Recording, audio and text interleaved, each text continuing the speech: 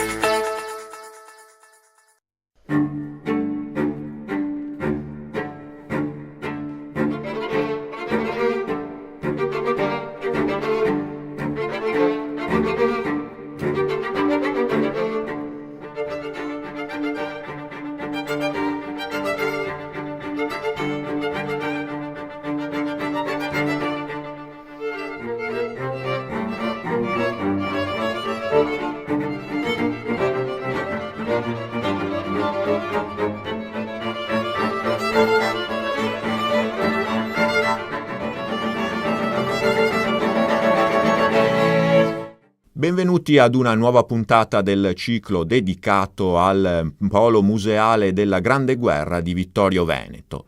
Con noi ritroviamo ancora una volta la direttrice del Museo della Battaglia, l'architetto Maria Cristina Scalet. Allora, direttrice, oggi quale argomento affrontiamo? Oggi affrontiamo un argomento un po' particolare, un modo di fare la guerra non solo con le armi ma anche attraverso i mass media. In particolare ce ne parlerà la dottoressa Marta Covre, laureata in turismo e territorio presso l'Università di Milano, relativamente ai giornali di trincea. Vedremo che cosa sono. La guerra, dicevamo poco fa, non si combatte solo con i fucili, le baionette, i cannoni sul fronte, ma anche con altre più sottili, più sofisticate armi nel fronte interno o anche al di là delle linee. Marta Covre nasce forse proprio con la prima guerra mondiale o comunque viene impiegata in grande stile la propaganda. Sì, è vero. Effettivamente con la Prima Guerra Mondiale c'è una spinta molto forte nel settore proprio della propaganda, ma non da subito. Questo avviene con la rotta di Caporetto, come molte altre innovazioni appunto apportate con la Grande Guerra. Prima, diciamo nei primi 2 anni e mezzo del conflitto, la propaganda viene sostanzialmente ignorata dal Comando Supremo, non la si ritiene uno strumento importante. Si punta più che altro a comizi tenuti magari da politici interventisti o da personalità interventiste, ovviamente civili, che quindi non sapevano concretamente nulla di ciò di cui andavano a parlare e quindi non ottenevano alcun risultato nei soldati, anzi provocavano reazioni contrarie, proprio perché i soldati si sentivano quasi presi in giro da queste persone estranee che volevano insegnare a loro cosa fosse la guerra. Dopo la rotta di Caporetto invece si capisce che bisogna intervenire concretamente sul morale dei soldati, quindi è necessario utilizzare la propaganda e utilizzarla bene. i soldati non possono più essere lasciati alla mercé dei volantini nemici, della propaganda nemica, che ovviamente spinge per una resa dei soldati. Il Comando Supremo quindi capisce che deve intervenire e quindi vengono create le sezioni P, dove P ovviamente stava per propaganda, ma senza dirlo in modo diretto, per non causare diffidenza nei soldati, diffidenza appunto come era prima. E appunto vengono scelti degli ufficiali P, che sono, li chiameremo oggi gli opinion leader, coloro che per il loro carattere, il loro carisma guidavano le opinioni dei loro commilitoni, e che vengono appunto incaricati di diffondere idee patriottiche, idee di resistenza, ma si capisce anche che la propaganda più efficace è quella scritta, perché resta, si può rileggere, si può rivedere, si può diffondere in modo molto più ampio. E quindi nell'ultimo anno di guerra le trincee italiane sono letteralmente invase di volantini, opuscoli, cartoline e giornali di trincea.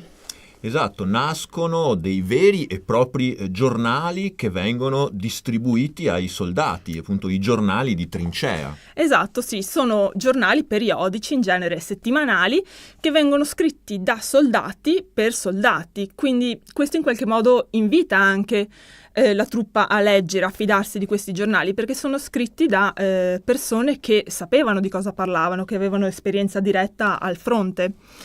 E appunto nascono questi periodici, ogni armata ha il suo, ma non solo l'armata, anche il corpo d'armata, il battaglione, il reggimento, ogni piccola unità combattente ha la sua sezione P e la sua piccola redazione, chi più fai da te, chi più su scala industriale quasi, che pubblicano i giornali di trincea. Cosa c'era scritto in questi giornali? Allora, in questi giornali non c'era in realtà moltissima parte scritta. Quelli di maggior successo sono caratterizzati da grandi immagini, grandi disegni, qualche fotografia più rara, numerose strisce di vignette, ovviamente satiriche e contro il nemico. E gli articoli invece erano più rari e in ogni caso molto, molto semplici. Si incitava a resistere portando esempi di cosa stava avvenendo magari nel Belgio, nelle altre terre invase dove la Germania e l'Austria-Ungheria portavano distruzione, facevano vittime tra i civili, eccetera. Quindi si cercava proprio di stimolare una reazione istintiva, basica, molto semplice. Guarda cosa rischiano le tue famiglie, reagisci resistendo e continuando a combattere e vincendo. Perché naturalmente, dicevamo, molte immagini, poche parole scritte, anche perché la truppa in quegli anni in gran parte era ancora analfabeta, non sapeva leggere, quindi bisognava mandare un messaggio che fosse comprensibile a tutti. Esatto, le immagini ovviamente sono più efficaci, più intuitive di un testo scritto e quindi si puntava molto sulla qualità delle immagini. C'erano disegnatori arruolati appositamente anche, o che venivano scelti per le loro qualità appunto grafiche, per le loro capacità grafiche. Quindi una vera e propria struttura, un'azione strutturata con tanto di uffici propaganda, con questi giornali, ma poi hanno avuto efficacia questi giornali, hanno raggiunto l'obiettivo che si prefiggevano? La risposta è un po' difficile perché il risultato è un po' contrastante. Ci sono quei soldati che dicono no, i giornali non hanno contato nulla, come ad esempio Emilio Lussu, è un esempio di soldato arruolato che dice che i giornali appunto non hanno contato nulla. Ma si può fare una riflessione sul fatto che Emilio Lussu era un intellettuale, aveva un background culturale diciamo molto più sostanzioso, molto più forte del soldato medio italiano.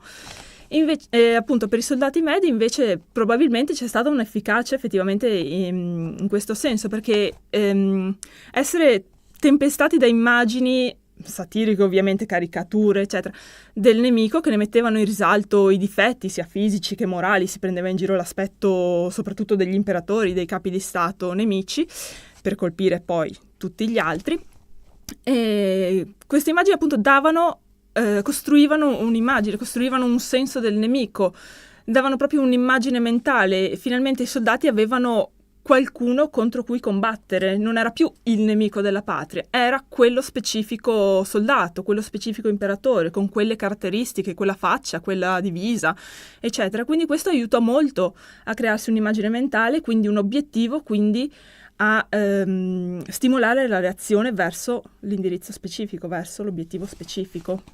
Sicuramente importanti testimonianze che in alcuni casi sono giunte fino a noi nonostante anche la delicatezza del supporto cartaceo, e di queste testimonianze ne conserva alcune anche molto preziose anche il Museo della Battaglia. Mm-hmm.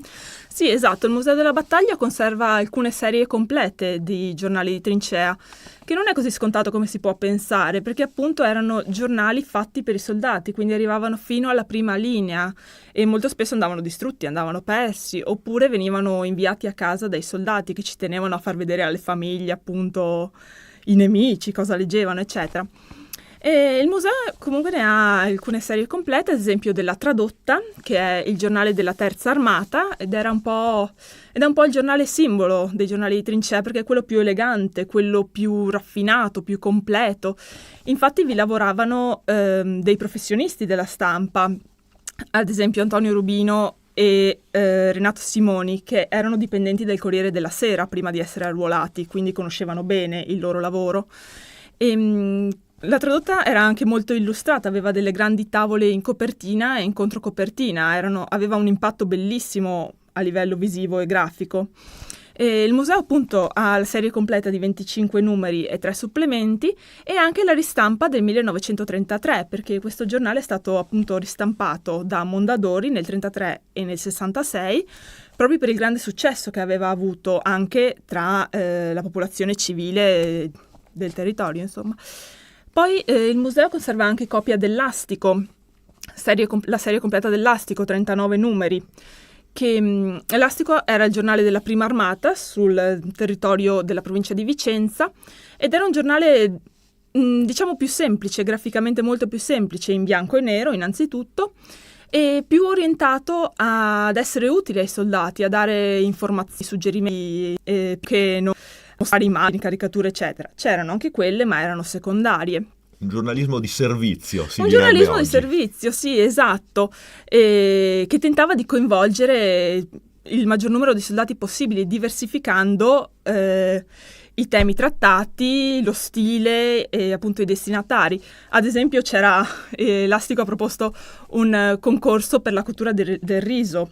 I cucinieri dei battaglioni erano invitati a inviare la loro ricetta, che veniva pubblicata poi settimanalmente, e alla fine del concorso veniva premiata la migliore, con premi concreti, poi effettivamente delle scorde di riso, appunto di cose per cucinare, quindi era uno stimolo maggiore per i soldati, per una nicchia almeno di soldati in questo caso, a continuare a leggere l'Astico, insomma a restare informati. È ben vedibile che in quella situazione spesso drammatica di una vita di trincea, di fronte alle atrocità quotidiane. Esatto, hanno piccole strategie che servivano a distrarre appunto dalla pesantezza della vita in trincea, ma allo stesso tempo a fornire una qualche utilità. I cucinieri leggevano le ricette altrui, magari prendevano spunto, si miglioravano, era uno stimolo continuo a migliorare anche la propria condizione di vita, effettivamente, per quanto dura in trincea. Questi giornali oggi sono visibili al museo? Oggi la maggior parte sono conservati nei depositi, alcuni, una minima parte in realtà, sono esposti, però stiamo provvedendo a digitalizzarli in modo da renderli fruibili. Ovviamente anche adesso sono a disposizione per chi volesse farne richiesta per essere consultati. Sono veramente mantenuti bene, di ottima qualità, nonostante il tempo passato, nonostante appunto l'oggetto in sé molto fragile, molto delicato. Sicuramente un aspetto, anche questo, forse poco noto, della guerra, della vita in trincea, ma davvero interessante, come ci ha raccontato Marta Covre. I giornali di trincea, la vera arma della propaganda. Grazie. Grazie. L'appuntamento è con la prossima puntata del nostro ciclo dedicato al Polo Museale della Grande Guerra di Vittorio Veneto.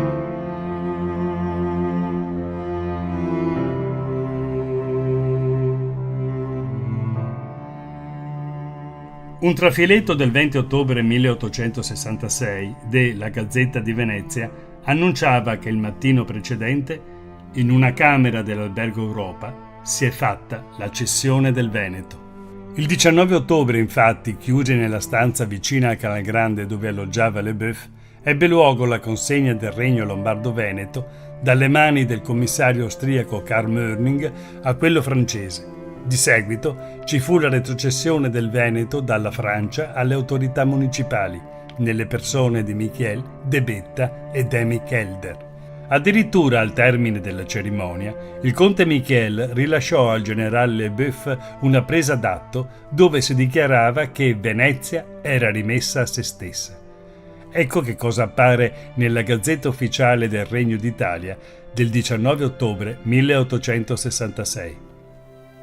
Al Presidente del Consiglio dei Ministri è pervenuta oggi, alle ore 10:15 antimeridiane, il seguente dispaccio da Venezia.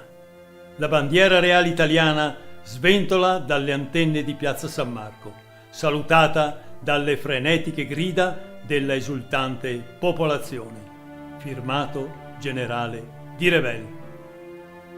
Si glissa sul fatto che le frenetiche grida provenivano dai rappresentanti municipali e dalla Guardia Nazionale, unici presenti all'alzabandiera eseguito con un blitz. Secondo il piano di Taon, fatta la cessione alle ore 8, alle 9 dovevano issarsi 3 enormi tricolori Sabaudi in piazza San Marco e solo alle 11 la sua divisione sarebbe smontata dai treni in piazzale Salù. Ben 4.000 soldati avrebbero marciato verso piazza San Marco in 3 colonne, una su barche per il Canal Grande, una per l'Accademia ed una attraverso le mercerie. Durante la marcia per Ponti e Calli, i veneziani avrebbero accolto con giubilo le truppe sabaude, sicché tanti soldati si distrassero dai loro compiti e non raggiunsero Piaco. Il plebiscito si svolse in 2 giornate, sabato e domenica 21 e 22 ottobre.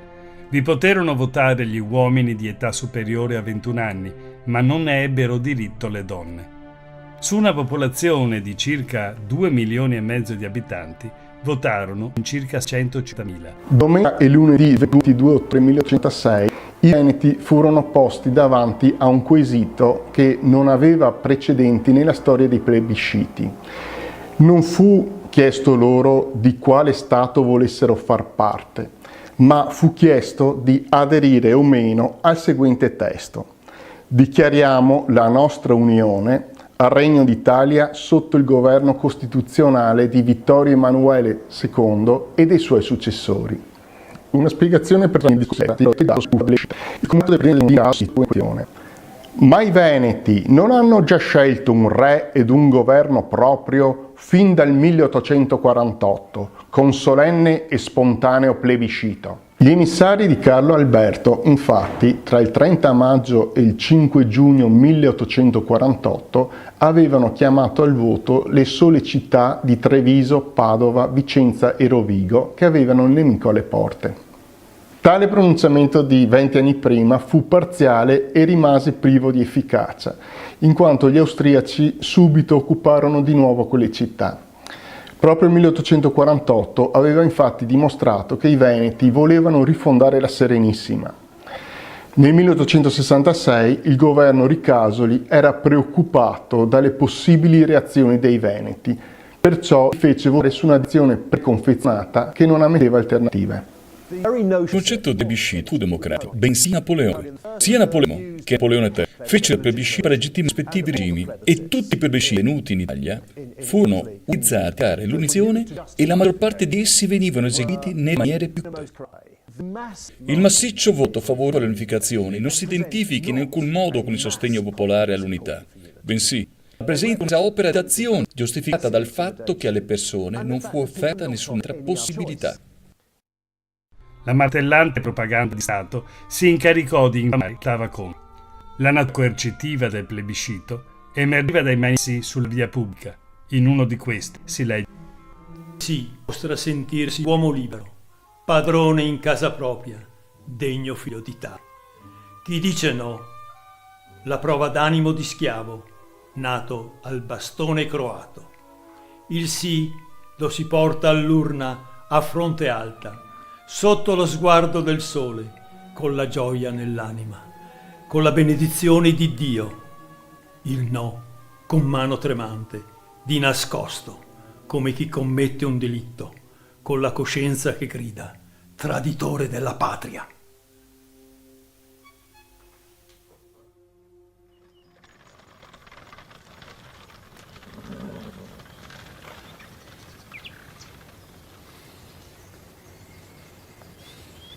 Insomma, cos'è questa storia? Non viene nessuno qua. Eccellenza, finché a non venire sono i contrari è meglio, no?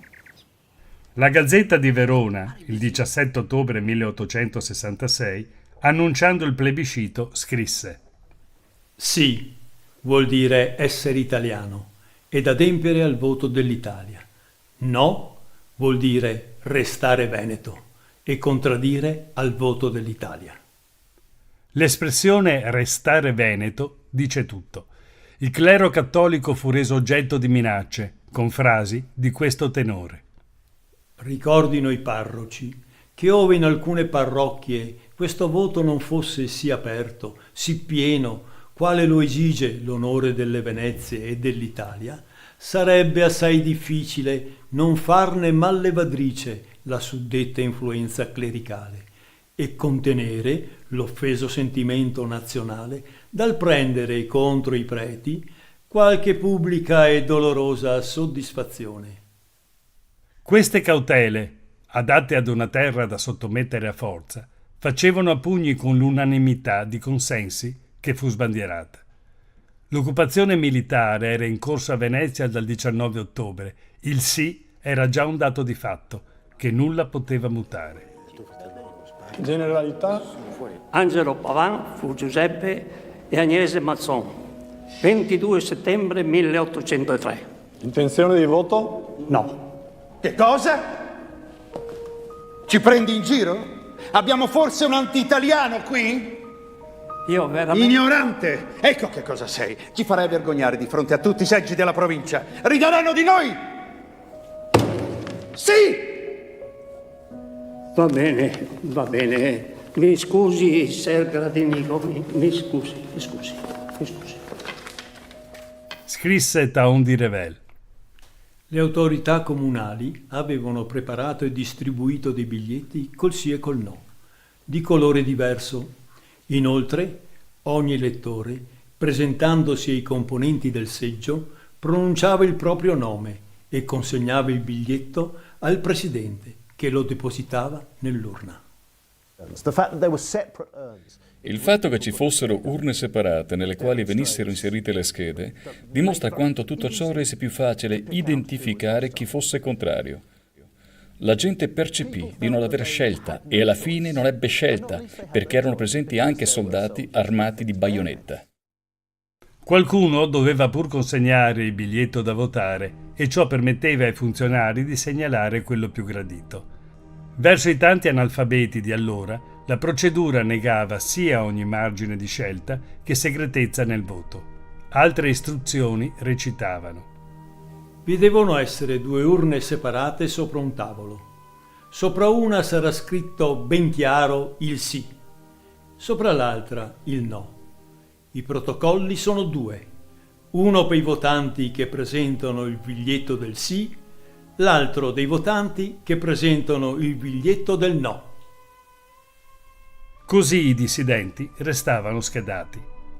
Per non farsi mancare nulla, le istruzioni di un commissario del Veronese disponevano che la commissione quindi conclude il presente protocollo gridando: Viva l'Italia unita, sotto lo scettro della Casa di Savoia. Il giorno 27 ottobre 1866, il presidente della Corte d'Appello di Venezia, Tecchio, dichiarò al mondo i seguenti risultati. Votanti 647.495, favorevoli 647.426, contrari 69 e voti annullati 567. Il plebiscito del 1866 fu chiaramente fasullo, fu organizzato in maniera molto maldestra e di fatto il risultato era già noto in anticipo. Non si può dar credito ai risultati ufficiali. Però è interessante che quel voto abbia avuto luogo. Ed ebbe luogo perché le potenze riunite a Vienna il 3 ottobre decisero che il passaggio del Veneto all'Italia dovesse trovare una sua legittimazione nella volontà del popolo veneto. Anche allora le diplomazie decedevano, ma avevano bisogno di un sostegno appunto popolare, di una legittimazione. È interessante tutto questo perché 150 anni dopo siamo messi in un certo senso peggio. Una legge decisa dal Consiglio regionale Veneto, che indiceva un referendum perfino solo consultivo, è stata prima rigettata dal governo nazionale e poi addirittura bocciata dalla Corte Costituzionale. In altri termini, nel 1866 fu tenuto un referendum fasullo, ma almeno si finse di chiedere alle popolazioni venete se volevano stare in Italia oppure no. Oggi siamo in una situazione perfino più illiberale. Il 4 novembre 1866 a Torino le rappresentanze municipali consegnarono a Sua Maestà il riscontro del plebiscito. Fu emesso allora l'imperioso decreto regio numero 3100 che così disponeva. Le province di Venezia e quella di Mantova fanno parte integrante del Regno d'Italia. Un'amara ironia traspare oggi dalle battute finali del discorso tenuto dal podestà di Venezia Giustiniani nella Sala del Trono. Sire, quei 641.757 sì raccolti nelle nostre province offrono all'Europa tutta una novella testimonianza della concordia italiana e danno alla nazione la certezza che l'era dei sacrifici è chiusa per sempre ed incomincia quella di uno sviluppo progressivo di tutte le nostre forze. Furono le classiche ultime parole famose, prima di lacrime e sangue. Alcuni storici importanti sono arrivati a giustificare le falsità, gli imbrogli del referendum del 1866 sulla base di una sorta di contestualizzazione, cioè dicendo che in fondo era normale nell'Ottocento che fossero le diplomazie soltanto a decidere, che fossero i poteri e che le popolazioni fossero consultate così in maniera puramente formale. Non credo che questo sia vero. Non stiamo parlando di quale età strana, stiamo parlando del 1800, cioè di un'età nella quale il principio di nazionalità stava affermando e le idee democratiche da molto tempo circolavano ovunque. Se il 3 ottobre a Vienna fu deciso di far votare i veneti è perché nello spirito del tempo non c'era in realtà possibilità di ignorare questo passaggio. Era importante per l'Italia e per altre potenze che ci fosse davvero l'appoggio dei veneti, un appoggio, come dire, che fu allora puramente formale, ma che era ritenuto fondamentale per legittimare l'italianizzazione del Veneto. Il 7 novembre faceva trionfale ingresso nelle come Bonaparte, fu preparato un grande corteo acreo al quale seguì l'immancabile Te Deum in Basilica di San Marco e un discorso dalla balconata. Furono elargite 100.000 lire alle famiglie povere dei patrioti che avevano fiancheggiato il nuovo ordine, ma non furono disimpegnati i beni dei poveri presso il Monte di Pietà, che coprivano debiti ammontanti a 765.128 fiorini. Era arrivata l'Italia.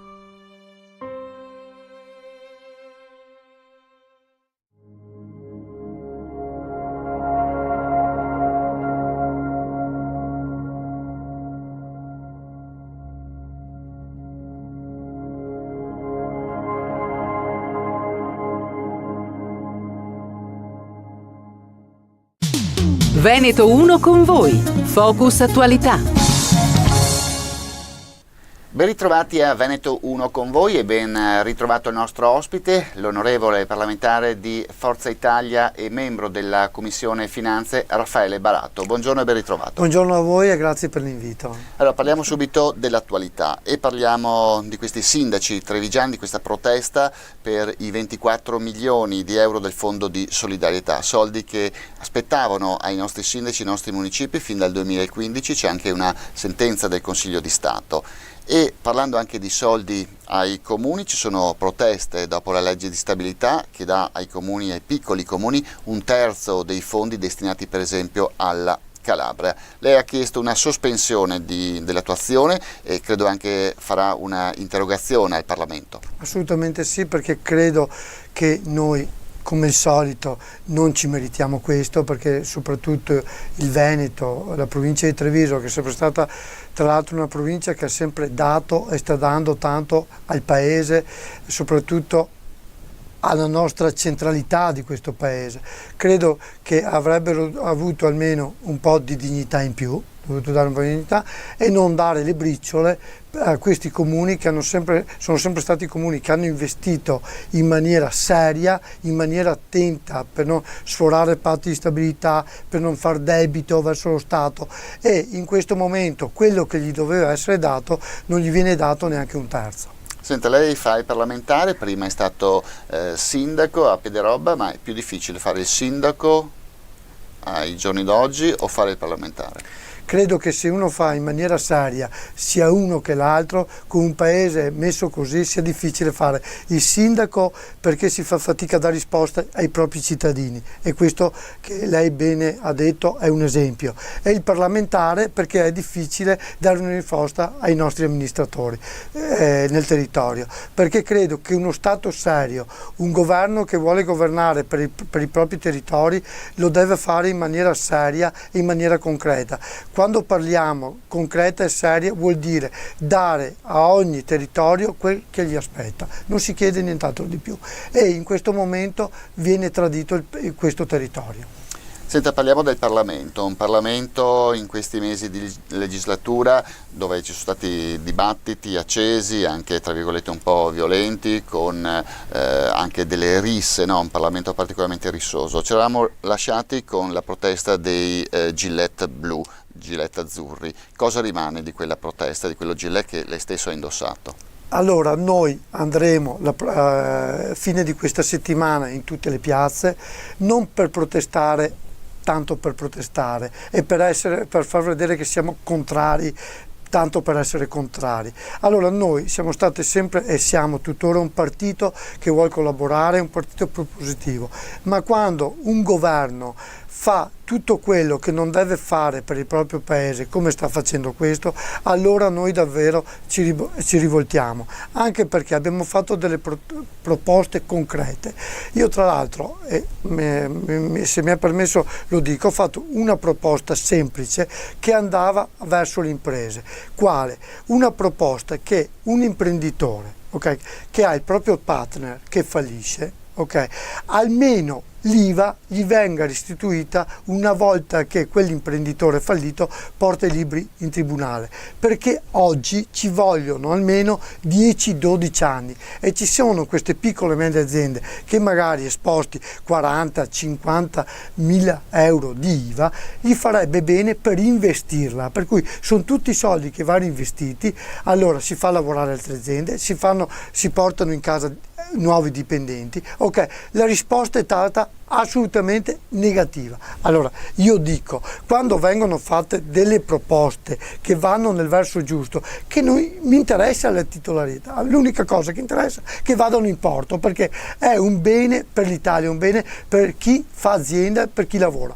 Allora, quando su una proposta che con 400-500 milioni di euro poteva portare nel territorio almeno 1 miliardo di euro, io credo, in territorio italiano, io credo che una proposta come questa venga detto no, credo che vuol dire che non si guarda proprio per chi vuole investire. Allora, se prima non guardiamo le imprese, chi vuole investire nel territorio, non possiamo essere e dire di parlare di sviluppo.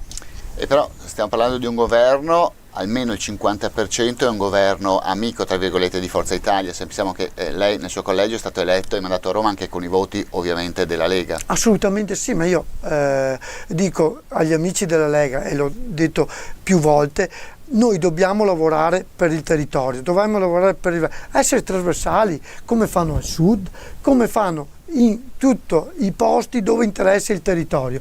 con queste leggi che sta facendo questo governo, reddito di cittadinanza, credo che non stiamo lavorando per un territorio come il nostro, perché il miglior reddito di cittadinanza, come io ho sempre detto, è creare posti di lavoro. Credo che quello sia il più bel reddito di cittadinanza, per cui cosa bisogna fare? Dare una mano alle nostre imprese che investino nel territorio e non far sì che le imprese scappino. Noi dobbiamo far sì che le imprese rimangano qui, che investano qui, e credo che quello è il più bel reddito di cittadinanza, perché a creare redditi di cittadinanza per creare bei divani credo che non facciamo sicuramente niente per questo paese. Il reddito di cittadinanza e quota 100, no? Questo decretone, c'è proprio tutto da buttare o qualcosa va salvato? No, ma io non dico mai che tutto da buttare, perché allora vuol dire non leggere neanche quello che viene scritto. Io capisco anche la quota 100, perché la Fornero andava rivista, perché va rivista, perché dagli esodati, che ci ricordiamo bene le storie, che tuttora ancora quella situazione non è proprio risolta, dalle situazioni che magari c'è gente che ha una vita che lavora magari a oltre 65 anni, non capisce ancora la sua pensione come vada a finire. No, questo assolutamente andava rivisto. Ci sono delle cose fatte bene, però credo che nel contesto vada rivista la situazione del reddito di cittadinanza, perché come è messa sicuramente non andiamo da nessuna parte. Tuttora oggi capiamo che ci sono ancora delle modifiche da fare. Inutile che vogliamo copiare la Germania, che sono decenni che portano questo. Lì ci sono una situazione totalmente diversa. Noi non dobbiamo dire faremo come la Germania, perché è la situazione diversa che ha la Germania, che oggi non è l'Italia. Allora noi dobbiamo fare le cose in maniera concreta, e in concreta vuol dire farle subito. Così non si fanno subito. Senta onorevole, parliamo del decreto dignità. Lei anche nelle settimane, nei mesi scorsi si è scagliato contro questo decreto dignità. Se noi dobbiamo guardare i numeri, ci sono delle incongruenze. Abbiamo il caso di alcune imprese che hanno detto noi quelli non li possiamo più assumere, quindi sono rimasti a casa anche recentemente. Abbiamo però Veneto Lavoro che ci fornisce dei dati. 25, nel 2018, grazie a questo provvedimento, 25.000 in Veneto posti di lavoro sicuri a tempo indeterminato in più. Come dire, dove sta la verità? Bisogna ancora attendere qualcosa per vedere un po' di tempo per vedere gli effetti di questo provvedimento? Ma io sono convinto di sì. Per quanto mi riguarda, io l'ho sempre detto, non avrà sicuramente un effetto positivo. Io sono contento che ci siano dei dati come ha dato Veneto Sviluppo, perché credo che quando il lavoro per uno diventa una cosa sicura, sicuramente dobbiamo esserne tutti contenti. Però io sono convinto di un'altra cosa, che la flessibilità sia il futuro per questo Paese, anche nel lavoro. Intanto che ognuno possa scegliere il posto di lavoro, che un'azienda abbia la flessibilità per assumere qualcuno, perché altrimenti non assume, perché il titolare di un'azienda assume un dipendente quando è sicuro di averla commessa. Se ha una commessa di un anno, una commessa di 6 mesi, può assumere per un anno, può assumere per 6 mesi. Allora, se ha la flessibilità, sicuramente assume 4 dipendenti, 7 dipendenti, se servono per 6 mesi o un anno. Se non ha la flessibilità, probabilmente non assume nessuno e farà far turni a chi ce l'ha. Allora, credo che la verità sia questa, che noi dobbiamo copiare dagli altri paesi che hanno flessibilità sul lavoro, ma la flessibilità sul lavoro va bene sia per l'impresa che chi ci lavora all'interno di quell'impresa, perché creiamo dignità con questo, non dignità obbligando di assumere in maniera fissa una persona,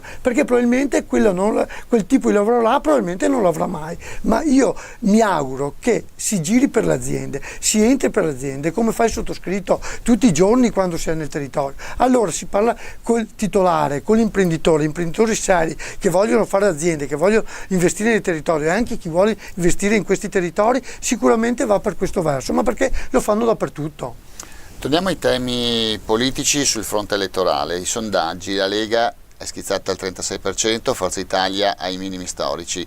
Il centrodestra, così come l'abbiamo conosciuto, è morto in modo definitivo? No, secondo me no. Forza Italia deve lavorare tanto, soprattutto nei territori.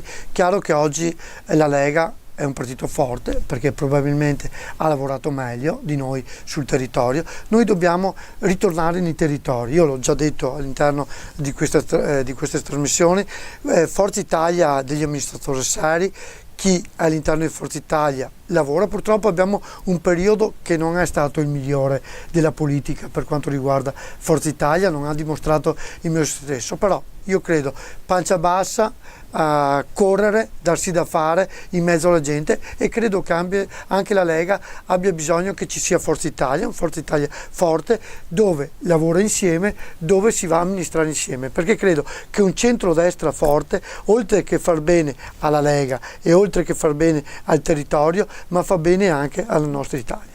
Berlusconi ha detto mi candido alle europee. Certo. Cosa positiva o rischia di essere una presenza tra virgolette ingombrante? Perché in questi 20 anni comunque Forza Italia ha significato Berlusconi. È vero, io credo che Berlusconi sia una presenza importante, se lui fa la scelta di campo di rientrare ben venga, però oltre che Berlusconi ci devono essere anche gli altri che però ci danno da fare, non si può sempre vivere di eredità, di grazia di Berlusconi, bisogna vivere di se stessi, correre, darsi da fare e far sì che Berlusconi veda che c'è qualcun altro anche che può far vedere che venire grande questo partito, Forza Italia. Chi può essere il nome per far risorgere Forza Italia in Veneto? Forza Italia che dopo l'addio al partito della Donat-Zan non ha neanche rappresentanti nella giunta regionale.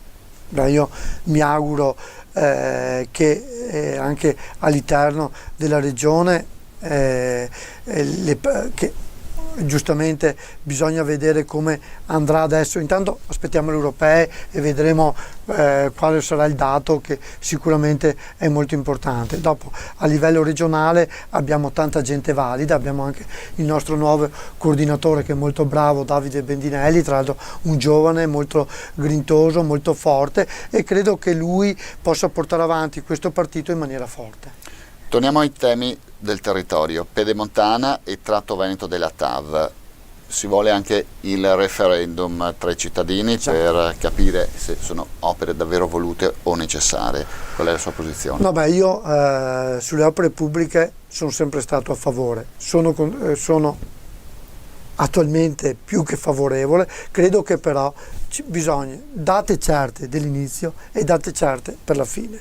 Io dico sempre, quelle sono opere che bisogna trovare aziende che lavorino 24 su 24, 7 giorni su 7, così c'è il controllo certo dei costi, che è fondamentale per chi guarda, perché il cittadino non può vedere che un'opera inizia a costare 1 e alla fine costa 10, perché qualche variante ci può stare, però non può costare un'opera sempre 10 volte tanto, ok? Se no, credo che facciamo la fine del Mose e la politica non è più credibile. Allora, perché la politica sia credibile? Perché chi fa politica deve essere credibile, perché far politica vuol dire far per il territorio e fare il bene per la propria gente, perché far politica non lo obbliga nessuno, ok? Allora io credo che la politica su questo si deve un po' rivedere, e io sono convinto che se questo succede anche queste opere pubbliche non sarebbero più un problema, perché sarebbero solo un bene per il paese. Ultima domanda, sempre restando nella Marca Trevigiana in tema di viabilità. Ponte di Vidor, dopo i fatti di Genova, dopo gli allarmi, l'ondata anche emozionale, paginate di giornali, si parlava di Ponte di Vidor, lei ha scritto anche al Ministro, ha fatto delle interrogazioni. Certo. Qual è la situazione adesso del Ponte di Vidor? Allora, sulle opere pubbliche sappiamo benissimo, quando succede il danno poi tutti si muovono, tutti quanti. Il Ponte di Vidor è un esempio. Allora subito, anche a livello romano, sembrava che qualcosa si muovesse, poi è andato un po' tutto a tacere.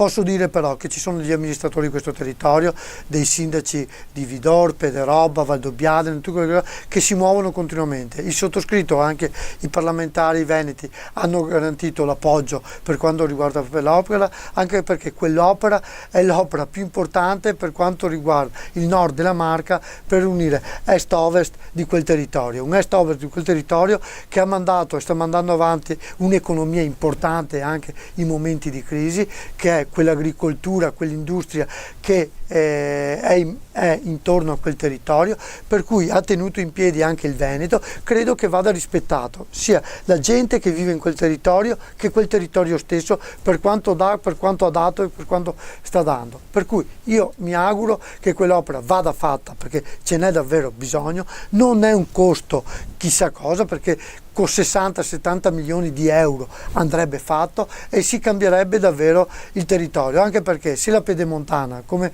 accennavamo prima, speriamo che finisca velocemente, credo che quell'arteria là sia davvero importante.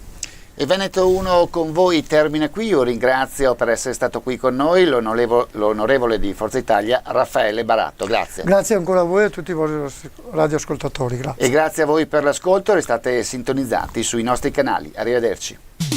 Veneto 1 con voi. Focus Attualità.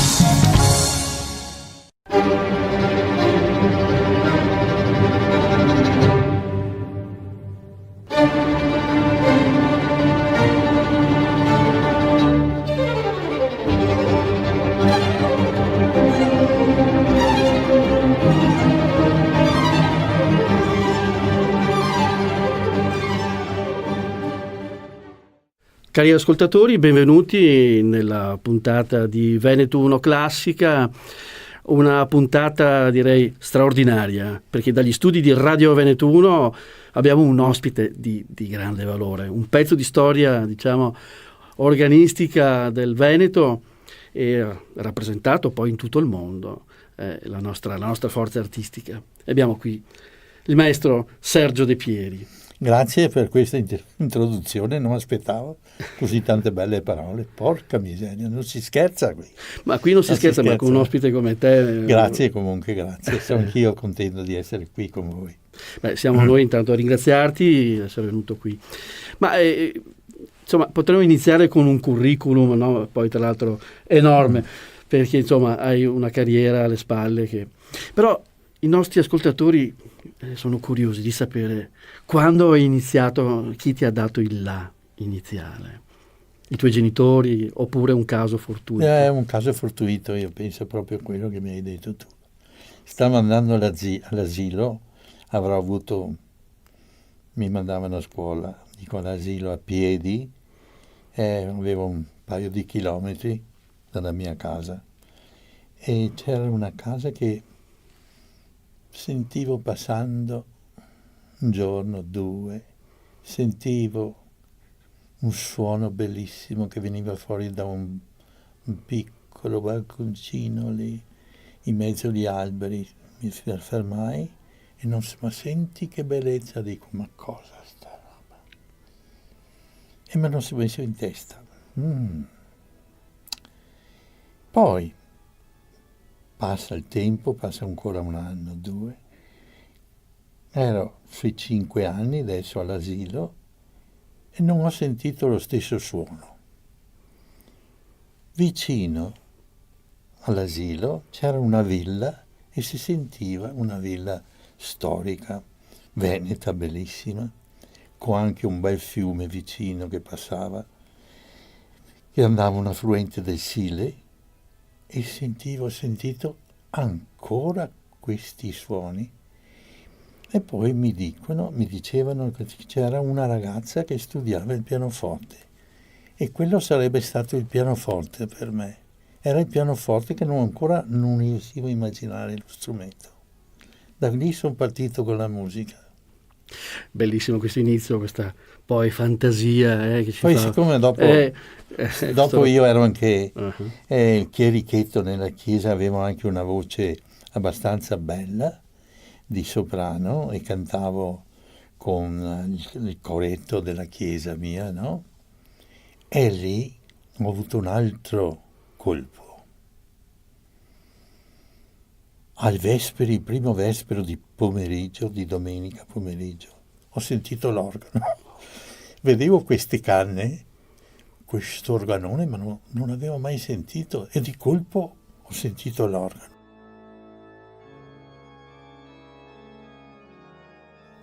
E quello è stato uno shock tremendo, perché ho sentito dei suoni,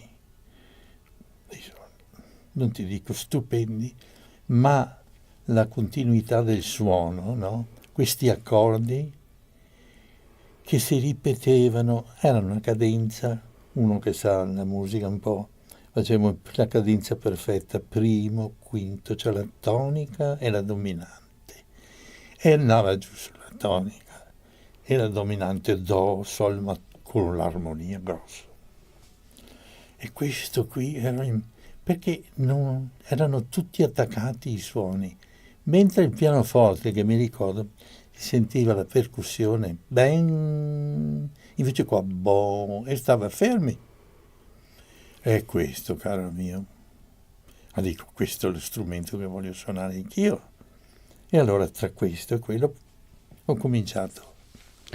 Quindi tu sei conosciuto in tutto il mondo come, insomma, un organista straordinario, eccetera. Però la mia passione era il pianoforte, capisci? Perché prima di tutto i primi suoni li ho avuti. Poi un altro shock l'ho avuto sempre passando vicino a questa casetta. Ho sentito l'orchestra.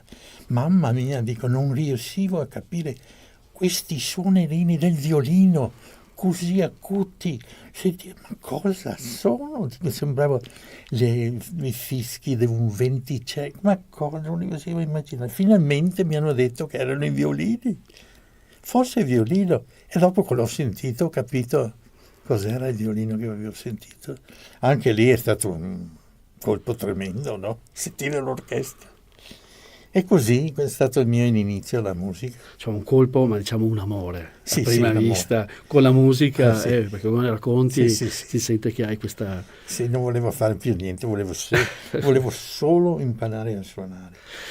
Poi ho avuto un colpo di fortuna che era nel 44, dopo, e ho avuto un colpo che aveva uno zio prete che abbandonò la sua chiesa per andare gesuita a Roma, era su una piccola Santa Maria di Sala, provincia di Padova, ma la diocesi di Treviso, e aveva un bel pianoforte in canonica, nuovo l'aveva preso, così per la bellezza del pianoforte. E andò gesuita, mio papà ha dovuto portarsi a casa il pianoforte, ma non sapevamo dove metterlo perché la casa non era abbastanza grande, l'abbiamo portato da un altro zio, proprio nel mio paesetto. Abbiamo portato questo pianoforte, però quando ho visto il pianoforte dico, quello è proprio un miracolo. Io so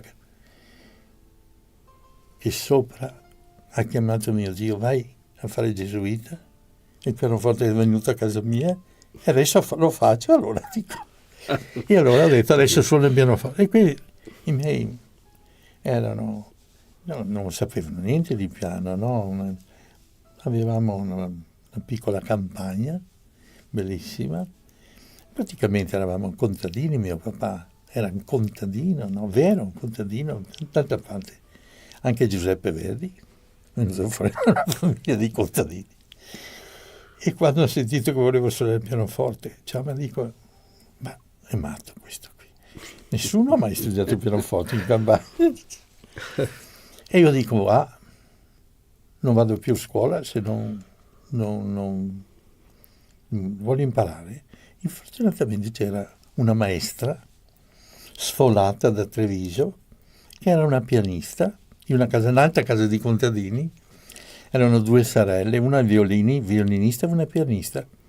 E mi hanno detto a mio padre che c'era un insegnante proprio nel mio paese, del Conservatorio di Venezia, che poteva insegnarmi.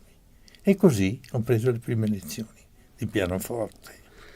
Beh, dai tuoi racconti sembra proprio che i tuoi genitori ti hanno dato quell'input che è la forza della natura unita a questa fantasia musicale, e quindi hai unito queste cose. Sei nato a Treviso, sei trevigiano, anzi esattamente forse Dosson, no? A Casier. Ecco, qui sono i luoghi di questi bei racconti. Che adesso io abito a Dosson, ma Casier era il mio posto, sì. Ma loro l'hanno presa per gioco, pensavano. Io invece avevo preso sul serio, no? Quando è stato il momento di decidere cosa dovevo fare, se dovevo fare scuola. Io dico, io voglio suonare il pianoforte. No. Come fai a vivere? Le solite storie, no? Non si vive col pianoforte, la musica non si vive. E dico, caro mio, questo, io voglio suonare il pianoforte, insomma. Insomma, a un certo momento hanno ceduto, mi hanno lasciato andare avanti. Ma è stata dura. È stata dura. Beh, è stata dura. Ma a questo punto, insomma, dai tuoi racconti qua, vedo anche negli studi, cameraman, eccetera, sono tutti presi da questa cosa, da questa fantasia, e sono racconti poi, tra l'altro, del tuo vissuto. Volevo chiederti un piacere, una cortesia, infatti siamo tutti curiosi di sentire un tuo brano al pianoforte, lo suoniamo con il pianoforte, questo magnifico pianoforte degli studi di Radio Veneto 1, un brano che... Ti faccio un piccolo, io adesso, a proposito, io sono ritornato dopo tanti anni, sono ritornato al pianoforte e ho fatto un disco anche di Bach e adesso lo inciderò fra poco. Ma anche Federico Chopin suoni? Sì. Adesso sono ritornato al pianoforte e poi qui è un'altra storia. È un'altra storia che poi... Un'altra volta te la racconto. Un'altra volta, sicuramente. Io quando ero studente al Conservatorio di Venezia, no? Ho vinto una borsa di studio del Conservatorio, ogni anno davano a uno studente che si distingueva e quell'anno però sull'organo, studiavo organo. Avevo già fatto il diploma però, a parte, diciamo. E ho vinto un premio Rubinstein e un anno me l'ha dato questo premio e è venuto a darmi questa pergamena, no? Era un inverno freddo, mi ricordo nel salone del conservatorio, questo uomo con i capelli bianchi mi sembrava ti moriva, è talmente maestoso, no? Mi consegnano questa pergamena e dopo mi fa, finito tutto, mi accompagneresti, dice, che io vado a prendere un caffè in piazza San Marco. Mamma mia, io dico. Il mio maestro, che era maestro dalla Libra, dice, vai. Va bene maestro, dice, ha visto che era un certo imbarazzo, no? Camminiamo, dice, ma io ho letto qua su che tu studiavi il pianoforte, come mai sei passato all'organo? E dico, maestro, sono andato, ho fatto il militare, avevo 19 anni e ho perso un anno e fa un anno. Io dico, ho perso la tecnica, adesso come faccio io a diventare pianista? Ho perso un anno, ma io ero tozio. Dice, poi Rubinstein mi fa, ma stai scherzando? Dice, un amico mio, dice, ha cominciato a suonare il pianoforte a 38 anni, adesso ne ha 45, è famoso pianista, e tu a quell'età lì hai perso la tecnica. Ma peccato, però, dice, tu ce l'hai dentro il pianoforte. Dice, un giorno, magari quando avrai 80 anni, ritornerai al pianoforte. Ma non è stato vero, che adesso io ho 83 anni. Ho 83 anni. Ho cominciato il pianoforte. Non è mai troppo tardi. Bene, allora, Sergio De Pieri ci fa ascoltare il preludio dal clavicembalo ben temperato, il numero 1, in Do maggiore. In Do maggiore? Sì. Buon ascolto.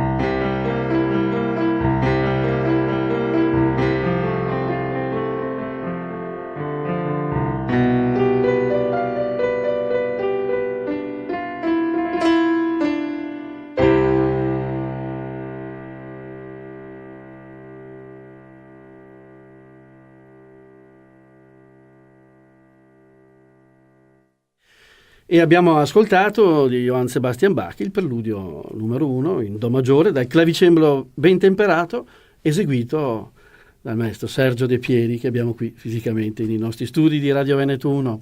È veramente un onore.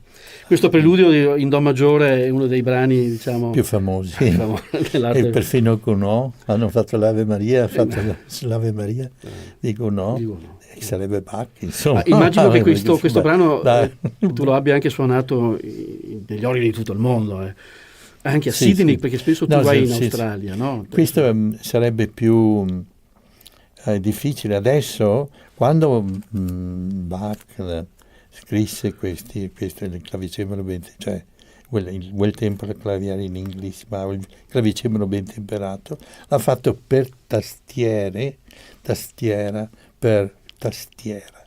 In quel tempo di Bach le tastiere erano il clavicordo, il clavicembalo, vari clavicembali, non c'era il pianoforte, però c'era la tastiera dell'organo. Però se tu trovi un organo meccanico di quel periodo che ha non tanti registri ma le sonorità splendide, viene fuori stupendamente sull'organo anche quello, perché per tastiera non c'è pedale. Ma lei ha suonato non tanto tempo fa, mi sembra, anche, Sì, no? sì. Una serie di preludi. Sì, io ho fatti 3 o 4 concerti per 12 preludi a fughe e la toccata a fuga col pianoforte, vero? Col pianoforte. È stato un divertimento, perché passare dall'organo al pianoforte sembra, però dà molta soddisfazione anche il pianoforte, Che ne dicono? La tua scuola viene dalla scuola di Germania, di quella tradizione, diciamo, organistica di virtuosi organisti di grande fama internazionale. Sì, proprio. È il primo mio maestro. Cominciamo con i miei maestri prima. Io ho avuto qui a Treviso, io mi sono diplomato con un maestro, guarda, che era una meraviglia, era un uomo stupendo. Mi sono diplomato col maestro Luigi Pavan, privatamente. Prima di entrare in conservatorio. Sì. È stato il maestro di tutti i musicisti di quel periodo lì, nostro. Quanti ne ha insegnati? Quanti diplomi ha fatto il maestro Pavan? Non hai neanche l'idea. Perfino Pasut, il maestro Pasut. Dopo, tutti quanti sono stati allievi nella sua scuola. E dopo io sono passato all'organo. No? Poi ha insegnato per molti anni invece nel nostro Conservatorio Benedetto Marcello. 20 anni. Hai fatto 20 anni al conservatorio. Sì. E lì hai sfornato tantissimi grandi, bravissimi allievi. Sì. Penso che ne hai. Ma mi sembra che avevo avuto un allievo che si chiamava Giorgio Sini. Abbiamo scoperto, sì, sono stato tuo sei stato il mio maestro. Eri tu quando mi hai detto io adesso devo continuare a suonare il pianoforte, perché io avevo in mente anch'io il pianoforte, io ti ho lasciato andare. Eri nella mia scuola d'organo. Era un po' discolo, però. Ma tu eri pianista proprio, non volevi sapere delle canne dell'organo. L'amore per Chopin me l'hai dato tu. Almeno quello. No. Maestro Sergio De Pieri, tu hai sfornato tanti allievi, eccetera, però tra l'altro sei anche artefice, oltretutto, anche di festival anche importanti, tra cui anche questo importantissimo internazionale che è in Australia. Sì, so che sei più in Australia che a volte qui in Italia, a metà sei in Australia. Quasi 9 mesi adesso, ho cominciato con 3 mesi, poi 4, poi 5, poi 6, adesso sono arrivato a 9 mesi, 7 mesi vado in Australia, 7-8 mesi. E quindi è un mondo io ho un anche... festival, però mi sono rifatto col pianoforte anche, perché ho un festival, ho inventato il mio festival. Che si chiama, scusa, diciamo Beethoven Festival a Melbourne. Oh. A 15 anni, ma il grande mio festival di tutta la musica, diciamo, qualsiasi genere, orchestre, cori, tutto, dal 1200 fino ai tempi nostri. È il festival di Ballarat. Sì. Che mi dicevi addirittura si fanno 2 concerti al giorno, 3. 3 concerti al giorno, mattina, pomeriggio e cucina la sera. E cucina.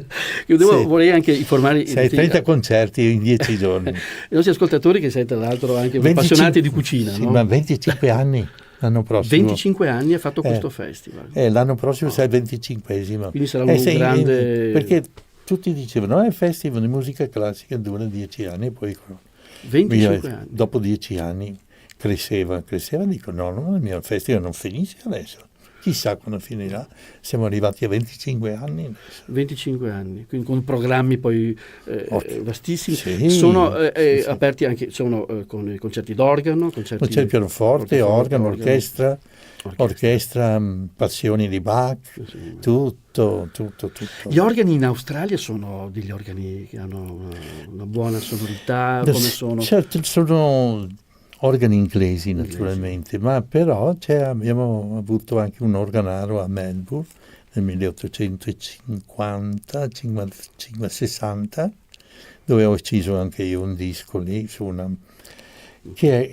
questo organaro studiò in quel tempo lì in Francia proprio l'organaria e ha fatto dei bellissimi organi con la timbrica francese un po'. E ne ha uno speciale, proprio l'organo di César Franck, bellissimo. Però proprio faceva organi meccanici con impronta un po' di sonorità tipiche inglesi, no? Ispirate un po' anche a qualche organo italiano antico di Ma quel è tempo. in Australia che c'è anche l'organo più grande del mondo, mi sembra? Sì, uno dei Sydney? più grandi del mondo, a Sydney. Quante canne ha? Avrà, non so, di 20.000. 20-30.000 canne. E questi sono organi, tra l'altro, che hanno una lui ha 64 piedi, la canna più grossa. 64 piedi? È grosso, un tubo così grande, alto 60. E lì andrebbe bene, sicuramente potrebbe suonare la famosa passacaglia, che poi è un tuo cavallo di battaglia, la passacaglia di Bach. Solo gli ultimi accordi, sino butti giù il tango. Si butta giù Melbourne, credo. Ho fatto un concerto. Un concerto ho fatto su quell'organo lì di Sydney, un concertone grosso, che alla fine ho fatto una fantasia fuga di Reger e alla fine ho messo i 64 piedi e lampadario del Town Hall cominciava a muoversi. Si muoveva. Tutti che guardavano sopra, ho tirato via di qua. Dico che non mi venga a lampadario in testa. E poi tra l'altro sei conosciuto soprattutto per il virtuosismo del punta-tacco, si dice, no? Andava molto di moda tanti anni fa. La pedaliera. Sì, andava di moda. Gli organi meccanici non esistevano gli organi antichi con la meccanici belli, no? Che li abbiamo preservati come quello di Calido. Poi l'arte organaria ha arrivato la luce elettrica e dico è meglio che facciamo la meccanica elettrica, cioè con un contatto elettrico. Che disastro. No, è come suonare un campanello elettrico e uno a mano che tiri. Ma non si capiva, dice che bellezza, però andavano forse bene per un certo repertorio romantico moderno. Ma dopo si è capito che non doveva essere più, difatti non fanno più, rarissimi fanno organi adesso. Io ti ho sentito suonare più di qualche volta appunto la passacaglia di Bach, che è un grande capolavoro, credo, insomma. Sì, lo hai inciso, qui vedo che c'è un'incisione anche di questa passacaglia. Un organo stupendo. Che organo è questo? È un organo Radetzky fatto a Meolo di Venezia, vicino qua a Treviso anche. È uno dei più bei organi che sono stati fatti nei ultimi, 20 anni. Quindi la passacaglia che tra l'altro è un suono... Io ho voluto un organo giusto no? Proprio per suonare Bach, cioè, perché sennò Bach ci vuole i registri, sonorità belle, classiche, no? E poi ci vuole il pedale, il pedale indipendente, con i suoi tromboni, cioè tutto a posto. Mi dicevi anche che comunque il tuo cavallo di battaglia, ma insomma fra i brani di Johann Sebastian Bach più rappresentativi e quelli che ti piacciono di più, proprio la passacaglia, come capolavoro della storia. Sì, ma anche la toccata e fuga in fa maggiore. E la toccata e fuga in fa maggiore, anche quella è di un colosso, anche Qual è il brano che preferisci? Dopo c'è anche quella, la fuga tripla, quella con 5 voci la fuga, con 5 voci la fuga, sì. Ma poi il preludio è triplo, perché rappresenta il Padre, il Figlio e lo Spirito Santo, che poi arrivano sul finale della fuga. Quella è la più grande fuga, preludio e fuga, naturalmente. La chiamano gli inglesi la Sant'Anna Fugue. Però il preludio è proprio la Santissima Trinità. E poi c'è il preludio fuga in Re maggiore, quello che è il pedale. Difficilissimo poi anche questo, bisogna calibrare bene punta attacco. Io l'ho fatto con un organo elettrico pneumatico sull'organo di Melbourne Town Hall. E ho inciso anche quello, fortunatamente l'hanno ripreso. È interessante sentire Bach con un organo pneumatico di quei tempi, no? Si usava, avevi quello, se volevi suonare qualche Bach. Tra l'altro, mentre stai parlando, dalla regia abbiamo mandato dei piccoli immagini delle tue foto, alcune delle tue esperienze, ma migliaia e migliaia di concerti che hai fatto poi in tutto il mondo, perché forse è una domanda così un po' particolare. Qual è l'organo che ti dà veramente vibrazione, che ti ha lasciato dipende, un organo dipende. Di una città o di un paese o che mi dà proprio, cioè io sono innamorato dell'organo di San Nicolò per le musiche, stiamo a Treviso. Sì, per le musiche italiane, però non avendo un organo bacchiano, c'è uno bacchiano, ma ancora non ho avuto. Scusa, l'organo di Treviso di San Nicolò è cos'è? Una china? No? Callido. Un callido. Io ho fatto diversi. Quindi il callido è che insomma è il mio organo, di Treviso. Poi c'è un bellissimo organo in Duomo di Treviso fatto da Radeschi, che ha fatto quello di Meolo. Però non ho avuto ancora l'opportunità di suonarlo in pubblico. Bene, allora ancora un piccolo gioiellino che ci regala il maestro Sergio De Pieri, ci fa emozionare. Ho visto qui tra i tuoi CD addirittura che spazi, perché sei poliedrico in tutto, parti appunto anche dalla musica antica fino ad arrivare ai nostri giorni. Ligeti è un mio autore. Ligeti. Ho visto una volta, ero un ragazzino del tuo allievo. Il mio pezzo forte. Ho visto che c'era un brano che tu avevi suonato all'organo, c'erano le matite che si incastravano, si incastravano nei tasti. Era una fantasia per elettronica, musica elettronica. Sì, c'era la synthesizer, si chiamava. Synthesizer. Ho visto una matita che avevi collocato era i colori, era una fantasia di colori. Sei sempre stato aperto, voglio dire, a ogni. Sì, a me piace molto. Ma qui vedo tra l'altro Sergio De Pieri suona Morricone al pianoforte, naturalmente. Sì, perché quando sono ritornato, un mio amico che suona la chitarra e che aveva famoso Massimo Scatulin, abbiamo avuto ospite anche qui. Mi mette sopra il pianoforte un giorno, viene lì, mi mette sopra il pianoforte dei spartiti di Morricone, degli arrangiamenti di Morricone, e dice: guarda un po' se ti interessa sta roba.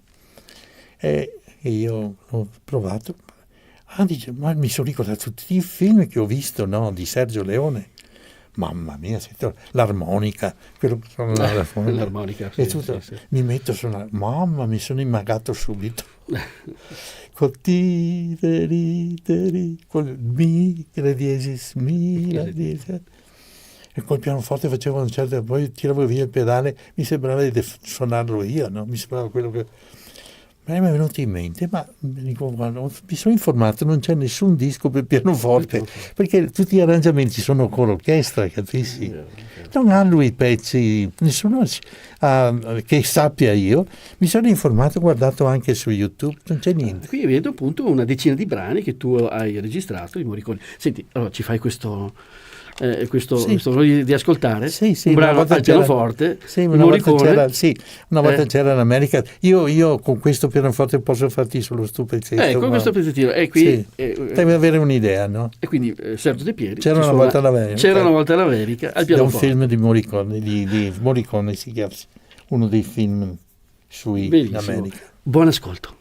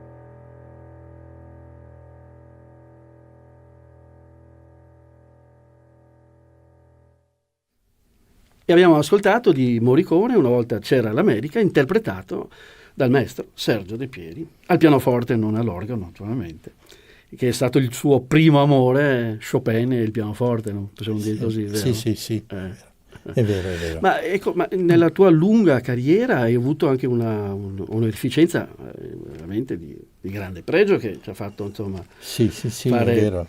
È vero, nel 2004. Nel 2005. Sì. È proprio la regina. Ci puoi raccontare questo? È un racconto anche interessante, mi sembra. Si chiama, allora, in quel tempo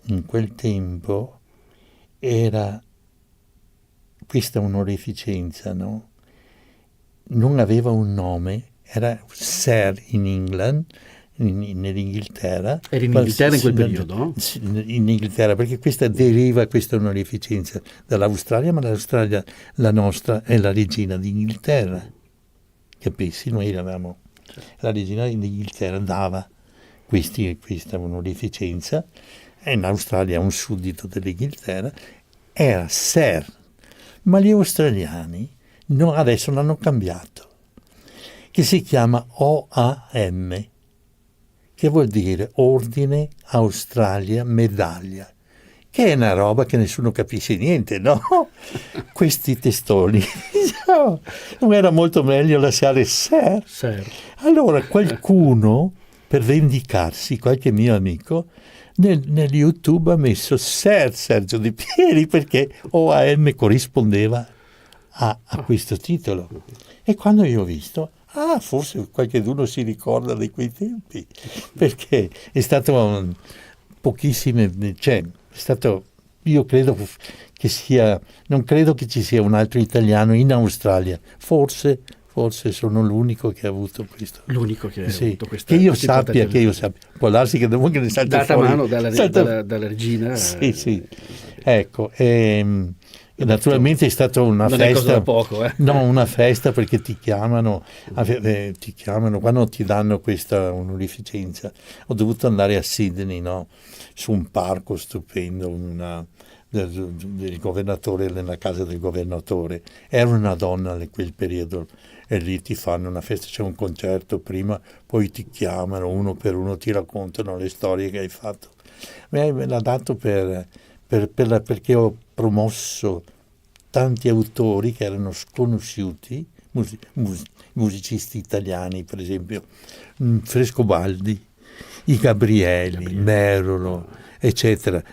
Conoscevano Vivaldi, ma tutti gli altri grandi musicisti del 600, del 500, Monteverdi per esempio. E io li ho fatti conoscere organizzando questi festival. E poi ero insegnante all'università per 10 anni a Melbourne e avrò potuto attraverso la mia scuola anche impostare gli esami di questi organisti, nei diplomi, preparandoli anche con la musica veneziana e italiana, soprattutto Frescobaldi, che era il mago dell'organo, Frescobaldi, nel 600, organista a San Pietro in Roma. Aveva in un concerto Frescobaldi 30.000 persone in quel tempo.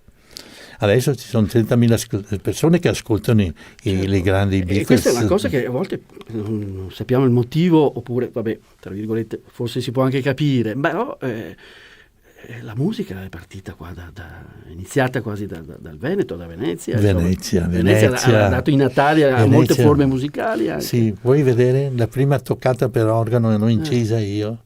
E 2 paginette stupende di Andrea Gabrieli. Prima incisione mondiale di Andrea Gabrieli. Per tastiera. Meravigliosa. Non esisteva.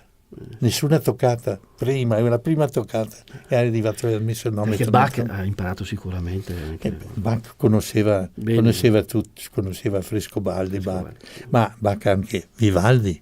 Bach e Vivaldi hanno preso poco lo stesso periodo più o meno, ma lui, Bach, ha copiato 5 concerti di Vivaldi trascritti per organo, si li ha trascritti lui, Bach ha trascritto. I famosi concerti appunto di Bach e Vivaldi. Bach e Vivaldi, sono bellissimi. Vedi, che bellissimi, lui se li ha trascritti per capire anche lo stile del concerto e come scrivevano gli italiani.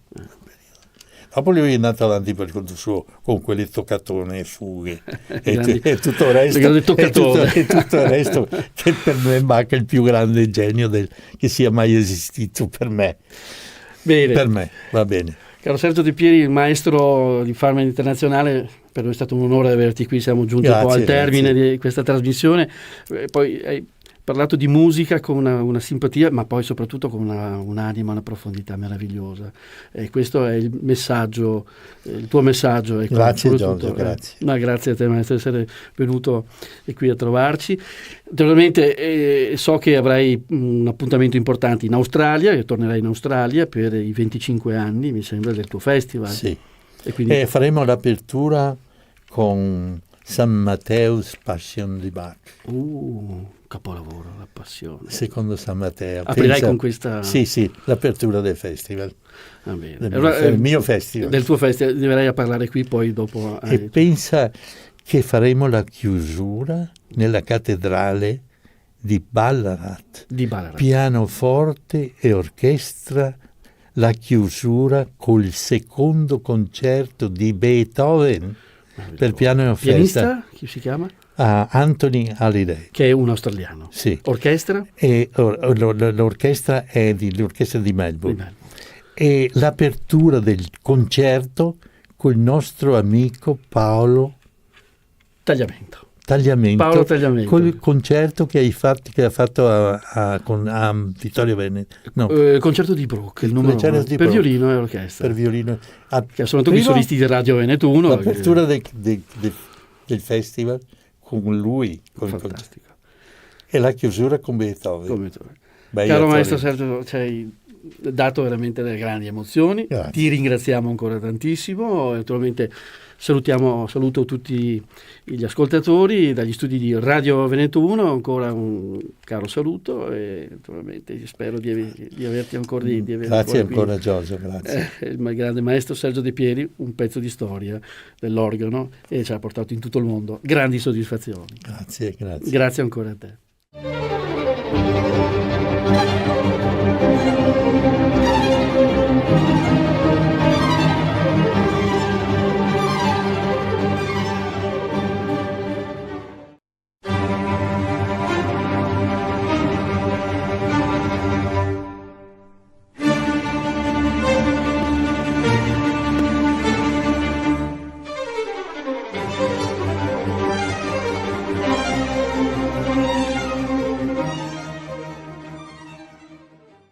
Bentrovati cari amici con questo nuovo appuntamento della terza pagina della vostra emittente di informazione preferita.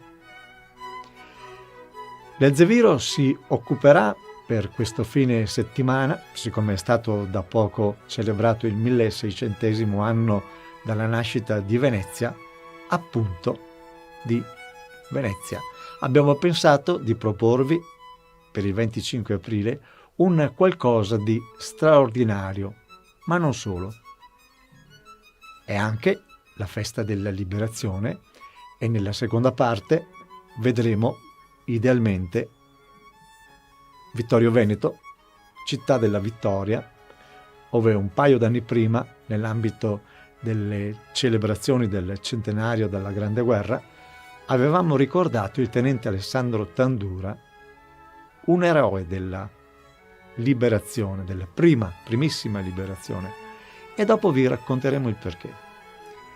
Cominciamo quindi con il 25 aprile 2017, quando l'amministrazione di Venezia, con il sindaco dottor Luigi Brugnaro, il consigliere con le deleghe alla tutela delle tradizioni dottor Giovanni Giusto, in prima linea, sono riusciti ad ottenere da Sua Eccellenza il dottor Carlo Boffi, prefetto di Venezia, persona di grande cultura, l'autorizzazione di effettuare in piazza San Marco, nel giorno di San Marco, patrono di Venezia, ancora oggi considerato da tutti i veneti il loro santo patrono, la piazza a lui dedicata di fronte alla sua celeberrima basilica.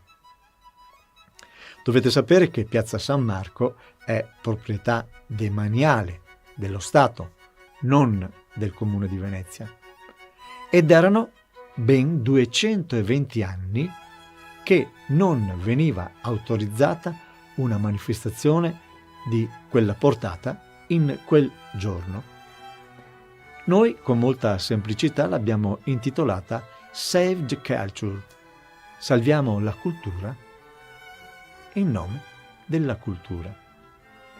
Ovviamente è fondamentale anche la collaborazione, oltre che del Comune di Venezia, anche della maggiore associazione culturale attiva in quanto a storia, tradizione, cultura della nostra terra, Raise Venete. Solo per fare un esempio, nel giorno di San Marco la tradizione vuole che venga regalato il boccolo, un bocciolo di rosa, alla propria amata. Immaginate il contesto.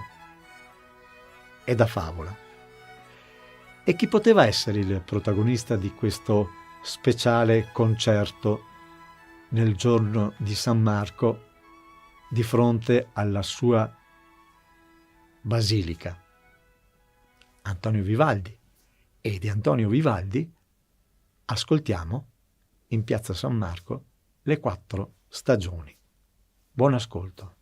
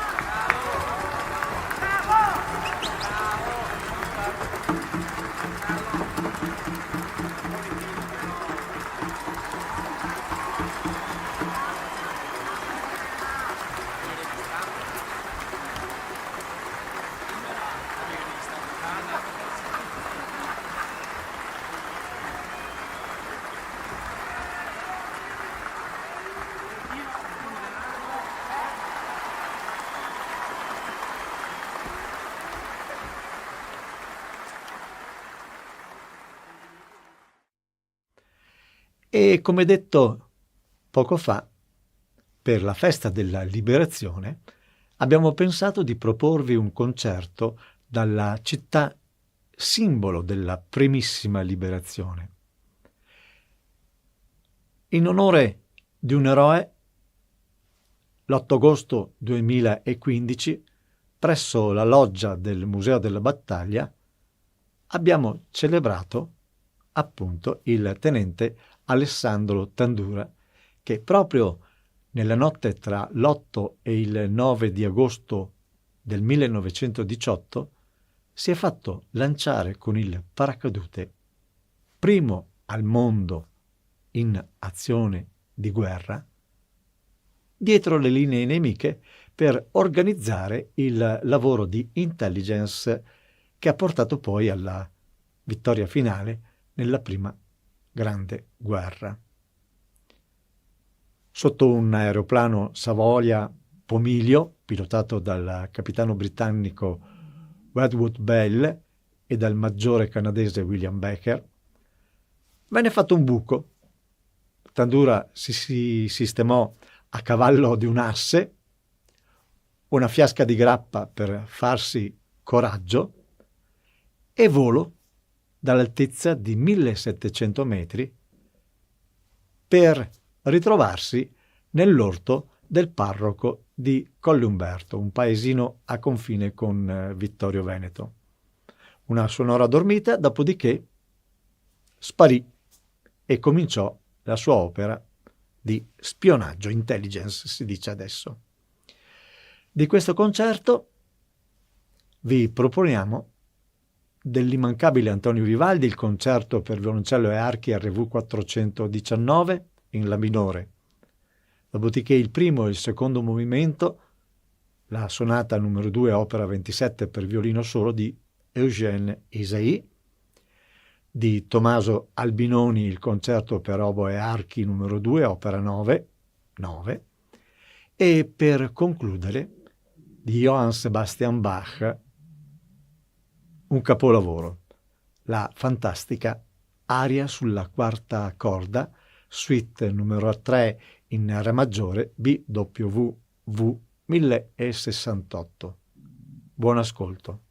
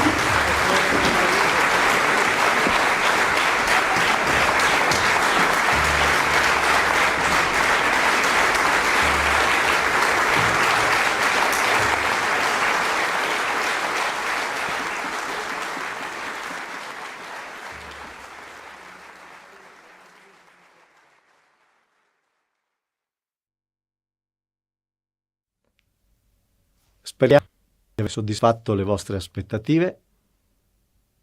Era la terza pagina dalla vostra emittente di informazione. 25 aprile celebrato a modo nostro, con semplicità, ottima musica.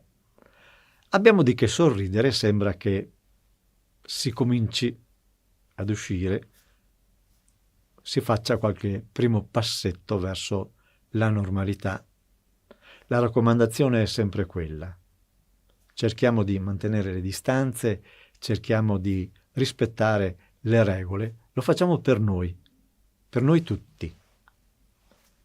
E quando andiamo a fare la spesa ricordiamoci di privilegiare prodotti italiani, il nostro lavoro, e teniamo duro. Grazie e alla prossima.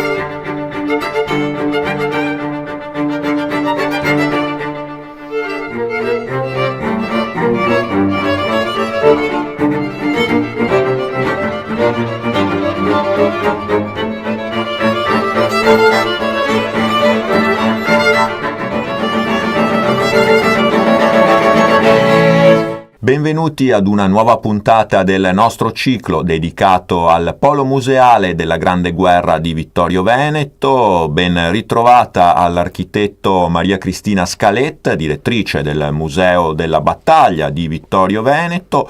Architetto, in questa puntata vedremo un po' il clou, possiamo dire, uno degli argomenti principali legati alla Grande Guerra, cioè come si combatteva, qual era anche un po' la vita dei soldati. Certamente, la nostra appassionata dottoressa Marta Covre ci parlerà in questo caso di un argomento molto consueto, ma anche qui si troveranno delle curiosità, perché i modi di combattere durante la Grande Guerra vanno dalle modalità più antiche, come l'uso di pugnali e baionette, fino alle armi più moderne e contemporanee, che poi avranno degli sviluppi ovviamente e purtroppo anche nel futuro durante la Seconda Guerra Mondiale. E quindi buon ascolto a questa particolare puntata. Stiamo parlando nelle puntate di questo nostro ciclo dedicato al Polo Museale di Vittorio Veneto e alla Grande Guerra di vari aspetti di questo conflitto, e non potevamo perciò trascurare uno degli elementi centrali, anche se un po' tragici, vale a dire i combattenti, che sono il fatto che caratterizzava la vita, l'esistenza, i dati delle truppe, il fronte e poi di conseguenza poi su tutta l'organizzazione delle trovie. Atroci in questa grande guerra. Marta, allora, questa prima mondiale è una guerra peraltro particolare, che fin quasi da subito assume delle caratteristiche diverse da tutti i conflitti che fino allora erano avvenuti. Esatto, prima guerra mondiale cambia proprio il modo di affrontare battaglie, di condurre. Infatti si scontra più il aperto direttamente, non c'è scontro tra gli schieramenti posti. Va a combattere c'è in questi fossati scritti nel terreno, contrapposti con in mezzo la che va a essere estesa per pochi metri, come erano. Quindi costare dei mesi di guerra cercano nuove armi per bloccare l'azione e stallo. Quella che veniva definita appunto una disposizione, esatto. Tra l'altro gli stessi non prevedevano, poi a un certo punto possiamo dire anche stremagne lungo il Piave sono state recuperate anche proprio in occasione del centenario queste trincee, e quindi a un certo punto lo scontro, per così dire, si blocca, si fossilizza, come diceva Covre, tra due esiti opposti che si feggiano, e l'obiettivo dei comandi è quello in qualche modo di appunto sbloccare questo stallo che alle volte dura per mesi, per anni persino. Sì, esatto, questo stallo si è infinito. Nel tentativo di Carlo si usano nuove armi, come ad esempio i gas tossici. Ce ne sono diversi tipi, ce ne sono tendi o lacrimogeni, sono un po' quelli più innocui, possiamo dire, con gli effetti più limitati. E poi man mano se ne sviluppano di sempre peggiori, di sempre con effetti fino a quelli proprio mali. Il primo utilizzo dei gas tossici, contrariamente a quanto si crede, fu da parte dell'esercito francese nell'autunno del 1914, ma fu quasi un caso, una imprevista, e non fu sviluppata ulteriormente. Cosa che invece l'esercito tedesco, che visti gli effetti del gas lacrimogeno che era stato l'occasione di sviluppare questa tecnologia. E il punto massimo di sviluppo ci fu il 22 maggio del 1915, quando ci fu la seconda battaglia di Ypres in Belgio, in cui i tedeschi usarono per la prima volta l'iprite, questo gas letale composto di cloro e zolfo, che appunto aprì un varco nelle linee francesi, uccidendo sul colpo circa 5.000 soldati. Ma i tedeschi stessi non erano preparati a un successo del genere, quindi non riuscirono a sfruttare questa temporanea superiorità e diedero in qualche modo il tempo agli eserciti alleati di riorganizzarsi, insomma. Di tappare questa falla, possiamo dirlo, perché poi appunto dicevamo gas per sterminare le truppe avversarie e quindi rompere la resistenza di queste linee, ma poi c'erano forse quelli che conosciamo tutti anche nell'epica proprio della Grande Guerra, gli assalti, no? Le truppe a un certo punto uscivano dalla trincea e andavano alla conquista del fronte avversario. Ho sentito tante volte l'assalto alla baionetta, ma poi c'erano tante armi, alcune quasi, oggi ci viene da pensare quasi medievali, insomma. Sì, esatto, strettamente legati appunto ai gas tossici ci sono le mazze ferrate, di origine appunto molto antica, anche precedenti al Medioevo persino, che inizialmente venivano usate addirittura dagli stessi compagni dei soldati colpiti dai gas, per dare loro il colpo di grazia, per alleviare le loro sofferenze e in modo un po' utilitaristico per non sprecare munizioni. Si utilizzava questo sistema che sembra barbaro, che è barbaro, per appunto raggiungere l'obiettivo senza sprecare preziose munizioni. Ma ovviamente queste armi erano usate anche durante gli attacchi, infatti dopo il lancio dei gas, una volta disperso l'effetto diciamo più immediato, i soldati nemici dotati di maschere antigas per proteggersi dai residui andavano all'attacco, come è successo effettivamente a Caporetto. Una cosa che riguarda l'Italia, un attacco ai gas che riguarda proprio l'Italia.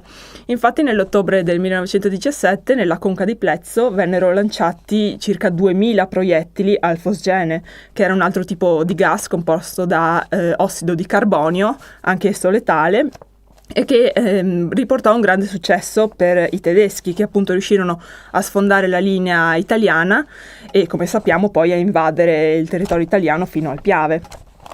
Sì, deve essere anche delle scene davvero raccapriccianti, insomma, di queste trincee con questi gas che aleggiavano, questi cadaveri, appunto questi assalti per riuscire a sfondare le linee. E la guerra, come sempre, però è anche fonte di innovazione tecnologica, e proprio nella prima guerra mondiale viene, per così dire, usata su larga scala, utilizzata su larga scala, possiamo dire un'invenzione avvenuta pochi anni prima, l'aereo.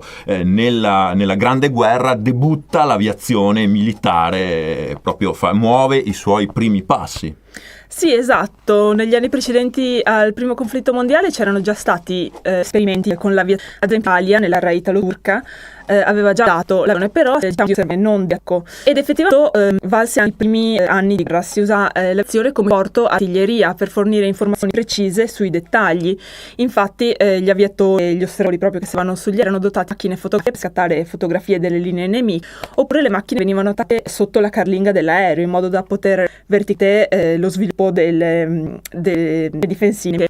Appunto un supporto artiglieria. Successivamente si pensò di utilizzare gli aerei come mezzo di bombardamento anche per intraprendere duelli aerei con gli osservatori nemici.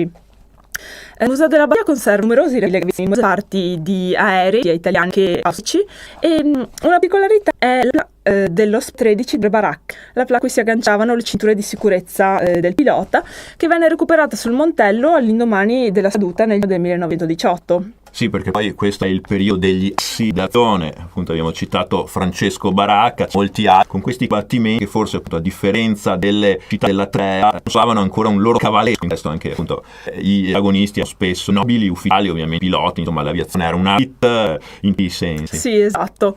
C'era ancora una concezione proprio di duello ottocentesco quando si parla di aviazione, lo scontro tra due eroi dell'aria. Infatti quando un pilota veniva abbattuto gli avversari tributavano gli onori militari al momento della sepoltura, proprio per rendere onore al coraggio, alle imprese eroiche proprio di questi aviatori. Accompagnati poi anche da una grande fama, appunto come i cavalieri propri. Il museo della battaglia naturalmente conserva parecchi reperti, tutto anche riguardo alle quelle più comuni, ad alcune cose molto particolari. Sì, al Museo Battaglia è presente un oggetto particolare, una valvola del sommergibile austro-ungarico, l'U-20 fondato a Largo di Carle. I sommergibili sono un'altra delle innovazioni dei grandi sviluppi, direi, della Grande Guerra. In particolare grazie alla Germania. La Germania è stata un po' il pioniere sempre di questi sviluppi. E fin dal 1915 la Germania infatti inizia una guerra sottomarina indiscriminata che verrà poi dichiarata ufficialmente solo nel 17, ma già dai primissimi mesi di guerra comincia ad affondare anche le navi civili che tentano di raggiungere la Francia, la Gran Bretagna. E in particolare è famoso l'episodio dell'affondamento del transatlantico Lusitania, che trasportava appunto civili, tra i quali 123 americani, e questo fu proprio l'episodio che diede il via alla discussione negli Stati Uniti riguardo alla guerra, se entrare, con quali modalità, eccetera. Sì, perché noi quando ci riferiamo alla Grande Guerra pensiamo sempre appunto agli scontri via terra, o forse, come abbiamo parlato tempo fa, ai duelli aerei, ma ci fu anche una guerra a mare, alle volte sotto il mare, e alcune testimonianze si trovano anche proprio al Museo della Battaglia di Vittorio Veneto. Grazie intanto a Marta Covre per averci parlato delle tecniche di combattimento prima guerra mondiale. Grazie. Grazie anche da Pamia per aver seguito fila con la prossima puntata del ciclo dato al Polo Museale della Grande Guerra di Vittorio Veneto.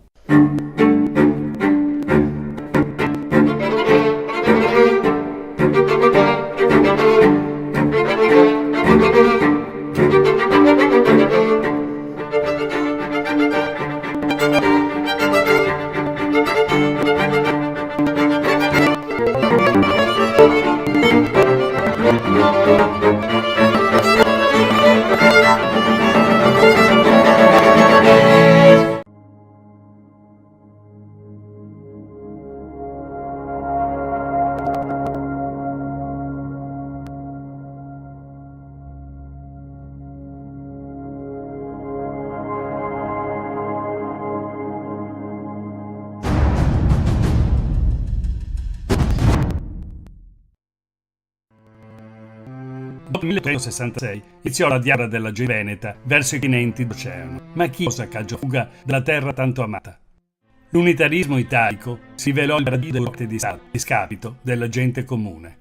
Scrisse Verona: il governo in fronte dell'Austria ha 3 volte tanto di briganti, 3 volte tanto di personale di pubblica sicurezza, di carabinieri. C'è anche la dichiarazione di Rustov, Wilhelm Rustov, che era un prussiano, però aveva indossato la camicia rossa con Garibaldi. E quando gli hanno chiesto un commento su Custoza, dà una spiegazione che in qualche modo interessa anche l'Italia. La dichiarazione è precisamente questa: l'amministrazione non è il forte dell'esercito e non è il forte dell'Italia. Enorme, lui sottolinea, è il numero delle persone assunte, ma la quantità non si traduce in efficienza. Ora, questo 1866 chissà se vale anche oggi. In Italia, nota ancora Rustov, è gigantesca la quantità di persone che desiderano campare a spese dello Stato, ma senza restituirgli i servigi per cui percepiscono uno stipendio. L'amministrazione militare e sociale cade facilmente nella confusione e nel disordine. Cambiato qualcosa? Iniziò il calvario della gente veneta, segnato da un'esorbitante pressione fiscale, lunghissimi servizi militari obbligatori, fame, miseria, disperazione. Sotto il nuovo Stato italiano la tassazione divenne molto, ma molto più pesante nel Veneto da come era precedentemente. Altre semplici ragioni pratiche per avvalorare il tutto. Quando l'Italia divenne un paese unito, il governo fece fronte a consistenti spese per cercare di costruire nuove infrastrutture, come ad esempio le ferrovie per unire le diverse parti d'Italia. Inoltre, spese moltissimo per le armi e la flotta e spese enormi somme di denaro per reprimere coloro che ancora resistevano all'unità in questa parte d'Italia. La guerra del 1866 fu estremamente costosa. Quindi, quando il territorio veneto divenne parte del nuovo Stato italiano, divenne parte in realtà di uno Stato in bancarotta.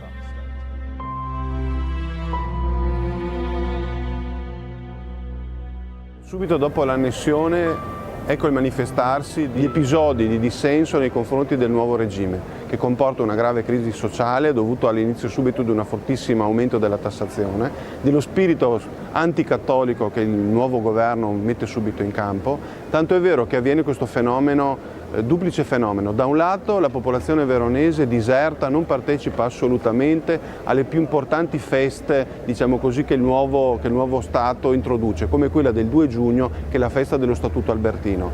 A Verona e nei paesi dove viene celebrata la festa viene completamente disertata dalla popolazione e dall'altro lato per reazione invece si partecipa in massa alle processioni cattoliche che caratterizzavano la vita, diciamo così, cultuale dei cittadini. Ad esempio la più importante è quella del Opus Dei.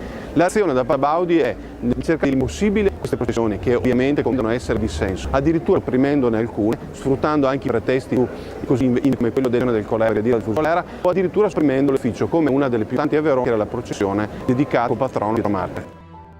I fatti sono documentati da Federico Pinelli. È il 20 giugno 1867, quando i borghi fede liberale e i garibaldini tentano di bloccare la processione religiosa di Verona e poi la saltano, mentre prefetto, questore e carabinieri sono conniventi e restano inerti a guardare. Sono organizzazioni contro i fedeli. Una carrozza a cavalli cerca di travolgere il corteo. L'ufficiante è scalata a terra, si spara sulla folla, lasciando sul terreno parecchi morti e feriti, mentre altri facinorosi rovesciano finestre, acqua e pollente. Si scatena la guerra urbana. I fedeli, in gran parte contadini veneti e cattolici, malmenano gli aggressori con le aste processionali. Tutto il 1867 a Veronese è stata di insorgenza nei confronti, diciamo così, della nuova elite filosabauda. Quasi tutti i paesi più importanti del centro, della Bassa Terrazzo, Savani Lupatò, sono distinti da questi attori contadini che vogliono spirito di viva la Verone a 8 anni, in qualche modo, diciamo così, una situazione però purtroppo è perduta. Gli austriaci dimostrarono rimorso per i diritti individuali e cercarono di nutrire l'economia a beneficio della popolazione. Quella di uno Stato veneto tratto alla strega mungere intensamente è un'idea tagliata, ovvero per Nabè, essere per cruciarne gli ergo. Non era il metodo utilizzato dagli austriaci. Non tenevano questo comportamento in nessuna parte del loro impero. Nel periodo post-unitario, il nostro contado compone varie filastrocche che denigravano l'Italia, l'occupato italiano e voi. Marco comava se disnava e se sa. Coe cara libertà, sa disna, no sa senà. Coe casa de Lorena, no se disna e no se sena. Viva a casa de Savoia, che ne fa patir na fame troia. Si diffuse l'endemico morbo della pellagra, un male che affliggeva la pianura padano-veneta con un'intensità mai vista. Questo flagello dei poveri pareva un contagio, ma era solo l'esito della denutrizione e della scarsità di igiene e cura personale, esiti del tracollo dell'economia agricola. Le insostenibili condizioni di vita introdotte dall'Italia unita inflissero il peggior castigo per i veneti. Lo Stato espropriava ogni bene di chi, privato di mezzi di sostentamento, non poteva soddisfare il fisco. La soluzione italiana fu la deportazione di massa. Agenzie a carattere speculativo spalleggiate dal governo svuotavano interi paesi, sindaco e parroco in testa, per mandarne gli abitanti a popolare i continenti.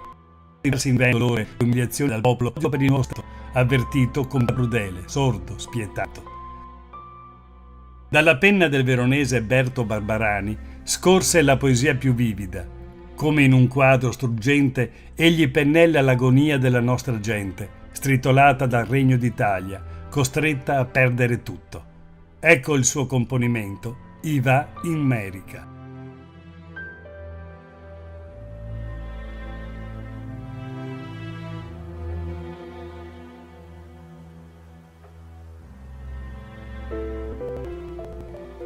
Fumati da un frago di tempesta, l'ebba di pecana di casa, bruciare via in testa, col che sia ogni paese che sono per me e la loro testa. Repa la vacca che la del formaggio, mortona a partorire una fiola, protestale canale d'annaro, una festa sarà in osteria. Per un punto battuso la tora, porta Italia! I biaste, Andria! E seconda infrattuti, in quanti sia, appena 10 che può fare trapasso. Il resto donne, i putini in brasso, il resto veci, coi puteletti ad rio, ma star qua non se magna, no, pardio. Bisognerà pur far sto gran passo. Se l'inverno e ne capita col giasso, porino altri e ne fa un desio. Drento l'ottobre carghi de fagotti, dopo aver dito mal di tutti i siori, dopo aver fusiato 3-4 gotti, coi a testa sbarlota, imbriagata, i sedadu struconi intra de ori e tontonando i giappa sulla strada.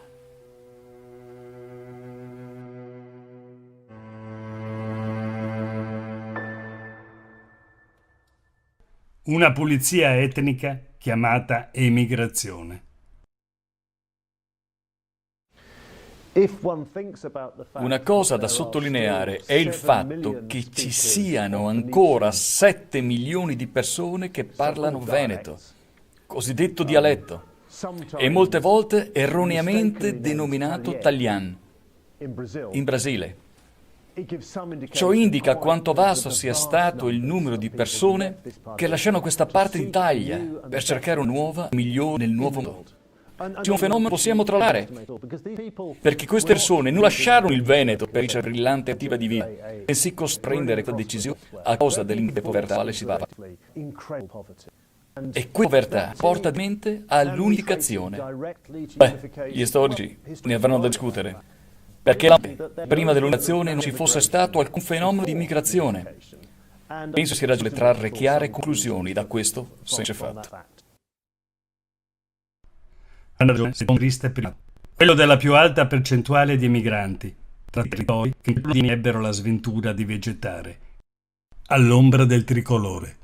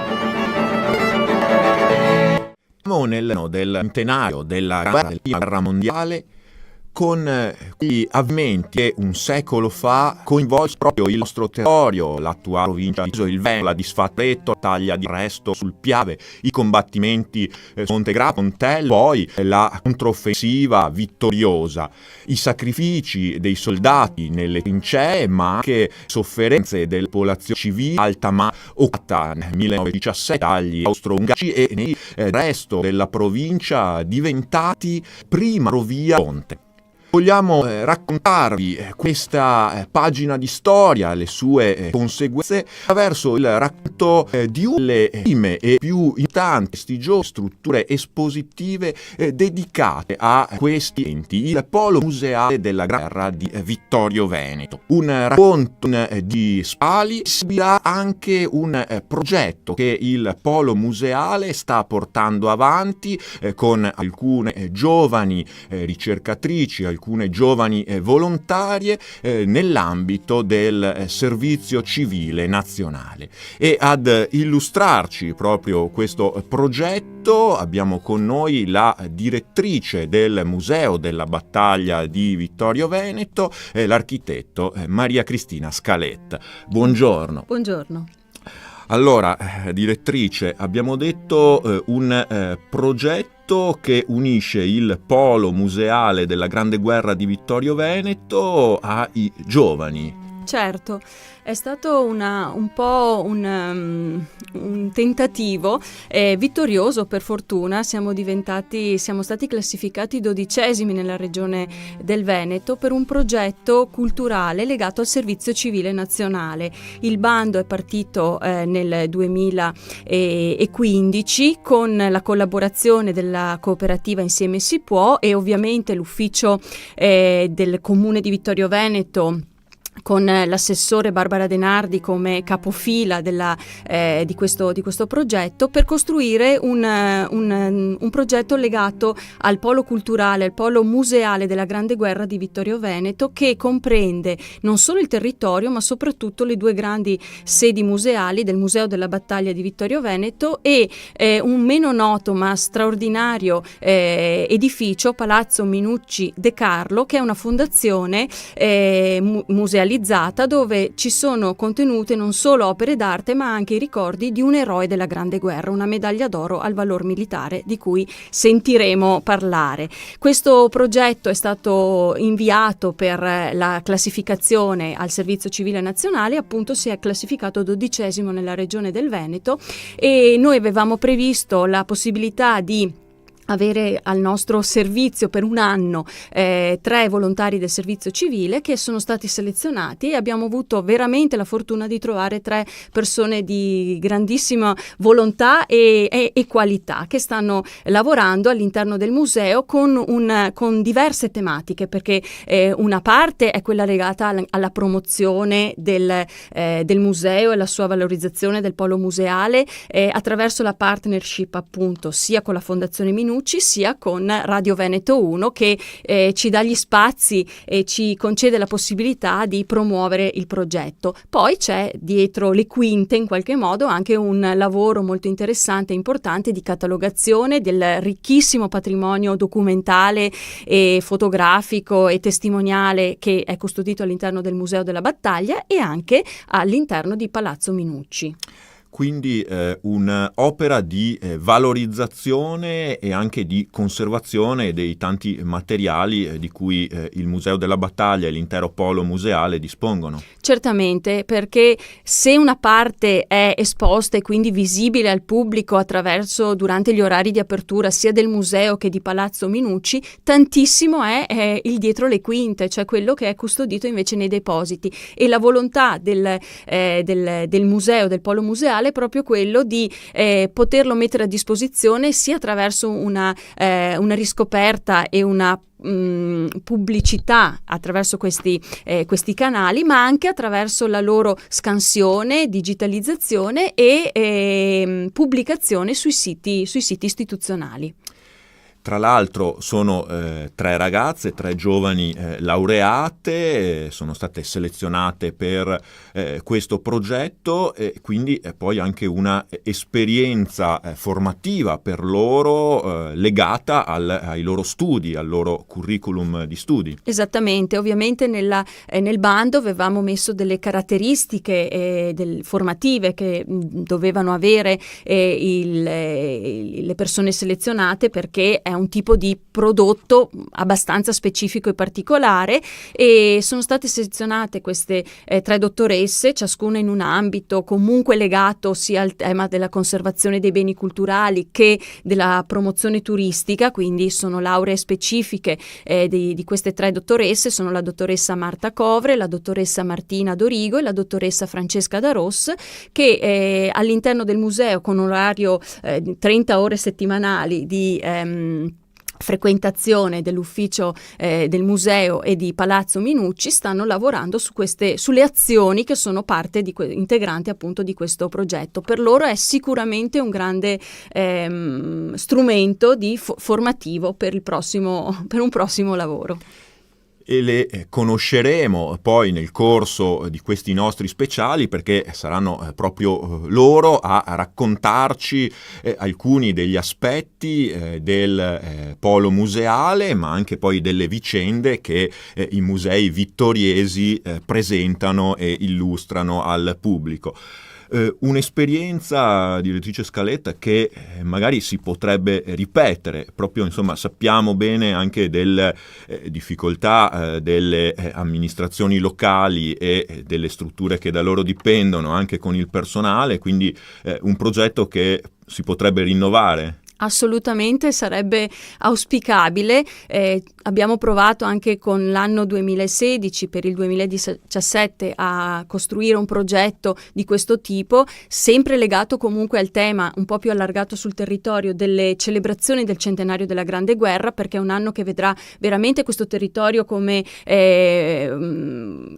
aggregatore di tantissime richieste di visita e di conoscenza di questa tematica, e come diceva lei, il tema delle carenze di personale, ma anche di possibilità di assumere nuovo personale, fanno sì che questi siano progetti interessantissimi. Tra l'altro noi utilizziamo anche il tema dell'alternanza scuola-lavoro, fatta invece in questo caso con le scuole superiori o con le università, per avere a disposizione personale giovane, che è fondamentale per questo tipo di attività, di questo tipo di lavoro, sia appunto a progetto la ricchezza di questi giovani che possono apportare è sempre per noi una grandissima risorsa.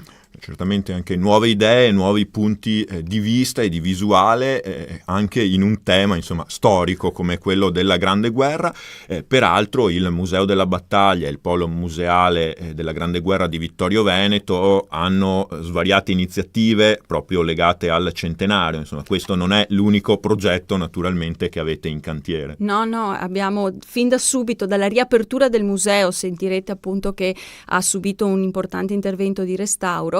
Dalla riapertura ha proprio dato un programma non solo e non tanto importante di visita al museo stesso, dove abbiamo veramente una grandissima risposta delle scuole in particolare, ma anche parallelamente, visto che è stato restaurato e recuperato anche una grande aula affrescata all'interno del museo per convegni e conferenze legate al tema della Grande Guerra, abbiamo un ciclo di eventi che abbiamo calcolato l'anno scorso in una 50, quindi quasi uno alla settimana di media, di promozione del tema, della tematica, attraverso spettacoli, conferenze, presentazioni di libri, qualsiasi cosa che potesse declinare il tema della Grande Guerra.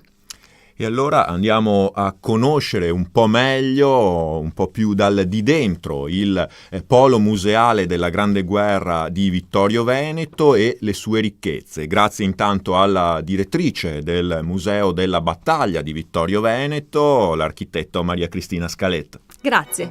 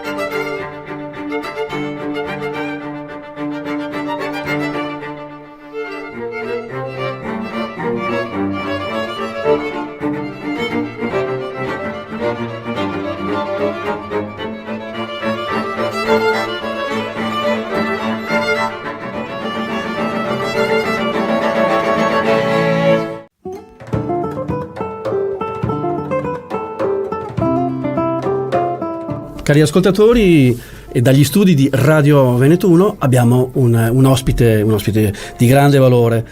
Andrea Vetoretti, chitarrista, compositore, e nel panorama, tra l'altro, non solo italiano ma europeo, anche nel mondo, ormai è un personaggio consolidato. Quindi un vero onore, caro Andrea Vetoretti, averti qui negli studi di Radio Veneto 1. So che ci porti delle notizie interessanti, non solo dall'Italia, ma soprattutto perché torni da una tournée fantastica addirittura a Londra, in tutta Europa, no? Sì, abbiamo svolto questo tour, Wonderland Tour, in Europa. Abbiamo fatto alcune tappe sia in Spagna, in Francia, in Inghilterra, come dicevi, a Londra. È stato bellissimo suonare al King's Place, quindi un auditorio molto importante a livello europeo, e poi siamo rientrati in Italia. Abbiamo suonato a Modena, a Torino, in alcune città italiane, per poi ritornare a Treviso, dove faremo questo primo concerto dell'anno proprio venerdì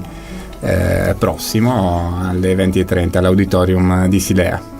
Beh, quindi insomma il pubblico trevigiano ti aspetta poi tra l'altro le tue performance, insomma, e con dei grandi successi internazionali, quindi sicuramente sarà numeroso. E ci puoi un attimo spiegare questo concerto esattamente, poi che hai molti anche collaboratori, sì. Tra l'altro ti presenti naturalmente come chitarrista ormai di fama internazionale, ma anche come compositore, e tra l'altro mi sembra che questo è un tuo soggetto anche in qualche modo, no? Sì, parte tutto da quello che chiamiamo concept album, ovvero un'idea che parte da un libro, in questo caso, che è un libro di Lewis Carroll, che è un libro che magari l'autore non ce lo ricordiamo tutti, ma il libro sì, che è quello di Alice nel Paese delle Meraviglie. Ed è un libro che tutti più o meno nell'infanzia abbiamo letto, ce lo siamo fatti leggere dai genitori, o abbiamo visto anche nelle rappresentazioni cinematografiche, come ad esempio quella più celebre di Tim Burton, Alice in Wonderland, o quella di Disney che appunto negli anni fu fatta negli anni 70, se non sbaglio. Certo. E da lì parte la storia musicale, cioè un riprendere attraverso la musica l'identità di tutti i personaggi, dal Cappellaio Matto fino ad arrivare alla Regina Rossa, la Regina Bianca, e attraverso un'identità diversa di Alice, cioè un'Alice adulta, un'Alice più underground, un'Alice che è chiusa nel mondo delle meraviglie da troppo tempo, e questo ha causato in qualche maniera una sua pazzia. Quindi è un'Alice diversa da quella che abbiamo nell'immaginario collettivo, e che chiacchiera con il gatto invisibile, ma anche con altri personaggi che magari invisibili non erano nella storia, ma che lo diventano nella testa di Alice, che in qualche maniera si interroga sull'universo e sulla sua identità di personaggio reale o irreale, quindi resta anche questo punto interrogativo. Beh, interessante poi la fantasia che fa galoppare veramente nei mondi più fantastici, e Andrea Vetoretti ci riesci in pieno perché sei un grande artista, quindi fai provare queste emozioni così forti. No, poi tra l'altro qui devo dire che hai questa tua produzione che è molto interessante, e vorrei anche far vedere non solo agli ascoltatori che ci ascoltano in via radiofonica, ma anche pensiamo anche in presenza visiva con il canale video, e che è appunto il tuo tra l'altro un LP, quindi ritorniamo un po' ai vecchi tempi. Assolutamente. Wonderland, non so, possiamo inquadrarlo, e anche il CD che hai prodotto. Certamente. E queste sono le musiche che in questo concerto che avverrà appunto venerdì. Sì, da qui parte tutto. L'idea del vinile, naturalmente, come sappiamo adesso c'è stato un grande ritorno al vinile, un po' per riprendersi anche il tempo dell'ascolto. Si unisce ovviamente a tutti i canali digitali che conosciamo molto bene, che possiamo trovare facilmente, ma anche per chi appunto vuole riprendersi, come dicevo, il tempo per ascoltare il disco, avere anche un oggetto a casa, un'identità diversa, un modo diverso di ascoltare la musica, che credo sia parallelo al digitale, non è che l'uno toglie l'altro. Io ascolto veramente con grande piacere il vinile, analogiche, ma anche il digitale quotidianamente. E in questo concerto ci sono anche dei tuoi ci sono artisti? Ci sono degli artisti che io amo molto e con cui abbiamo fatto un percorso artistico importante. C'è Riviera Lazzari, è la mia violoncellista che ha suonato molto a lungo anche con Ludovico Einaudi, quindi è una grande esperienza internazionale. C'è Fabio Battistelli, un clarinettista che è docente al Conservatorio di Firenze. Abbiamo Max Trabucco alle percussioni, che arriva dal jazz, quindi ha dato anche un tocco diverso ad una tipologia di musica che poi alla fine io ho in qualche maniera incluso in un genere che ho chiamato New Classical World, e questo genere è il frutto di un'idea, se vuoi, che io ritengo abbastanza nuova, che include un nuovo modo di vedere la musica classica con un'identità world, ma quella nella quale nasce il world, cioè parte un po' da un'identità anticonformista, cioè l'idea di non essere incluso in nessun genere, ma attingere da tutti i generi in qualche maniera. Quindi è più un'inclusione, non un'esclusione in questo senso, e nella mia musica cerco di farlo. Beh, fantastico, che Andrea Vettoretti proprio è un vulcano, lì fuori proprio lava vulcanica infinita, e energia veramente pura, anche perché sai, insomma, hai idee così proprio a profusione, che tra l'altro tu porti il mondo della chitarra classica appunto del futuro, lo proietti nel futuro. Tra l'altro mi dicevi che la tua chitarra hai anche inventato qualcosa di, cioè una novità, insomma.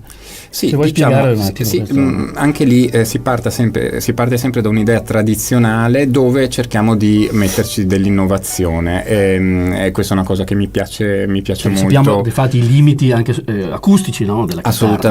Assolutamente, e per ovviare a questa problematica, per poter suonare con strumenti insomma di una certa intensità acustica e poterci esibire anche in situazioni esterne, quindi all'aperto piuttosto che in teatri molto grandi, abbiamo trovato con la tecnologia che fortunatamente a cui possiamo accedere oggi, un'amplificazione da inserire all'interno di uno strumento assolutamente tradizionale, che è uno strumento di liuteria che mi ha costruito il maestro Enzo Guido, che è qui nel Veneto, a Venezia, e attraverso un'amplificazione leggerissima, pesa qualche grammo, con una nuova tecnologia, un microfono americano di nuova concezione, abbiamo amplificato sostanzialmente uno strumento classico, mantenendo una qualità dello strumento e quindi la sonorità che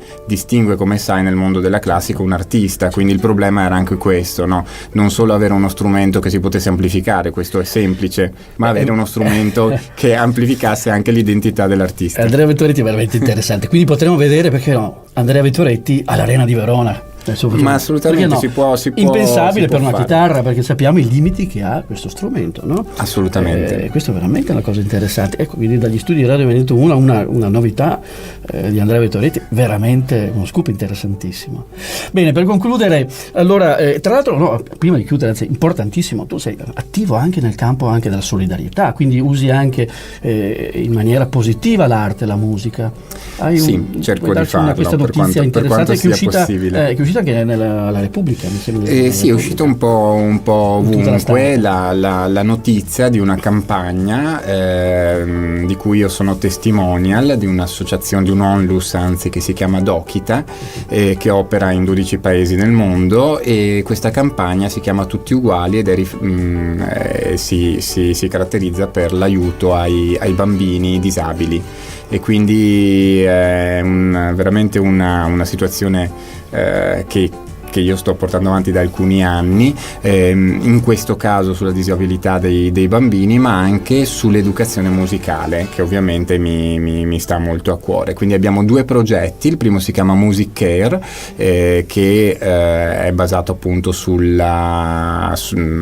far studiare i bambini che non potrebbero farlo altrimenti, e quindi diciamo anche fargli vivere un sogno che noi magari facciamo quotidianamente, fare ai nostri figli, ai nostri bambini, ma che in altri paesi non è possibile, e quello ovviamente più delicato e importantissimo della disabilità dei bambini e l'aiuto per questi bimbi, che è fondamentale. Si può fare un piccolissimo gesto, un SMS. Diamo di fatti il numero. Diamo il numero, chi fa il numero 45582 è un numero che possiamo fare con un qualsiasi telefono, e ci saranno appunto addebitati un paio di euro che andranno a beneficio di questa onlus, che è serissima e su cui metto la faccia, perché sono andato a visitare dove appunto operano questi favolosi addetti di Dokita. Bene, complimenti. Bellissimo. Andrea Vettoretti, è un onore averti qui, e ci hai portato veramente delle notizie di grande rilievo e importante. Ti aspettiamo ancora presto per ulteriori, perché penso Molto che tu volentieri. non ti fermi, sarebbe non ti fermi, quindi porti il messaggio anche dalla musica. C'è un artista nostrano, trevigiano, che sta portando e fa onore in tutto il mondo, e quindi diamo ancora un attimo l'annuncio del concerto. Certamente, ci vediamo venerdì 18 gennaio alle ore 20:30 all'Auditorium di Silea. Noi saremo lì con Wonderland e vi aspettiamo. E concludo anche dicendo che stiamo anche in sottofondo ascoltando la musica di Andrea Vettoretti, che sono tue composizioni. Vedo qui sono 12 brani che hai scritto 12 tu. brani originali. Originali, quindi le ascoltete qualche pezzo. Naturalmente, se poi andate al concerto venerdì, sentirete dal vivo la produzione di Andrea Vettoretti. Bene, grazie ancora Andrea di essere stato qui negli studi di Radio Veneto 1. Grazie a voi. È un onore, e ci sentiamo presto con altre notizie importanti. Assolutamente. Grazie ancora a tutti.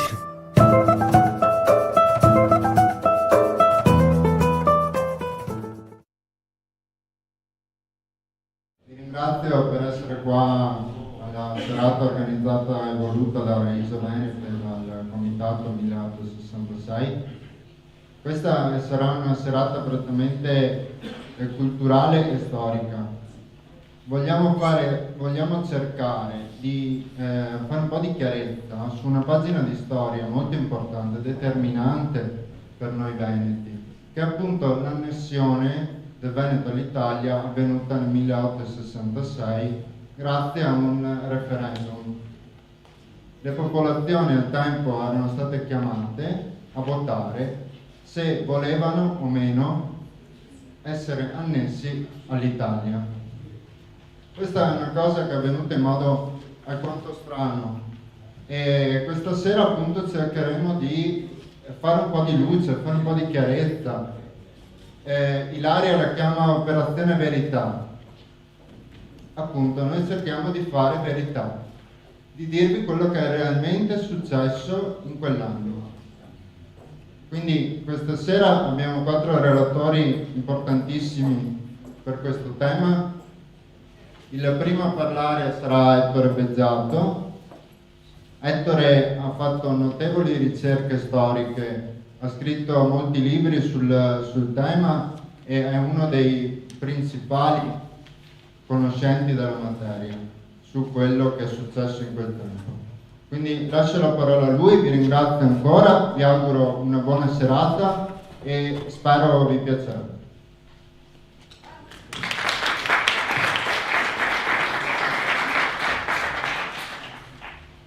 Sì, buonasera a tutti e un grazie veramente di cuore agli amici di Raise Venete e in particolare all'amico Mattia per l'organizzazione di questa serata. Mi torno sempre volentieri a Rovigo, mi arrivo dalla provincia di Vicenza, forse si capisce. E questa è una sede assolutamente prestigiosa. Permettimi, proprio perché mi credo di aver parlato in questa sede forse la prima volta negli anni 80, anzi sicuramente negli anni 80, e assieme a me che c'era un grandissimo personaggio, che c'era il professor Flaminio De Poli, che penso tanti di voi altri conosceva e stimava, una figura veramente straordinaria, e quindi ecco, mi vorrei iniziare questa serata ricordando questa figura del professore Flaminio De Poli, perché è sta veramente un precursore per certi aspetti. I suoi libri, ricordo i suoi monumenti Il Veneto, i Veneti e Via da Roma, nei quali noi altri giovani appassionati di storia e di cultura veneta sta il nostro prezioso riferimento, quindi un grazie veramente al professore Flaminio De Poli. Il tema di stasera è sicuramente molto interessante, vedevo di affrontarlo partendo un po' dal contesto storico col quale si arriva al plebiscito del 21-22 ottobre 1866. Siamo naturalmente nel 1866, terza guerra di indipendenza, viene scatenata dai Savoia, alleati della Prussia in funzione austriaca, anti-asburgica. Con la seconda guerra di indipendenza in pratica già stata annessa al regno di Sardegna tutta la Lombardia ad eccezione di Mantova, e quindi i Savoia e Cavour, che nel frattempo Vittorio Emanuele già era diventato Vittorio Emanuele II re d'Italia, perché nel 1861 nasce il 17 marzo il Regno d'Italia, e già su questo permetteva una piccola sottolineatura, perché sicuramente qualcuno dice ma come stanno, se dovrebbe ricordare i 150 anni dell'annessione del Veneto d'Italia, ma l'Italia non già era stata fatta nel 1861? Certo che sì, però non già era stata fatta coinvolgendo i Veneti, quindi l'unità d'Italia è stata fatta non nel nostro nome. E quando in occasione del 150° anniversario è stato fatto tutte quelle manifestazioni sui quali sarebbe interessante sapere quanti soldi che sono stati spesi nel 2011, fondamentalmente c'è un falso storico, o meglio, è assolutamente un falso storico, perché nel 1861 nasce il Regno d'Italia, però i Veneti non c'è, e non c'è neanche tanta altra brava gente, non c'è i Trentini, non c'è i Tirolesi, mancava perfino Roma, pensate un po'. Nel 1861 Roma non fa parte del Regno d'Italia, però ha cercato disperatamente di farmi credere che nel 2011 ci sono stati 150 anni di unità, non nel nostro nome. Il Veneto entra nel 1866. Dicevo allora, Savoia e Prussia fa questa alleanza in funzione anti-austriaca, se arriva alla guerra, e l'Austria si è costretta a mantenere due fronti, quello nord con la Prussia e quello sud con l'Italia. E quindi si arriva alla prima battaglia costosa il 24 giugno 1886. L'esercito affronta questa battaglia molto baldanzoso e sicuro di sé, perché c'era una schiacciante superiorità sia come mezzi che come uomini. Fatto sta la classica rivalità, un po' di incapacità e tutto il resto, fatto sta che però l'Italia subisce una prima sconfitta. A Custozza, nonostante il pronostico a favore, l'Italia viene pesantemente sconfitta dall'esercito asburgico. Nel frattempo però, il 3 luglio 1866, che è la battaglia che è decisiva per le sorti complessive della guerra. Cioè a Sadova se affronta l'esercito prussiano e l'esercito austriaco. L'esercito prussiano sparaglia letteralmente l'esercito austriaco, e quindi l'Austria con i prussiani quasi che sta per arrivare quasi a Vienna, chiede l'armistizio. Savoia si rifiuta di sentarsi attorno a una tavola subito dopo la sconfitta di Costosa, perché dice non avevo carte sufficienti da giocare. E allora tenta disperatamente la rivincita per mare, anche qua convintissimi che sia poco più che una passeggiata, sia perché l'Austria non aveva mai avuto grandi tradizioni a livello navale, sia perché il giovane Regno d'Italia che aveva investito moltissimo sulla marina. La marina che era la fusione delle preesistenti marine, quindi marina sarda e marina siciliana soprattutto. Noi fa i conti quando si sta preparando con un personaggio che si chiama Persano a capo della marina tricolore, che è quasi è vero che l'Austria non ha grandi tradizioni marinaresche, ma però dopo il 1797 e dopo la caduta di Napoleone, in pratica quello che restava della marina della Veneta Serenissima Repubblica già era passato sotto l'Austria. Prova ne sia che fino al 1848 la denominazione ufficiale della marina austriaca è Imperial Regia Veneta Marina, che addirittura gli austriaci riconosce questo concetto, perché il Veneto già era la lingua ufficiale a bordo, perché veneti, istriani e dalmati già era la stragrande maggioranza dei marinai, e perché l'aria, il sentimento che si respirava già era della Serenissima. L'Austria addirittura in alcune battaglie usa anche la bandiera con il leone di San Marco. Quindi si arriva al 20 luglio a Lissa e praticamente gli italiani sono ancora una volta convinti di fare una passeggiata, e invece viene clamorosamente sconfitti dalla marina, quella marina che tanti storici ancora adesso chiama Austro-Veneta. La tradizione dice che alla fine della battaglia i marinai buttano per aria il cappello, dice viva San Marco, e il telegramma del Tegethoff che manda a Vienna è emblematico di questa battaglia, perché dice uomini di ferro su navi di legno hanno sconfitto uomini di legno su navi di ferro, perché questa è la fotografia della battaglia. Gli uomini di ferro naturalmente erano veneti, istriani e dalmati, e anche i vostri fradei, perché sul mio libro che ho stampato su Lissa, l'ultima vittoria della Serenissima, nella quale ripropongo, perché sui miei libri scrivo relativamente poco, però ripropongo testi inattaccabili, cioè puoi contestarmi l'impostazione di questo libro.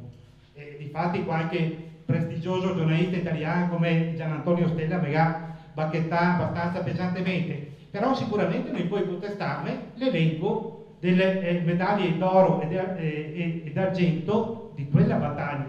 Allora sull'elenco delle medaglie d'argento, per esempio, senza andare tanto distante, mi trovo, medaglia d'argento di prima classe, mi trovo un certo Paolo Pregnolato di Loreo, che tutti voi altri sapete cosa immagino, Gaetano Ravagnan di Donada, Pregnolato Domenico di Contarina, e tanti altri, e diversi altri, oltre naturalmente alla stragrande maggioranza di c'era Ciosotti da Pestrina, eccetera, eccetera. Però che c'era diversi che prende la medaglia d'argento fra dei vostri, Fiori del Polese. Ecco, sarebbe interessante ricordare ai democratici, che ricorda tanto i protagonisti di tutte le guerre combattute sotto i Savoia, che non esiste Veneti di Serie A e Veneti di Serie B. Non c'è i Veneti di Serie A che va a ricordare solo perché combatteva con i Savoia, e i Veneti di Serie B che va letteralmente a smentegare in una maniera indecente solo perché combatteva con l'imperatore d'Austria. Perché questi che prende le medaglie vuol dire che ha onorato il suo ruolo. E ora questa gente qua va a ricordare come tutti gli altri. Questi veneti che ripeto che hanno onorato la divisa. Comunque torniamo alla terza guerra di indipendenza.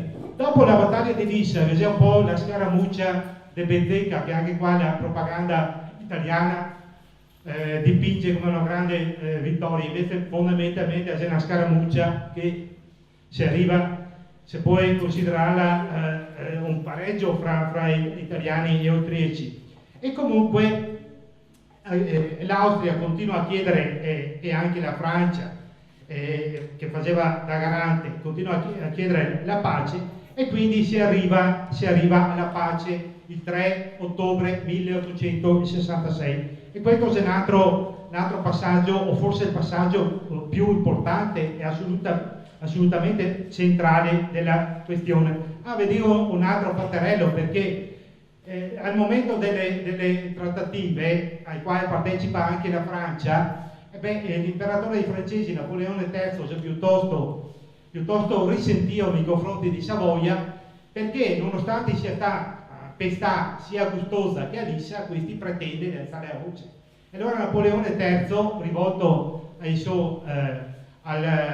ai cancellieri e ai diplomatici dell'epoca, dice: un'altra sconfitta e questi mi chiederanno Parigi, perché questo già era il prestigio che aveva l'Italia nelle cancellerie dell'epoca, non che adesso sia tanto diverso, però è emblematico di questo. Comunque si arriva al trattato di pace fra Italia e Austria 3 ottobre 1866.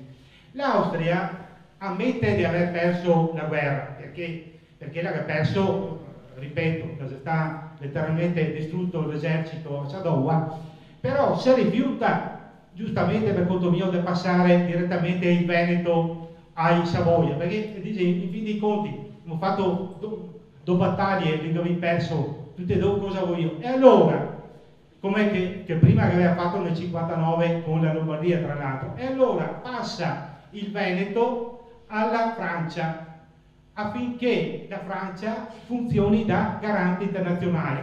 E nel trattato di pace del 3 ottobre 1866 c'è scritto proprio questo passaggio centrale: sotto consenso delle popolazioni debitamente consultate, tra virgolette. Questo è quello che cita il trattato di pace. Quindi il Veneto si riappassa ai Savoia e al Regno d'Italia solo dopo e solo attraverso il consenso delle popolazioni debitamente consultate. La Francia diventa garante internazionale, la Francia deve fare il ruolo che ai giorni nostri fa l'ONU, i caschi blu. Sapete che quando dei territori contesi arriva i caschi blu, gli arrivano in Kosovo, gli arrivano in Montenegro, gli arrivano a Timor-Est, gli arrivano nel sud del Sudan, in modo che quando ripeto, territori contesi, giustamente per garantire la correttezza del voto, la partecipazione, che non vi sia brogli e tutto il resto, che vuoi un agente terzo, e questo, un garante, questo doveva essere la Francia. Infatti che se documenti e lettere del generale Lefebvre, plenipotenziario di Napoleone III, che da buon militare prende subito possesso di questo, però dopo una settimana e dopo 15 giorni, secondo il 3 ottobre, il che scrive sconsolato all'imperatore, a Napoleone III, dice: guarda che qua lui mi lascia fare il mio mestiere, qua no. Pretende il governo italiano addirittura deve passare il plebiscito, eccetera eccetera. Napoleone III dice: attento, più o meno cerchiamo di farsi manco mai possibile e che avevamo via, perché la Francia non aveva più interessi su questo punto, su questa parte dello scacchiere europeo. Lui che aveva già portato a casa sia Nizza che la Savoia, e quindi non interessava più niente. Così si arriva, secondo quanto previsto dal plebiscito, dal trattato di pace del 3 ottobre 1866, si arriva alla convocazione del plebiscito. Questo è un manifesto, questa è una copia che vi ho trovato l'originale, che vi ho 2 o 3 dei diversi soggetti, con il quale vi dico che vengo effettivamente convocato il plebiscito. plebiscito è fissato per i giorni 21 e 22 del corrente mese. Beh, vedi però una cosa, che praticamente se dice solo guarda Moretti che Gavin da votare sì e basta, però qua non si è messo che c'è la possibilità di votare sì, di votare no, di astenersi, no? Siccome che le prossime elezioni dicesse va, viene convocato i comizi e guarda che Gavin da votare tutti i parenti, no? Che si è votato distante, però eccolo qua, sì e basta in pratica. Questo è il manifesto ufficiale di convocazione. Ma non solo, cosa succede? Che il convegno viene sì convocato il 21 e 22 ottobre, però su pressione soprattutto del governo italiano e del primo ministro Bettino Ricasoli, e in pratica il 19 ottobre, quindi 2 giorni prima del voto, in una camera dell'Hotel Europa lungo il Canal Grande, il Veneto passa, si trova generale Leboeuf, plenipotenziario della Francia, che in quel momento doveva tutelare il Veneto, si trova 3 notabili nominati dai Savoia, quindi immaginate che figure assolutamente terze che c'erano anche queste, e il Veneto passa in una camera d'albergo praticamente all'Italia e Savoia. Immagino che qualcuno potrà anche dire ma questo ha prove per dichiarare tutto questo? Beh, le prove le gase anche molto facili, sono riuscito a reperirle dopo anni di ricerche. Per esempio, questo è il dispaccio telegrafico col quale il commissario del Re per la provincia di Udine ha ricevuto il seguente dispaccio telegrafico. Venezia, 19 ottobre 1866, ore 10:20 antimeridiane. Cessione della Venezia compiuta, la bandiera reale italiana sventola dalle antenne di Piazza San Marco. Il generale Count di Ravel, plenipotenziario di Savoia. Udine AD 19 ottobre 1866. Questo si trova all'archivio del comune di Pordenone. Questa è una riproduzione. Ma ancora peggio, no, ancora meglio direi, dopo che aveva trovato questo, del tutto casualmente, perché lo avevo trovato su un libro di storia locale che si chiama Storia di San Michele al Tagliamento, un giorno mentre ero su internet mi sono imbattuto addirittura sulla Gazzetta Ufficiale del Regno d'Italia, datato venerdì 19 ottobre 1866, dal numero 288, nel quale viene riportato pari con le stesse parole questo dispaccio telegrafico. Quindi cessione della Venezia compiuta, la bandiera reale italiana sventola dalle antenne di Piazza San Marco.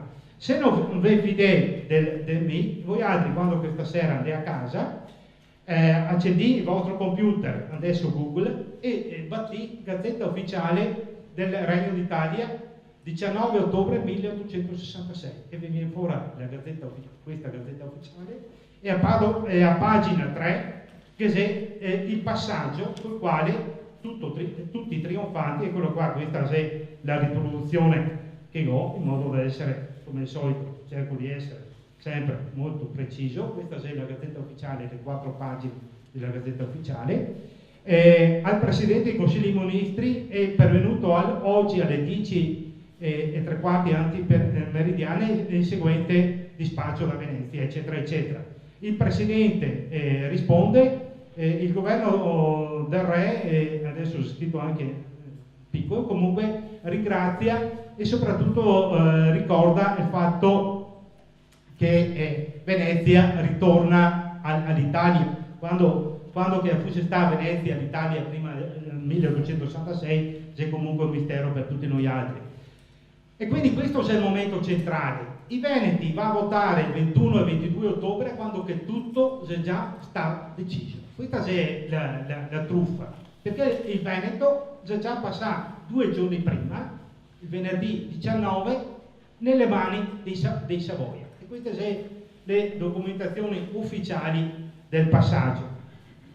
se potrà fare notte per raccontarvi come che sta gestito il voto, perché schede di colore diverse, perché c'era due urne, una per il sì e una per il no, e uno doveva dichiarare le proprie generalità al momento del voto, e quindi c'era chiarissimo chi votava per il sì e chi votava per il no, e quindi il risultato del voto c'è il 99,99% del sì e lo 0,1% voti contrari, che anche questo è un altro dato importante, nel senso che oltre all'aspetto storico-culturale c'è anche un altro tipo di rilievo da fare, che basta, se voi altri che chiedi anche a un Boccia che ha fatto solo qualche esame di statistica a Padova, vi conferma che su una votazione dove c'è circa 700.000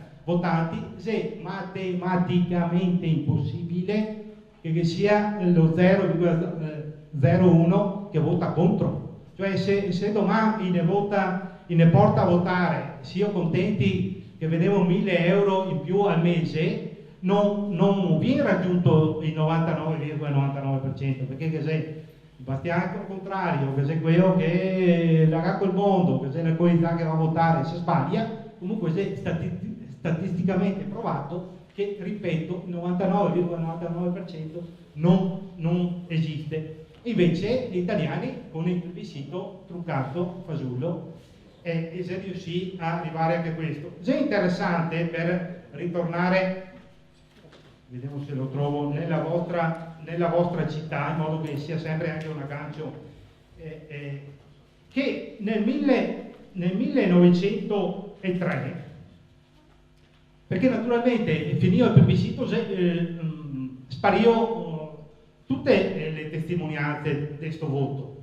Evidentemente c'era la percezione che qualcosa di sporco già era stato fatto, e guardate che non è stato fatto solo nel Veneto, il Veneto è stato l'ultimo, e quindi tutta la macchina perversa di Savoia già era stata oliata e già era perfetta nel 66, ma già nel 1860 in Toscana mi ho trovato, proprio studiando in queste ultime settimane, che il giornale La Nazione, che è ancora oggi il giornale più venduto a Firenze in Toscana, distribuiva con il giornale le schede per il sì. Quindi immaginate quale parvenza il grande Tommaso di Lampedusa nel suo Gattopardo, che Tommaso di Lampedusa non è un pericoloso indipendentista veneto, vuol dire, no? Ma nel Gattopardo descrive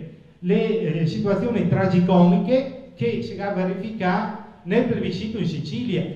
E a donna fugata Ciccio Tumeo, mai me lo ricordo a memoria, a donna fugata Ciccio Tumeo disse: io eccellenza avevo votato no, e dopo dice: qui porci municipio mi trasformano il mio voto e dicono quello che vogliono loro. Questo è Sicilia e Toscana, dappertutto, insomma. Questa era la prassi dei Savoia. Però ecco, è interessante citare questo passaggio, perché riguarda lo storico Luigi Sutto della vostra città, che nel 1903, quindi si passa neanche 40 anni dal plebiscito, lei incarica di costruire, di mettere in piedi il Museo del Risorgimento Carlo Alberto, e però scrive testualmente: nelle mie ricerche e investigazioni ho potuto solamente conoscere i voti dei singoli comuni del Friuli. Nessun giornale del Veneto fece altrettanto, nemmeno la Gazzetta di Venezia, che neppure pubblicò i voti appartenenti alla provincia di Venezia. Ho voluto scrivere tutto ciò perché sarebbe interessante conoscere i voti del plebiscito dati nel 1867 a ciascun comune veneto. Però da biasimare la nostra ignoranza e la nostra democrazia. È deplorevole che i comuni non conoscono i voti che essi hanno dato per il ritorno all'Italia. Ripeto, questo è uno storico del 1903. Riprova che c'è stato fatto volutamente sparire tutto, quindi è molto difficile trovare la documentazione solo adesso con tante ricerche, ma una documentazione in qualche modo alternativa, perché la storiografia ufficiale non che ne parla. Se noi altri facciamo un sondaggio nelle nostre scuole, quando che il Veneto si passa all'Italia e come che si passa all'Italia, mi sono convinto che A, vi dice che il Veneto è sempre stato italiano, quindi B, che è passato nel 1861 naturalmente, e quei pochi che magari sa che si è passato nel 66, fa fatica a ricordare e avere le idee chiare su come che il Veneto si è passato. Ecco, vi ringrazio per l'attenzione e viva San Marco.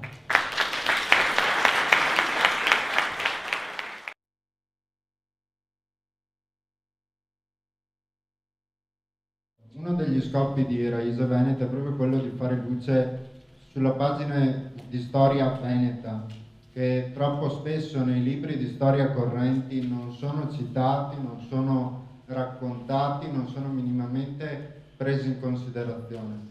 Eppure noi abbiamo quest'obbligo morale, quest'obbligo nei confronti dei veneti di far conoscere la loro storia, una storia gloriosa, una storia fatta di cose importantissime. Questa è una pagina che ci riguarda purtroppo nel suo finire della sua epoca gloriosa. Abbiamo visto i tocchi di democrazia di cui l'Italia è stata capace allora e più o meno abbiamo anche ben capito che non è che sia cambiata poi così tanto la faccenda. Ora andiamo appunto a trattare il tema delle conseguenze di questa unità d'Italia avvenuta in questo modo per i Veneti, vista dai Veneti, raccontata da Lorenzo Fogliata, avvocato del Foro di Venezia, estremo conoscitore della storia veneta. È un piacere presentarvelo.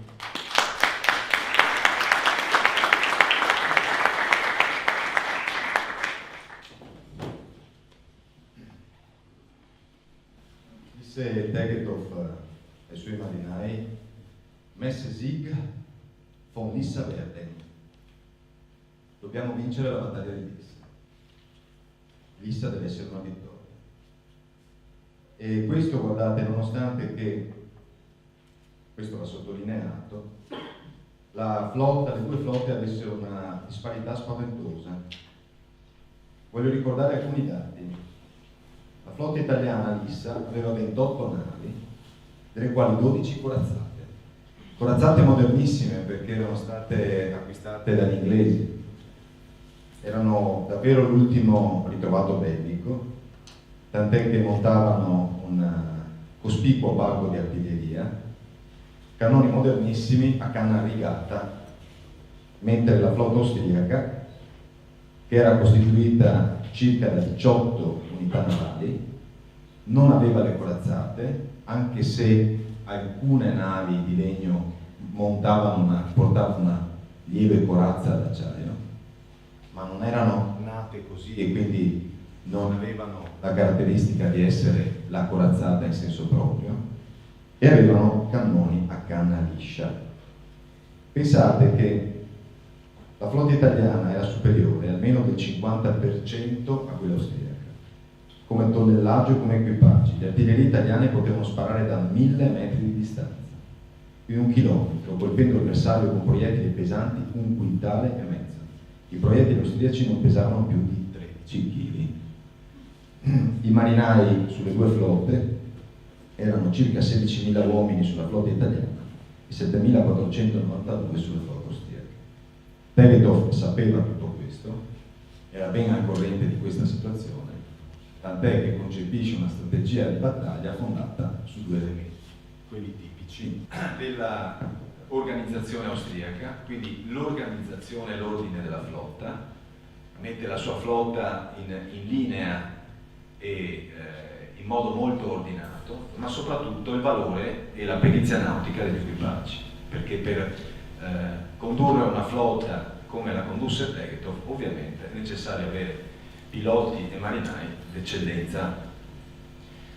Nella flotta italiana c'è questo Persano, il quale Pensate un po', addirittura ha la brillante idea, proprio per salvare la propria persona, non per altre ragioni, di lasciare la Re d'Italia, che era l'ammiraglia della flotta, la abbandona in vista della flotta austriaca dopo aver deriso la flotta austriaca, perché si dice che abbia detto ai suoi secondi: ecco che arrivano i pescatori, ridendo, sapendo che aveva una grande superiorità tecnologica.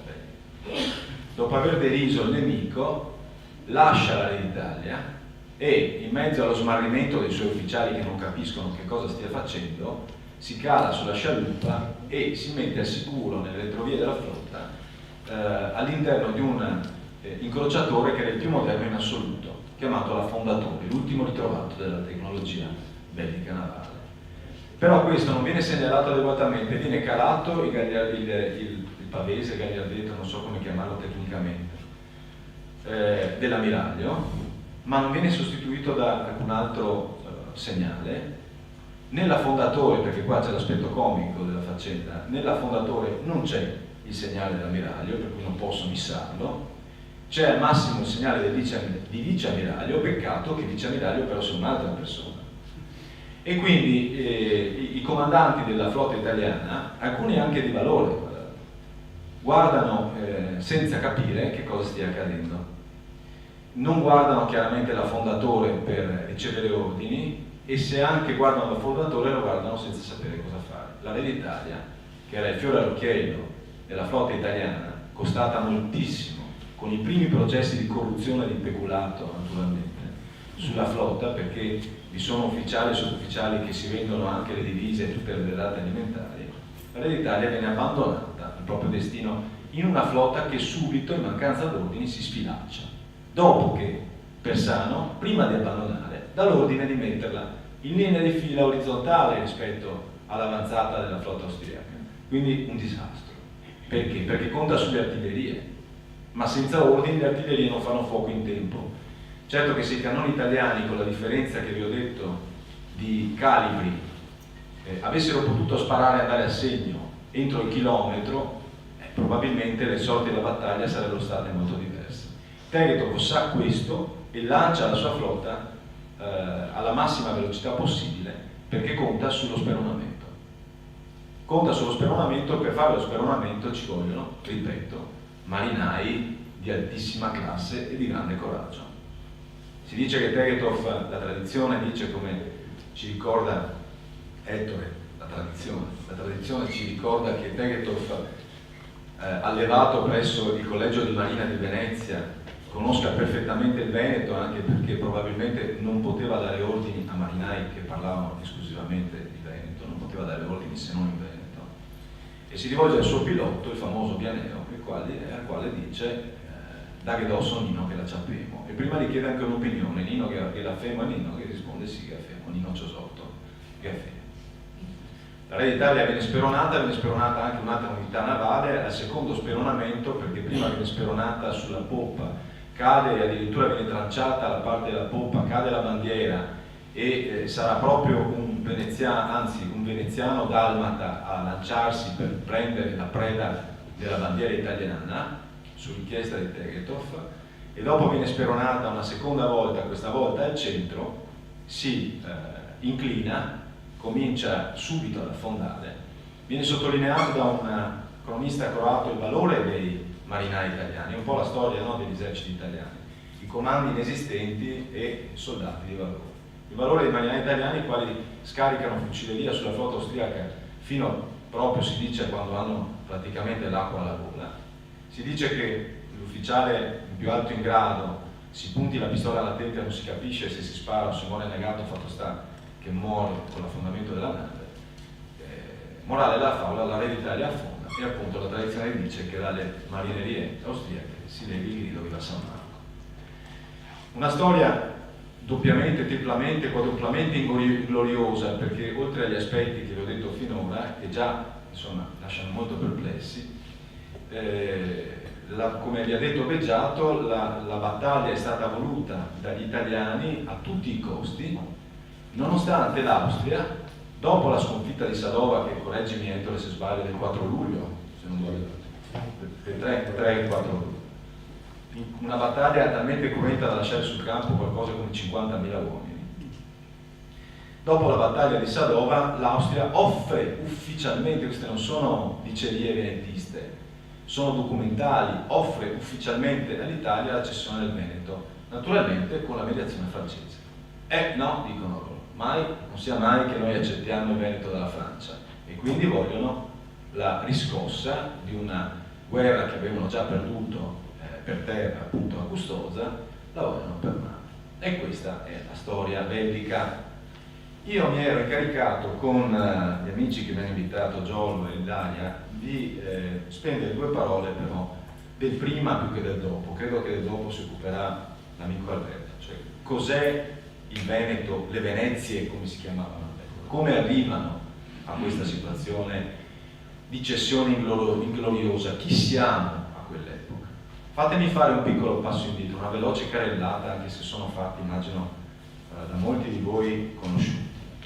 La Repubblica Veneta nel 1790 conta 2.800.000 abitanti circa, ha un tessuto imprenditoriale vivacissimo per l'epoca. Ecco, non ci stupiamo oggi se il Veneto ha 500.000 imprese, non c'è soluzione di continuità nel metodo, nella mentalità di queste genti. Per queste genti non intendo solo veneti in senso proprio, come siamo abituati a ragionare con la regione Veneto, ma i veneti di allora, cioè anche bresciani e bergamaschi. Pensate che Brescia era la provincia più ricca dello Stato da terra, era quella che dava più introiti allo Stato Veneto.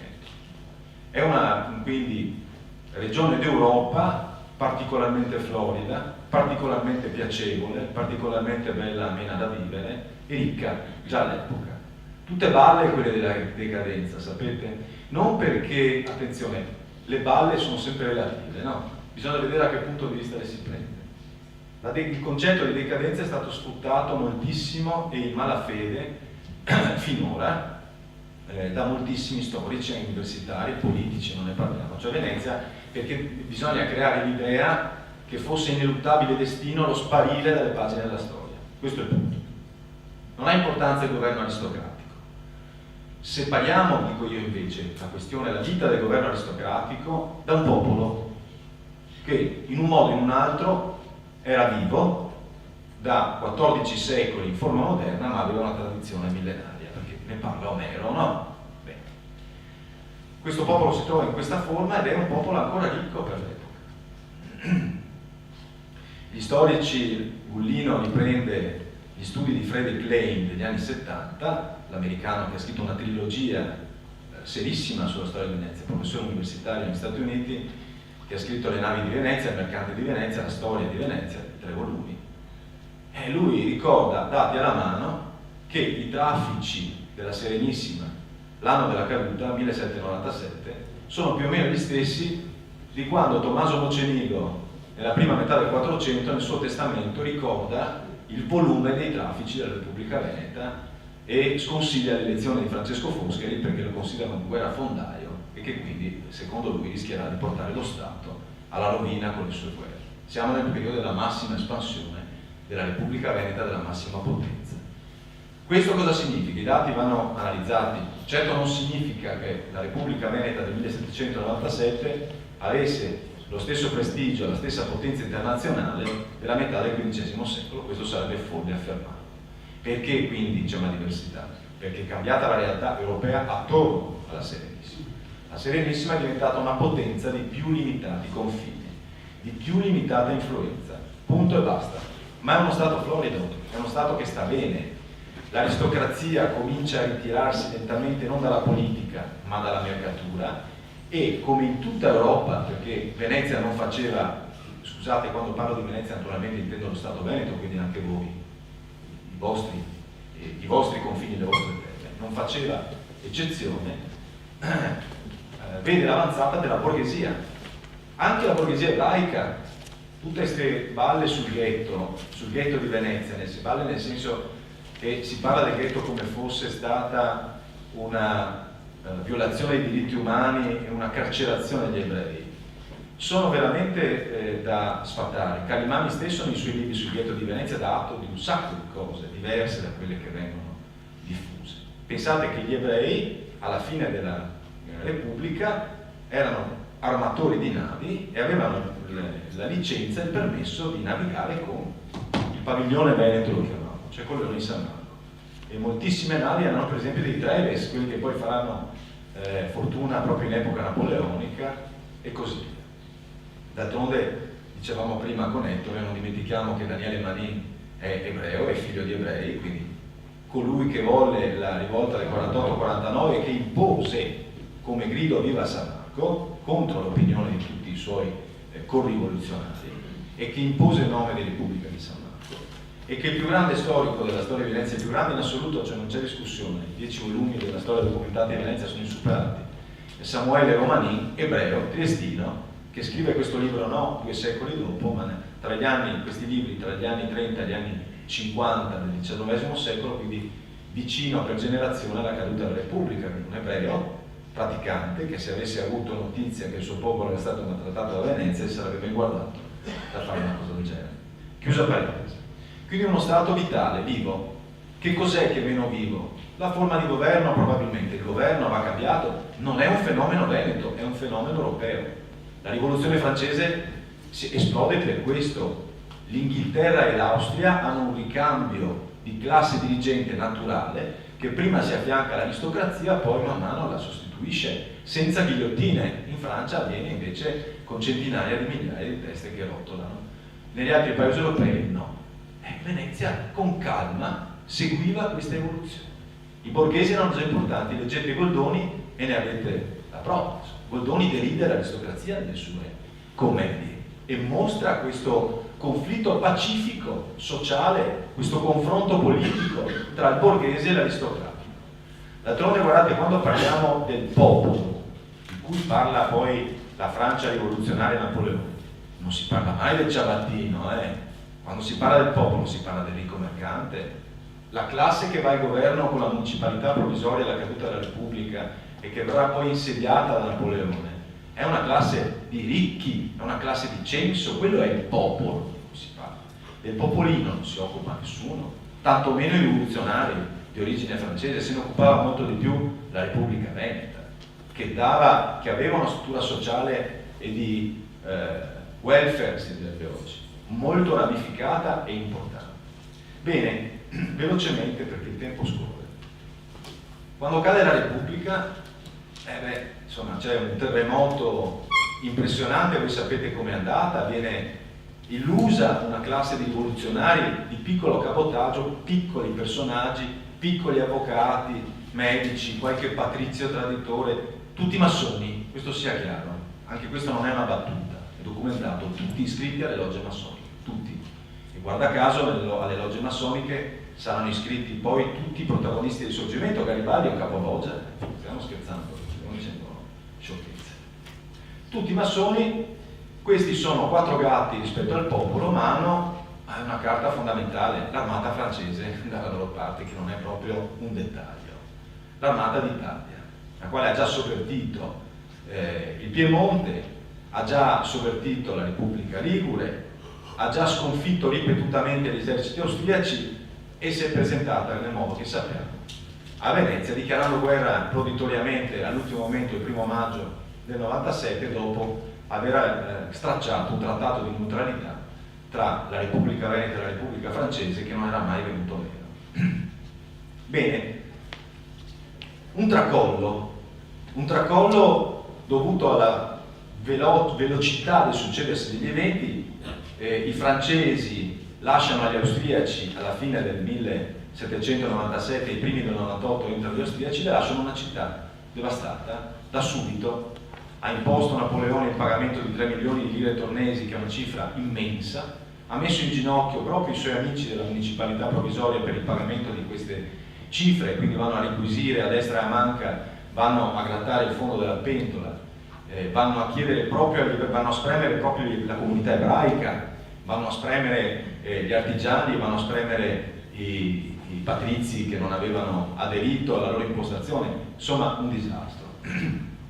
Distruggono l'arsenale, fanno fuori completamente per non lasciare nulla di integro, ma integralmente vuol dire integralmente il cordame, la pece, cioè rubano i chiodi, capito? Lasciamo perdere le navi che scompaiono dagli arsili, anche quelli in costruzione, che poi andranno a costituire il nervo della flotta francese ad Aboukir, cioè, lasciamo stare che quel pazzo di Napoleone decida perché c'è un nucleo paranoideo, anche qui mi assumo la responsabilità di quello che dico, ascoltate bene, uno psichiatra avrebbe da divertirsi. Cosa fa questo? Fa bruciare il Bucintoro, anzi, non fa bruciare il Bucintoro, fa bruciare le dorature del Bucintoro, tutte le sculture del Corradini, quindi la parte artistica. Raccoglie l'oro, si dice, le ceneri se le fa portare in cassa a Milano, e di fin qui dice, vabbè, sei un conquistatore all'antica, sei un dominatore, un distruttore, paziente.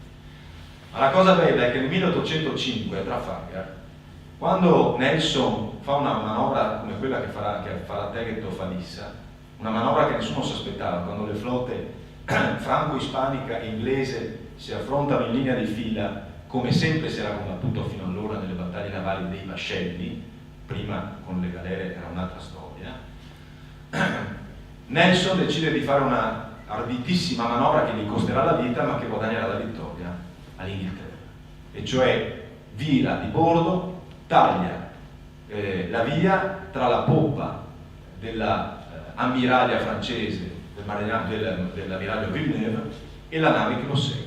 Sapete come si chiamava quell'ammiraglia?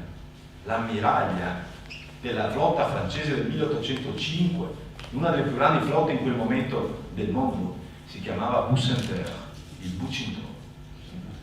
Allora questa è una cosa che non si legge mai nei libri di storia e che francamente fa molto pensare che Napoleone, che poi a Sant'Elena scriverà moltissimo di noi, si giustificherà del perché ha fatto tutto questo e dice che lui non è stato un protagonista ma un esecutore della storia, che del resto lui, lo dice lui, attenzione, lui ha creato gli italiani, ha ragione. Infatti andiamo a vedere il seguito velocemente di questi veneti che arrivano alla terza guerra di indipendenza e alla cessione della Volterra in quel modo vergognoso. Lui sì che fa gli italiani, lui pende con il rammarico di Foscolo e di tutti gli invasati come lui, mi prendo la responsabilità anche di questo, anche se mia figlia da poco ha portato Foscolo forzatamente a scuola, il quale segretario della municipalità provvisoria, quando sale la notizia, circola la prima notizia che Napoleone avrebbe venduto il Veneto all'Austria, invece di dire bel porco, cosa fa? Cioè, diamo fuoco, incendiamo Venezia, non lasciamola agli austriaci. Questa fu la proposta di Ugo Foscolo, voleva dar fuoco a tutta la città per non lasciare agli austriaci, e poi tutto il resto, insomma, ti ha venduto la città, che fai? Scappi nella Repubblica Cisalpina, cioè proprio dove c'è Napoleone Bonaparte. È chiaro che hai paura degli austriaci, è anche chiaro però che vai da quello che ha tradito tutti i tuoi ideali, la tua terra, ma non ti fermi qui, si arruola nell'esercito napoleonico, quindi diventa anche un soldato dell'esercito napoleonico, fino a quasi alla fine. Poi quando scriverà le ultime lettere di Jacopo Ortis, un'opera peraltro plagiata dal Werther di Goethe, quindi non è neanche originale, scriverà male di Napoleone, un uomo senza onore, un uomo eccetera, ma è troppo tardi, Bene, tornano i francesi nel 1806, dopo la pace di Presburgo, il sole di Austria, una delle luminose vittorie di Napoleone, tornano nel Veneto e lì è la catastrofe.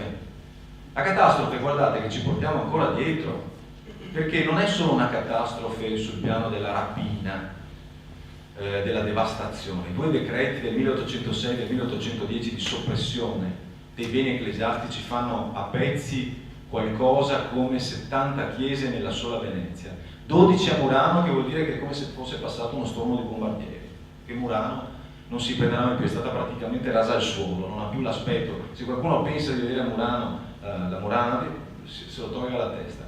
È come Zara, che è stata distrutta dai bombardieri inglesi al 90%, Murano è la stessa cosa. Venezia cambia completamente aspetto, una settantina di chiese, 385 scuole di devozione e di arte, 100 palazzi. Non è che Balia di Piccona, sapete, no, semplicemente con le sue leggi la soppressione dei beni ecclesiastici e dei monasteri fa sì che si chiude, fuori dalle scatole gli ordini minori, maggiori, eccetera, fuori dalle scatole i preti, incameriamo noi alle radio. Quindi quadri, distruggiamo le tombe, facciamo fuori i monumenti che non servono, ne facciamo una caserma, o questa ne facciamo una cava per il marmo e per i laterizi, e c'è la distruzione. Praticamente dovete immaginare che intorno al 1811, dice Alise Zorzi, Venezia è cosparsa di macerie. Per fare i giardini napoleonici distrugge 4 tra le più belle chiese e più tradizionali di Venezia: Sant'Antonio di Castello, la chiesa dei Marinai, con sepolcro e doge Antonio Grimani, uno dei più bei monumenti della Rinascenza, San Domenico, la parrocchia di Giambattista Tiepolo, e così. Le gallerie dell'Accademia oggi sorgono nella ex chiesa della Carità, che aveva uno dei più bei monumenti della Rinascenza veneziana, di Dogi Marco di Agostino Barbarigo, fatta fuori completamente. C'è chi ancora dice: caspita, ci ha dato le gallerie dell'Accademia. Vengono trafugati 30.000 quadri, 30.000 dipinti, i più importanti di itinerario. E cosa vuol dire? I numeri 1 partono per Parigi, i numeri 2 vanno a Milano, i numeri 3 restano a Venezia, i numeri 4, 5, 6, 7 vengono venduti, quindi vengono completamente dispersi. Guardate che ancora oggi, non ci pensiamo mai, ma le gallerie dell'Accademia e la Pinacoteca Brera sono il deposito di un ricettatore, di un ladro. Io quando vado alla Brera non corre andare a Parigi, perché tutti gli italiani, molto provinciali, non andiamo a Louvre e si scandalizzano. Andate a scandalizzarvi anche le Pinacoteca Brera. Perché Milano deve avere il ciclo di San Marco, quando la scuola di San Marco è stata restaurata di recente e potrebbe ospitare in situ i quadri, e Milano deve tenere nella Pinacoteca i quadri rubati da Napoleone e messi lì da Napoleone? Per quale ragione? Perché certi quadri sono nelle gallerie dell'Accademia quando potrebbero tornare al loro posto? Che sono solo il deposito napoleonico, che ha creato la dispersione di tutto il resto, tutti quei grandi capolavori che qualche cretino di professore universitario dice ancora: ma lui ha creato i musei pubblici. No, esistevano già i musei pubblici, la Repubblica aveva già i suoi musei, uno scoop. Il museo di archeologia era già un museo pubblico, la collezione Grimani era già un museo pubblico, il Giardino di Ferro all'Arsenale, il museo delle artiglierie erano musei pubblici, le chiese erano musei pubblici all'aperto, i conventi erano musei pubblici all'aperto, le scuole erano musei pubblici all'aperto. Chiusa parentesi. Quanto tempo ho? Quanto? 2 minuti. Quando quindi finisce questa distruzione, c'è la distruzione politica, l'assetto politico, la distribuzione politica del Veneto toglie a Venezia qualsiasi importanza. Venezia è semplicemente una provincia, e infatti Savoia, che ripetono questo modello, non ci pensano neanche minimamente a creare le regioni, che l'Austria con tutti i suoi difetti aveva bene invece in seno, perché era uno stato cosmopolita.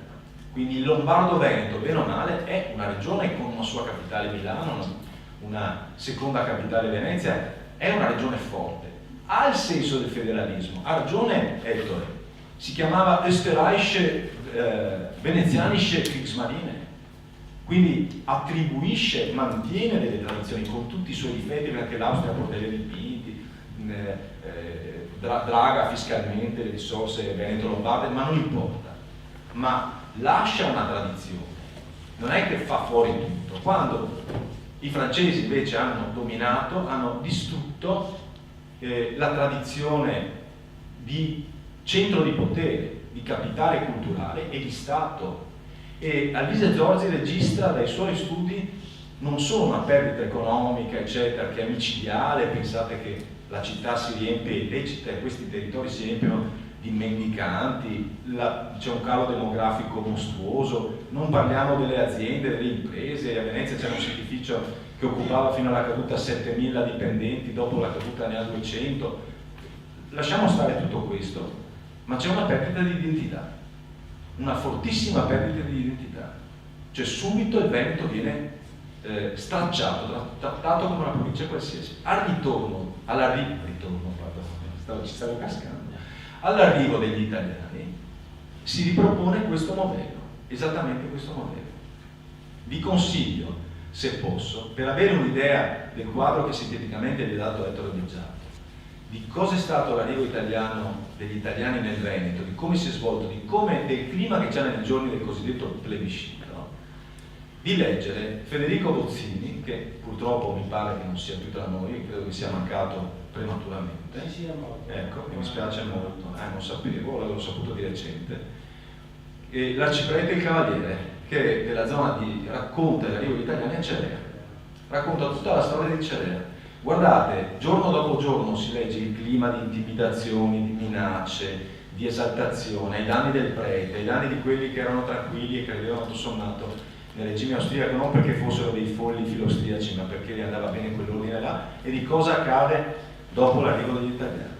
E la coscrizione e la tassa sul macinato vengono riprese, oltre all'ordinamento istituzionale, quindi all'annullamento del centralismo folle, che dice Zorzi verrà attenuato solo dalla Repubblica Italiana con l'istituzione delle regioni, e che invece, come vediamo, senza quasi che ce ne accorgiamo, sta per sparire di nuovo con qualche cretino locale che dice anche eliminiamo gli sprechi, eliminiamo le regioni, senza capire che sono l'ultimo baluardo, anche se debole, anche se difettoso, l'ultimo baluardo ha un minimo di senso identitario. Chiudo perché il tempo è tirato.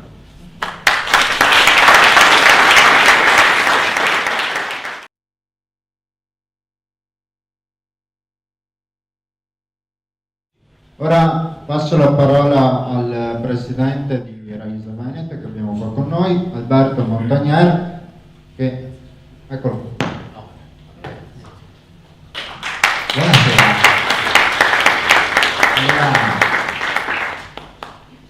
Parlare dopo quei eccellenti interventi, insomma, di Ettore e di Lorenzo mi dà una grande responsabilità per tenere alto il livello della serata.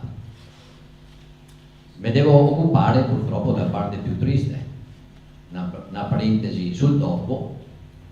Siamo nel 1966 e è stato già citato Zorzi, l'avvocato Fogliata, erano passati solo 70 anni, ma era come se fossero passati 7 secoli.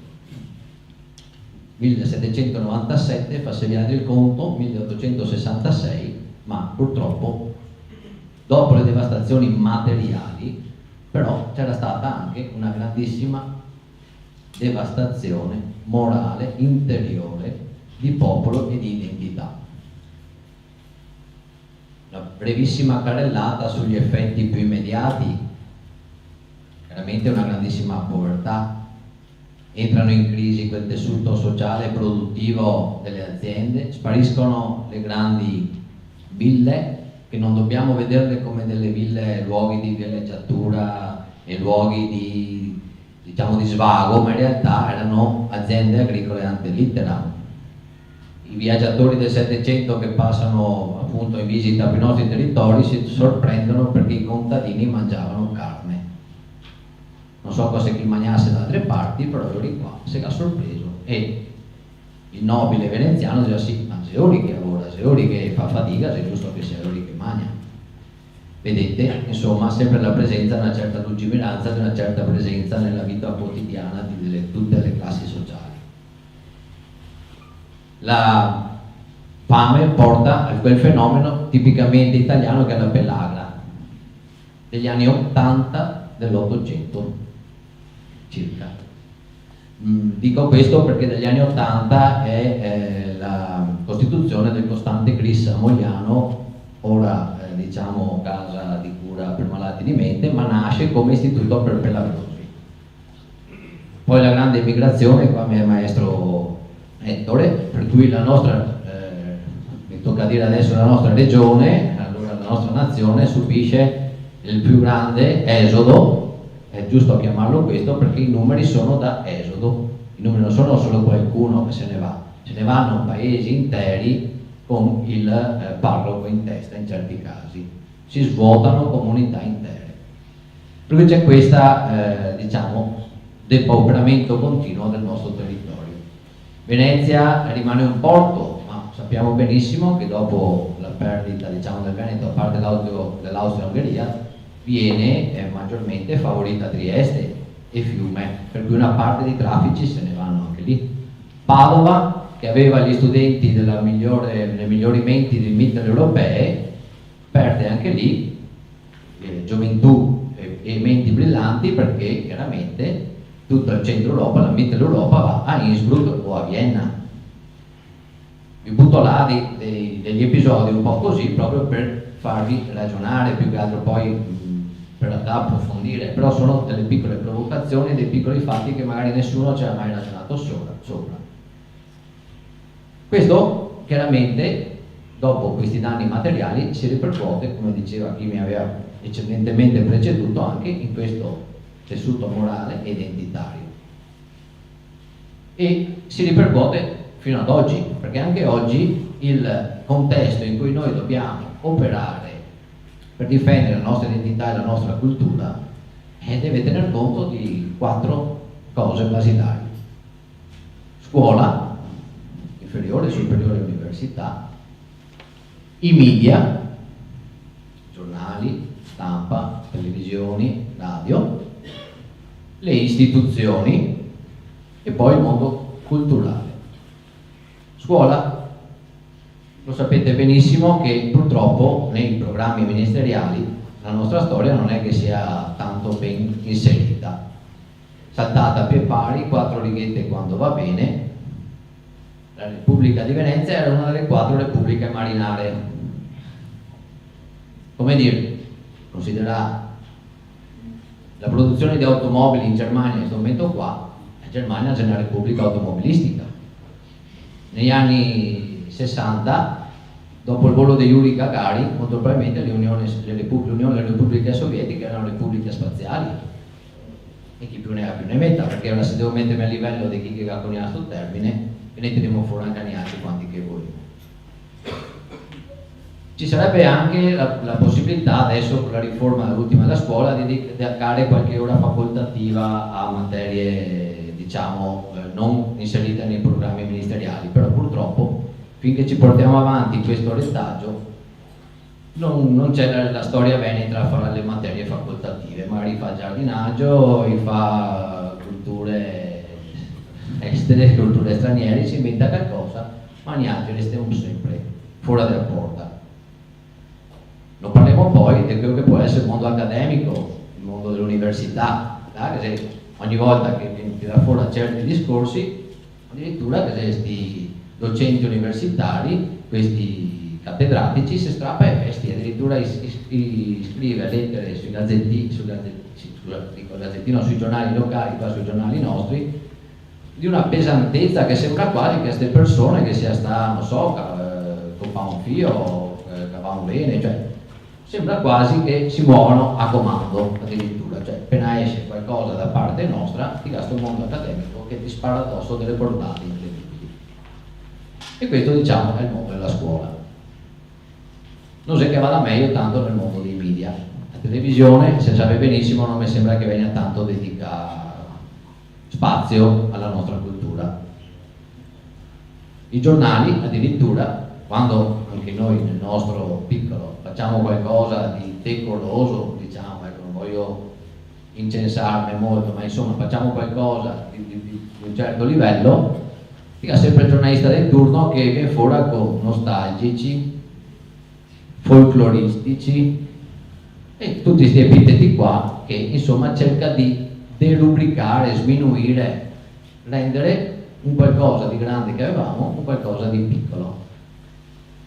Per cui anche qua vedete che non abbiamo tanto da stare allegri.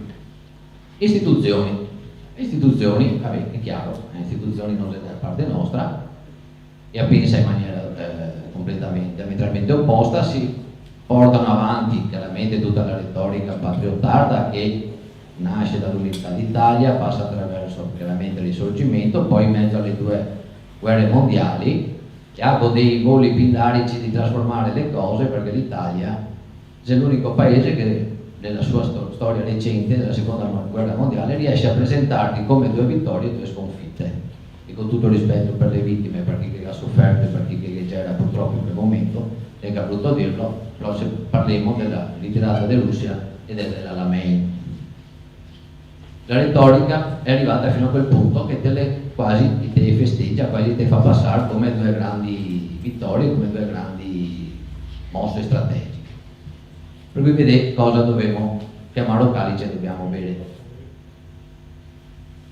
Alla fine forse ci viene un po' in aiuto il mondo culturale, già citato dai miei precedenti relatori, qualche libro è stato scritto con enfasi e che ci rende finalmente giustizia, grazie a Dio, anche da autori che non erano veneziani o veneti, così potrebbero essere accusati di partigianeria, ma abbiamo appunto l'americano Lane, il tedesco Eickhoff, un siciliano di Stefano, ecco, per cui persone che non erano delle nostre terre, che però almeno ci rendono giustizia.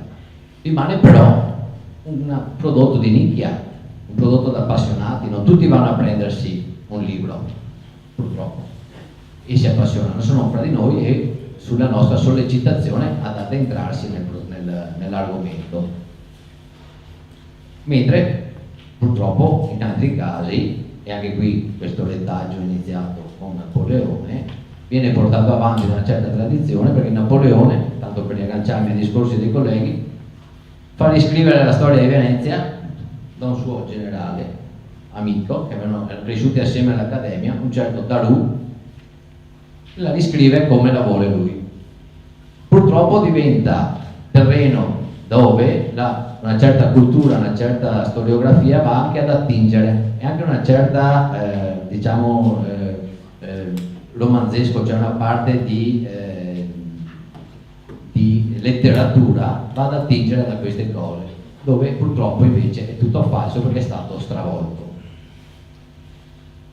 Il Darù purtroppo, essendo un membro dell'allora nomenclatura, dell'allora mondo accademico, promosso in questo caso da Napoleone, da militare lo fa quasi docente, viene stampato in migliaia di copie e purtroppo si trova ancora, volendo, mentre si fa fatica a trovare Romanin e si fanno fatica a trovare altre pubblicazioni.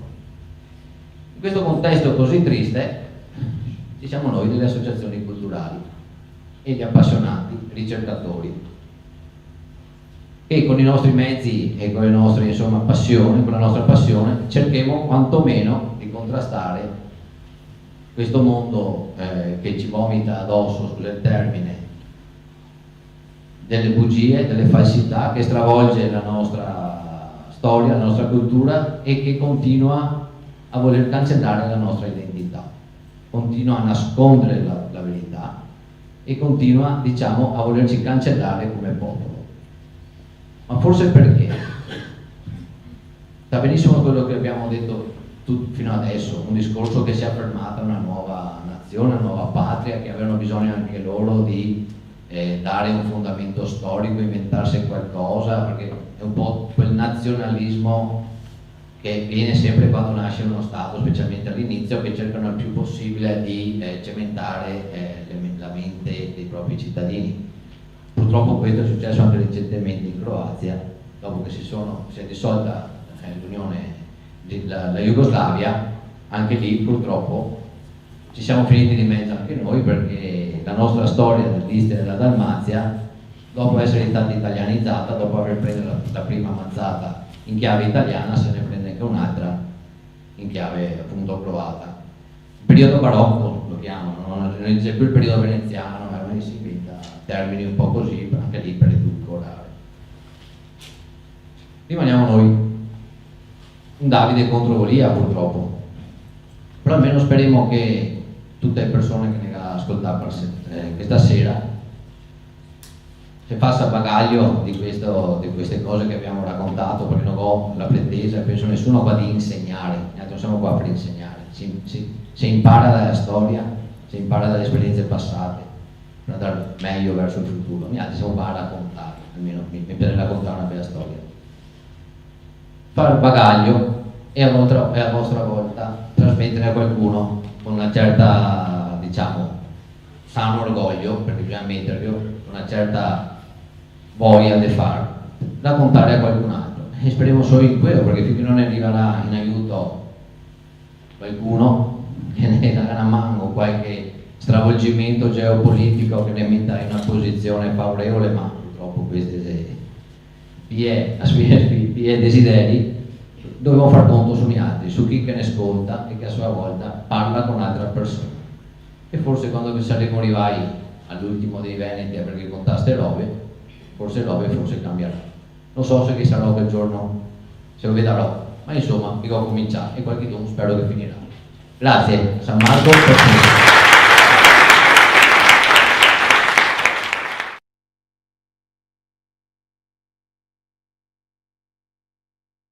Di certo noi proseguiamo, continuiamo su questa strada della verità. È vero, siamo piccoli, siamo magari anche pochi, ma certamente siamo tosti, siamo determinati comunque ad andare avanti. Una cosa voglio dirvi, se avete dei figli, soprattutto se sono in età delle elementari o delle medie soprattutto, guardate, leggete i loro libri, leggeteli, cercate di capire quanto viene scritto sulla storia locale, su quello che è l'aspetto della cultura locale, cose che realmente gli appartengono, cose che realmente gli vanno a segnare l'esistenza di tutti i giorni. Soprattutto i giovani, i ragazzini, vivono l'entità locale come una cosa importante, con la quale devono crescere. E mi domando, cosa ci sarebbe di così sbagliato nell'essere orgogliosi di essere veneti, di essere polesani?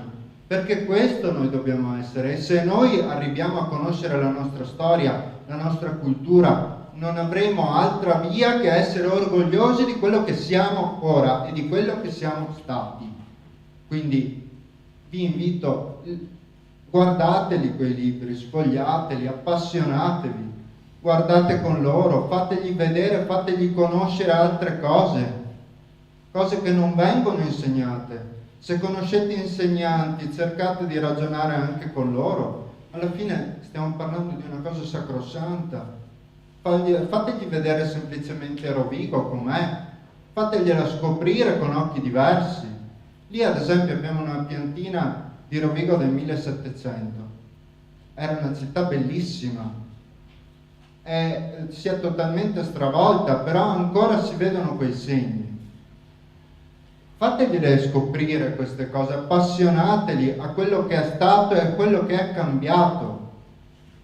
Riscopriamo il nostro vero sentimento di identità.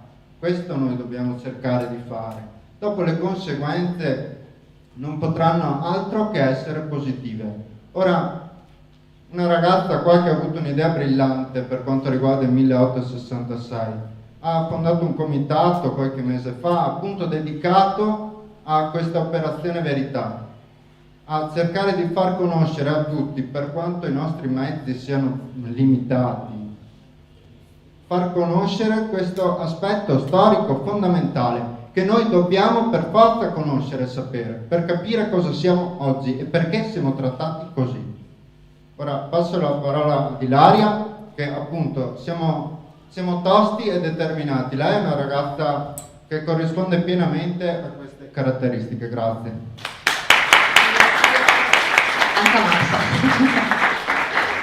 Allora io sono quasi in imbarazzo perché dopo i relatori che ci sono stati in realtà appunto io sono contenta di essere qui, sono stata chiamata da Raise e sono stata chiamata perché in realtà il tema di quest'anno è il 1866, non è che io abbia avuto un'idea chissà che geniale, semplicemente il 150esimo e abbiamo detto ma quante volte capita un 150esimo, usiamolo bene, e usarlo bene significa in realtà avere l'occasione per spiegare che cosa è successo 150 anni fa. Quindi il motivo di questo comitato è proprio questo, sfruttare questo anno per rendere consapevoli i veneti di quello che è accaduto ai loro nonni. E il comitato non è nulla senza altre associazioni, quindi in realtà è semplicemente un modo per poterne parlare. Volevo chiedervi, visto che adesso sono le 10 passate, 10 e mezza, volevo chiedervi come mai siete venuti qua stasera? Cioè, tipo, perché volevate sapere, perché siete curiosi della storia? Non so, per la storia. Per la storia. La signora Lacfa, perché ho visto una locandina interessante, perché Raise di solito fa cose belle, non lo so, cioè avete, diciamo... Per sapere la verità. Per sapere la verità? E già sarebbe, no, già vorrebbe dire sapere di essere stati ingannati, perché non è mica detto che ci sia nemmeno questo. Per guardare il futuro in maniera più ottimistica. Quello mi piace. Ho sentito solo storia, quello mi piace. Pessimismo e non ho sentito prospettive per il futuro, non dobbiamo preparare il futuro e i nostri figli. Ecco, allora, questa base Esattamente, in realtà, se ci pensate bene, allora qua siamo già molto con le idee molto chiare. In realtà, prima di arrivare alle risposte, la cosa interessante sono le domande che ci poniamo. Le risposte poi le dà ciascuno di noi. Ma il motivo per cui si studia storia, in realtà, è per avere una lettura saggia di ciò che sta accadendo nel presente e una visione chiara di quello che può essere il futuro. La storia serve a questo, al di là di quelli che possono amare, diciamo, mettere il naso dentro i libri. La storia serve a questo, a sapere chi si è, così sai dove puoi andare, quindi ad avere una lettura di quello che succede e di quello che potrebbe succedere. Quello che abbiamo sentito stasera, l'emigrazione, di cui parlava per esempio il presidente di Raise, se ci pensate bene è un fenomeno che adesso noi stiamo vivendo al contrario, in maniera massiccia. 150 anni fa e rotti erano i nostri ad andare via. Allora le cose tornano e ritornano, ci sono delle modalità diverse forse che fanno la differenza, no? I nostri, per esempio, nel mondo sono stati ricordati come una buona immigrazione. Io mi ricordo la sindaco di Erechim, che è una cittadina, 90.000 abitanti, del Brasile, che quando ha accolto la delegazione di Veneti, siamo andati a trovare le comunità venete nel mondo, ci ha stretto la mano e vi giuro mi sono venuti i penotti così, ha detto noi dobbiamo ringraziare la vostra gente, cioè aveva identificato nell'emigrazione veneta il nucleo che aveva fondato Erechim. 100 anni prima Erechim era mato, era foresta, ok? È diventata quello che è diventata per l'emigrazione nostra, che è una modalità di emigrare completamente diversa da quella che magari adesso viviamo qua. Quindi sapere come sono stati i nostri emigrati potrebbe farci riflettere e pensare come noi vorremmo e dovremmo pretendere che siano gli altri immigrati, no? Quelli di oggi. Questo significa sapere la storia. Parlando di immigrazione una cosa, parlando del 1866, inteso proprio cosa è accaduto quell'anno, il sapere che siamo stati ingannati ovviamente può fare, comunque fa venire fuori una sorta di reazione. Però in realtà, al di là del concentrarsi sul fatto che siamo stati ingannati, la cosa interessante è che in quell'anno là i veneti, in maniera diciamo un po' maldestra, perché dopo c'erano le 2 urne, perché dopo erano guidati e tutto quanto, in maniera un po' maldestra, ma i veneti quell'anno hanno esercitato il diritto di autodeterminazione. Era stato fatto e un po' mischiate le carte, ma di fatto la cosa interessante di quell'anno là che dobbiamo tenerci in mente è che ai veneti è stato chiesto: volete stare con l'Italia, con il Regno d'Italia? Allora, il motivo per cui è interessante venire a serate così è perché queste domande fatte 150 anni fa in realtà possono diventare un patrimonio di oggi. Quella domanda fatta allora può, in una maniera assolutamente accettabile, diventare la domanda di un Veneto oggi, della serie: vogliamo ancora rimanere in Italia o per caso non vogliamo qualcosa di diverso? Allora, quello che si propone il comitato è quello di far conoscere ciò che è successo, ma soprattutto di far riflettere le persone sul fatto che gli scenari non sono sempre guidati, non siamo dentro una scatola, siamo noi che dobbiamo farci le domande giuste per poter poi rispondere nella maniera che vogliamo noi. Allora, riprendo e cito un pensiero che mi è rimasto molto impresso del come mai si fa cultura. Mattia lo diceva chiaramente, noi abbiamo tanta cultura e dobbiamo diffonderla, e prendo un pezzettino di un discorso che Giovanni Paolo II ha fatto all'ONU ancora nel 1995. Se non l'avete mai letto, andatevelo a leggere, perché è una cosa che allarga il cuore. Parla del diritto dei popoli, dell'autodeterminazione del diritto dei popoli, e in un passaggio dice: il diritto all'esistenza implica naturalmente per ogni nazione anche il diritto alla propria lingua e cultura, mediante le quali un popolo esprime e promuove quella che direi la sua originaria sovranità spirituale. La storia dimostra che in circostanze estreme è proprio la sua stessa cultura che permette a una nazione di sopravvivere alla perdita della propria indipendenza politica ed economica. È questo il motivo per cui Raise fa cultura, per permettere ai veneti di superare questo momento nel quale noi non siamo liberi come lo eravamo, e permetterci di farci riflettere e magari di arrivare alla conclusione che potremmo di nuovo essere artefici del nostro destino. Lo siamo stati per tanti anni, potremmo assolutamente tornare ad esserlo. Ma le parole sante sono queste. non devo dire più niente, la riflessione arrivava a margine appunto di questi bagni di cultura. Io vi invito a diffondere queste occasioni. Avete con voi un libricino che dice 2H in croce su quello che è successo, ma l'abbiamo fatto proprio perché si possa perlomeno diffondere un po' di conoscenza di queste cose. Quindi diffondete anche la possibilità di partecipare a queste occasioni. Il 21 e il 22 di ottobre per il Veneto quest'anno sarà un 150°.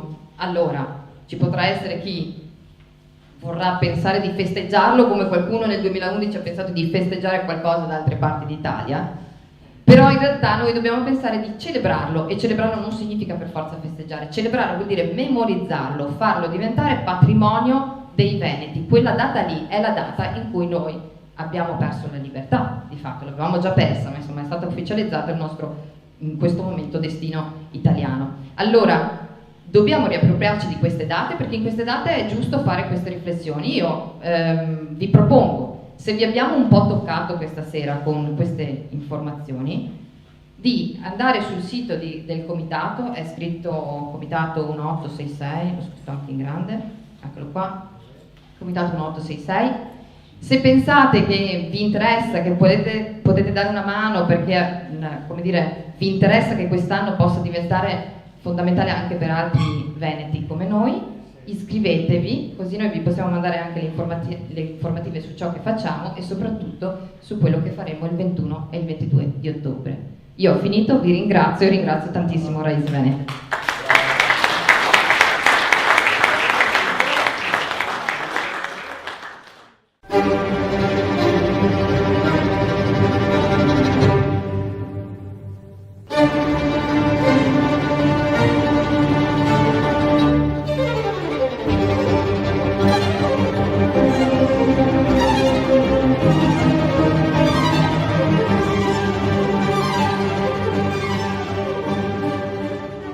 Benvenuti nel nuovo appuntamento di Veneto 1 Classica, l'appuntamento con la grande musica. E oggi avremo un ospite illustre che fra un po' vi presenterò, ma vi voglio anche ricordare che trasmettiamo per Radio Veneto 1 delle frequenze di 97.500 e anche nel canale digitale 86 di Eden TV.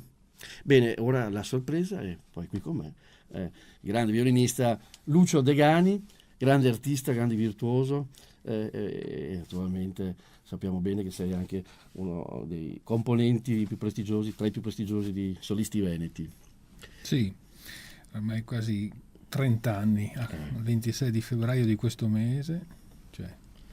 30 anni di carriera con i Solisti Veneti, quindi penso che hai girato il mondo e visto parecchio. Largo, sì, da quando avevo 19 anni. Sì. 19 anni, ma penso un po'. Però insomma, andiamo un po' agli inizi. Qual è stato il tuo primo amore con questo meraviglioso strumento? Questo meraviglioso strumento che è un Don Niccolò Amati del 1731. 1731, trovato per puro caso in una soffitta triestina nel 92 e mi ha accompagnato fino ad oggi nei miei concerti. Ha fatto un po' penare per vari restauri, cose, però è uno strumento che dà molte soddisfazioni, soprattutto dal punto di vista della qualità. Certo che insomma da una soffitta è qualcosa di arcano, è qualcosa di particolare. Sì, apparteneva a una signora vedova, questo era del marito che suonava, poi quando è mancato il marito lei ha cercato di venderlo, ma siccome lo strumento presentava parecchie crepe ed era incollato, anzi più che incollato, attaccato sulle fasce con lo scotch, nessuno lo voleva. Ma d'altronde Trieste è una città in cui ci sono i termosifoni centralizzati, le temperature medie invernali negli appartamenti sono di 25-26 gradi, che per strumenti del genere sono la morte, in quanto il secco poi favorisce il formarsi di crepe e di scollature. Quindi nessuno... Io avendo visto questo strumento me ne sono subito un po' innamorato, poi tramite dei giri particolari sono riuscito a venirne in possesso, l'ho fatto vedere a Londra, e lì me l'hanno battezzato. Diciamo. E ti ricordi allora il primo concerto fatto con questo strumento? Allora, il primo concerto fatto con 1731 questo... Non credo. Ben lontano da... No, il primo concerto che feci con questo strumento era nel maggio del 1992. 1992. Io l'avevo preso a marzo. E ti ricordi il primo brano che hai eseguito con questo strumento? Con questo strumento feci un brano di Paganini. Ah, penso un po'. Sì. Probabilmente le streghe. Non ricordo se erano le streghe o il Mosè. Uno dei due, comunque col pianoforte. Quindi, insomma, inaugurato con un grande compositore, un compositore non diciamo, da poco, Paganini, italiano, che rappresenta la scuola violinistica per eccellenza italiana. Bene, allora andiamo ad ascoltare l'arte di Lucio Degani ed eseguiamo un pezzo, diciamo, insieme. Cosa dici? Visto che parlavi di Paganini, facciamo il cantabile. Facciamo il famoso cantabile di Paganini? Sì, che è un pezzo che mette distensione e serenità. Ci portiamo poi la tastiera e eseguiamo questo brano di Paganini, il cantabile. Buon ascolto.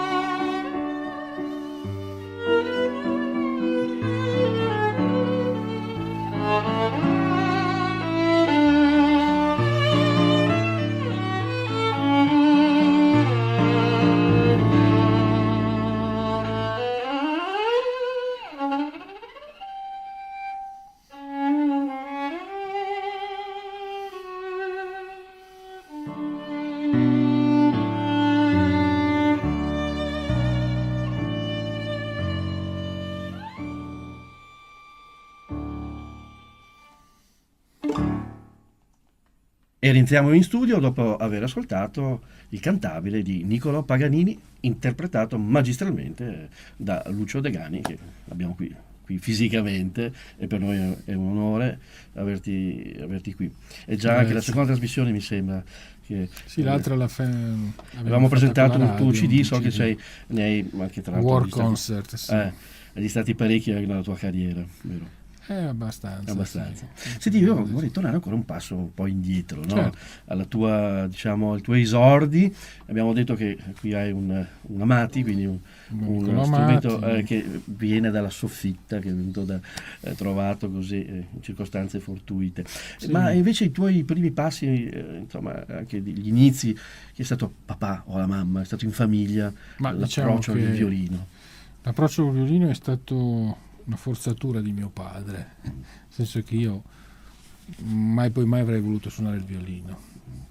Diciamo che io ho seguito le orme di mio fratello che studiava pianoforte, così anche un po' per gelosia volevo studiarlo anch'io, così ho cominciato a suonare il pianoforte, a studiare il pianoforte all'età di 9 anni, quindi un paio d'anni ho studiato il pianoforte. Suonavo alle messe, l'organo, come faceva lui, anche ai funerali, da piccolo, sì. Poi feci l'esame d'ammissione al pianoforte, però mio padre mi disse no, fallo anche per violino, perché... E io feci l'esame anche violino, d'ammissione per violino, non sapendo suonare il violino ovviamente, perché... Però entrai, a che dopo io ho entrato anche in pianoforte, dici no, ma adesso studi pianoforte e basta. E mio padre dice no, devi studiare violino. Allora arrivai a un baratto con mio padre ai tempi, avevo appena compiuto 11 anni, quindi dissi mio padre vabbè, io studierò il violino, però tu mi devi comprare il trenino Lima con tutto il plastico, che ai tempi, nel 78, costava 26.000 lire, era poco, pochissimo. Un bel regalo, Io, convinto che tanto mio padre non me l'avrebbe comprato, ero sicuro che questa cosa, e invece lui me lo comprò, e così dovetti cominciare a studiare violino. Quindi insomma, benedetto quel trenino, in qualche modo. Sì, diciamo che quel trenino, all'inizio il violino è stato appunto frutto di quel trenino. All'inizio giocavo più col trenino e meno col violino. Poi devo dire che passando i mesi, appunto con questo mio primo insegnante di conservatorio, che ai tempi era un allievo di Lipitzer, tra l'altro. Ah, si chiamava? Si chiamava Ernesto Leonardi. Ernesto Leonardi. Sì. Era un ottimo violinista lui. Insegnava appunto a Udine, io ho cominciato il conservatorio con lui. Infatti, ti interrompo, vorrei ricordare che appunto, Lucio io Degani, sono friulano udinese, lontani origini ungheresi. Con lontane origini ungheresi. Da ecco parte di forse... padre, bisnonni, sì, un nome italianizzato durante il periodo fascista. E comunque volevo dire appunto che cominciai a studiare violino con questo maestro. All'inizio lo feci quasi per gioco. Poi invece nel tempo cominciai a appassionarmi a questo strumento e mi appassionai al punto che ascoltavo sempre tutte le lezioni. Io avevo una lezione di 3/4 d'ora e stavo in conservatorio 4-5 ore a ascoltare le lezioni degli altri, e questo mi fece crescere una gran voglia di studio verso questo strumento, e poi così fu che mi innamorai e bruciai un attimo le tappe. Sei entrato in conservatorio? Dove hai fatto? Ero in conservatorio. A Udine? Sì, in conservatorio Jacopo Tomadini. Il tuo primo insegnante era di Udine, il conservatorio? No, lui era goriziano, però insegnava a Udine. E feci infatti, bruciai un attimo le tappe, feci il quinto anno in 3 anni. Quindi già lì si vedevano subito le tue doti, insomma. Sì, spiccate, poi durante un concorso che feci nell'82 conobbi il maestro Zanettovic, il famoso violinista del trio di Trieste, e cominciai a studiare con lui. Da qualche mese dopo che feci questa conoscenza, anche tramite un aiuto del figlio Daniele, compositore famoso, e l'anno dopo mi trasferì appunto a Venezia, al conservatorio di Benedetto Marcello di Venezia, dove seguì appunto le lezioni regolari del maestro Zanettovic. Poi mi diplomai da privatista a Firenze al Cherubini, e poi perché la tua carriera, ma diciamo già prima io mi diplomai nell'87, però già l'anno prima facevo la spalla dell'orchestra giovanile italiana a Fiesole. Fiesole, sì, importantissimo. Sì, dove c'erano i corsi, corsi. E dove c'era il maestro appunto Farulli con cui facevo quartetto, Zanetto, Ciderosa, musica da camera, e Principe appunto io facevo la spalla, quindi c'erano le tournée estive, ma allo stesso tempo feci un'audizione nel febbraio appunto dell'86, esattamente il 26 febbraio, col maestro Scimone. Feci un'audizione al mattino, al pomeriggio lui mi fece fare una prova con l'orchestra e il giorno dopo, il 27 febbraio, il mio primo concerto con i solisti veneti a Perugia. Ricordo anche che lui, siccome io ai tempi non avevo il frac, non ho neanche pensato, mi prestò il suo smoking per il concerto. Il Scimone. Questo è proprio interessante, tra l'altro, e poi tu sei diventato anche il primo violino solista diciamo che sì, dal 2000 ricopro il ruolo appunto di violino principale principale e solista, insomma. Bene, allora ascoltiamo la Ciaccona di Johann Sebastian Bach in re minore, interpretata magistralmente dal violinista Lucio Degani. Buon ascolto.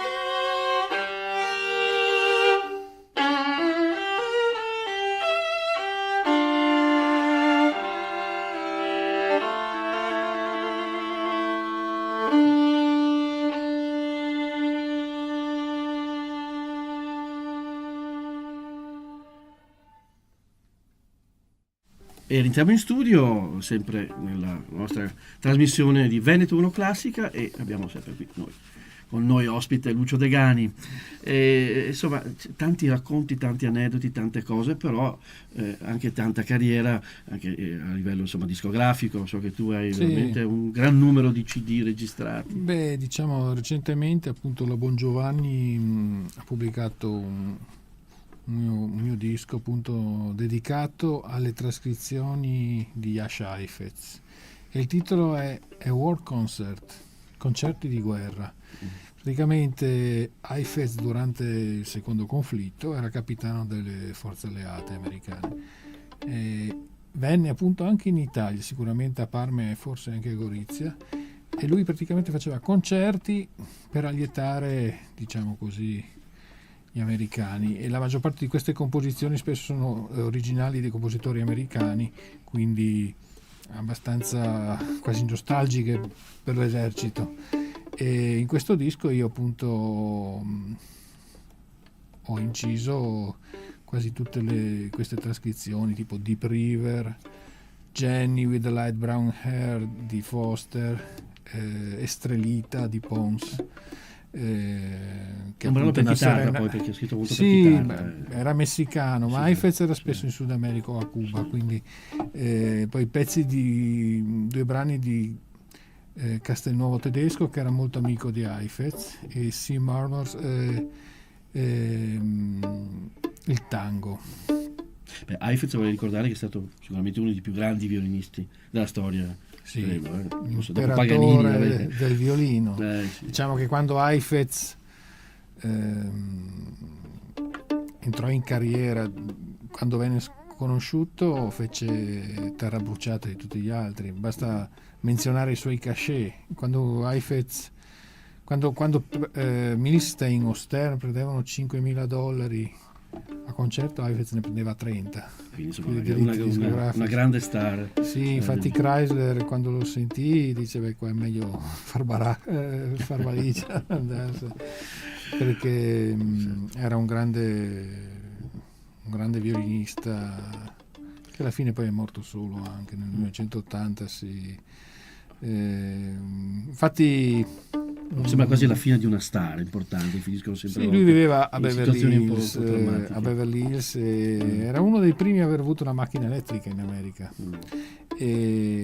Però infatti c'è anche un libro sulla vita così di Heifetz, di Alberto Cantù, che si intitola L'imperatore solo, perché era un imperatore del violino, ma nel fondo la sua vita è stata abbastanza solo, nonostante avesse avuto due matrimoni alle spalle, così finiti malamente, però era un grandissimo violinista.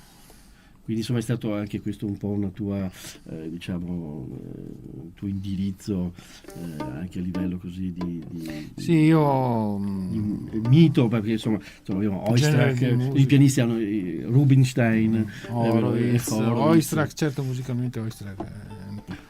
Diciamo, Heifetz è stato quello che ha creato una nuova tecnica moderna del violino, diciamo, ed è tuttora attuale. Bene, siamo giunti al termine di questa trasmissione con un ospite d'onore, Lucio Degani, che ci ha fatto sentire la sua arte e anche di più, perché insomma c'è un grande vissuto, molti anni con un prestigioso gruppo orchestrale che sono i Solisti Veneti, dal quale volevo ringraziare anche il maestro Scimone, dal quale mi ha dato la carriera, mi ha dato tutto, l'insegnamento.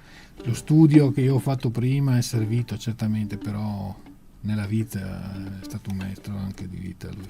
Certo, allora possiamo dedicare un brano che vorrei prendere dal nostro concerto che abbiamo fatto a metà gennaio. Lo dedichiamo un bis che mi era stato chiesto da una signora tra il pubblico, una scelta quindi che io non avevo minimamente preparato, che è stata una cosa così abbastanza simpatica da eseguire. Cioè, un diavolo, no? Mi ha chiesto un trillo del diavolo. Noi, non avendo appunto preparato il trillo del diavolo, gli ho suonato la cadenza che Fritz Kreisler ha scritto per quella sonata. Benissimo. Allora, intanto, grazie ancora.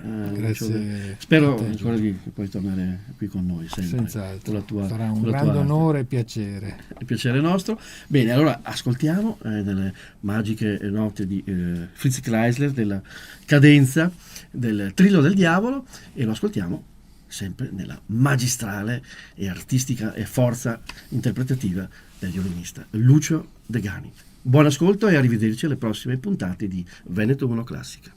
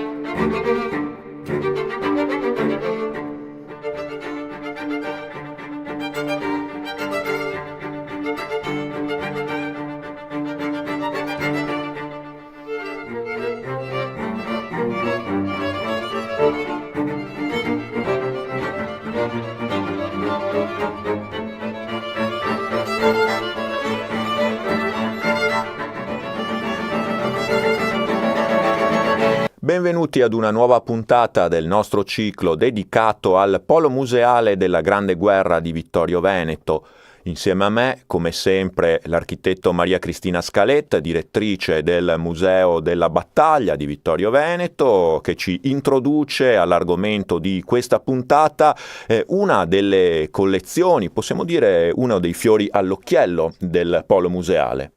Certamente, stiamo parlando di un patrimonio che è stato donato dalla figlia Mariemma Marzocchi di immagini fotografiche e immagini stereoscopiche, lastre stereoscopiche, che Luigi Marzocchi, un fotoreporter che lavorò durante la prima guerra mondiale in campo di battaglia, in seconda linea, dove c'erano gli ospedali da campo, insomma facendo un reportage completo della vita durante la Grande Guerra. E di questo importantissimo patrimonio acquisito al Museo della Battaglia ce ne parlerà Francesca D'Aros. Come molti altri musei, anche il Polo Museale Vittoriese si è arricchito negli anni grazie a delle donazioni di privati che hanno donato al museo le proprie raccolte. Una di queste, una delle principali, è la collezione di Luigi Marzocchi. E allora, Francesca D'Aros, iniziamo intanto a dire chi era questo Luigi Marzocchi. Allora, Luigi Marzocchi nasce il 3 agosto del 1888 a Molinella, in provincia di Bologna. Intorno al 1907 venne arruolato per svolgere il servizio militare e lo porta a termine proprio come addestramento, in quanto non c'era ancora la guerra. Venne nuovamente richiamato nel momento in cui scoppia la guerra, quindi nel 1915, proprio perché l'esercito italiano si stava organizzando, e venne richiamato con un incarico molto particolare, perché venne assegnato a Luigi Marzocchi l'incarico di organizzare il reparto fotografico ufficiale del Comando Supremo. Cos'era questo compito? Il compito consisteva nel produrre immagini fotografiche che rappresentassero il territorio sostanzialmente, ma anche aspetti di vita quotidiana e di qualsiasi cosa che potesse portare un'informazione in più ai comandi. Quindi era un ruolo innovativo perché nasce proprio in ambito militare e assolutamente interessante a livello informativo.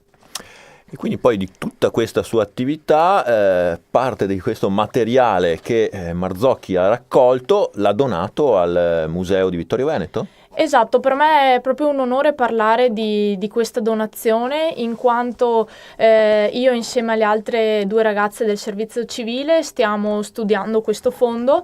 Questo fondo è arrivato al museo nel 1987 su donazione della figlia proprio di Marzocchi, Maria Emma, la quale ha deciso di donare l'intero lavoro che ha fatto il padre in ambito di guerra. Questo fondo raccoglie 11 album fotografici, di cui il primo contiene dei documenti che raccontano proprio il lavoro di Marzocchi. Gli altri album invece raccontano di vari luoghi e anche di varie situazioni che Marzocchi ha immortalato proprio negli anni, nell'anno di guerra dell'occupazione, quindi dall'ottobre del 1917 al novembre del 1918. Ecco, visto che lo state studiando, lei e le sue colleghe, approfonditamente proprio per portarne a termine la catalogazione, cosa raccontano queste foto scattate durante la guerra da Luigi Marzocchi? Allora, queste foto, inizialmente c'è da dire una cosa, che oltre ad avere questa funzione a livello militare, c'è da ricordare che la fotografia nasce anche come funzione, aveva la funzione propagandistica.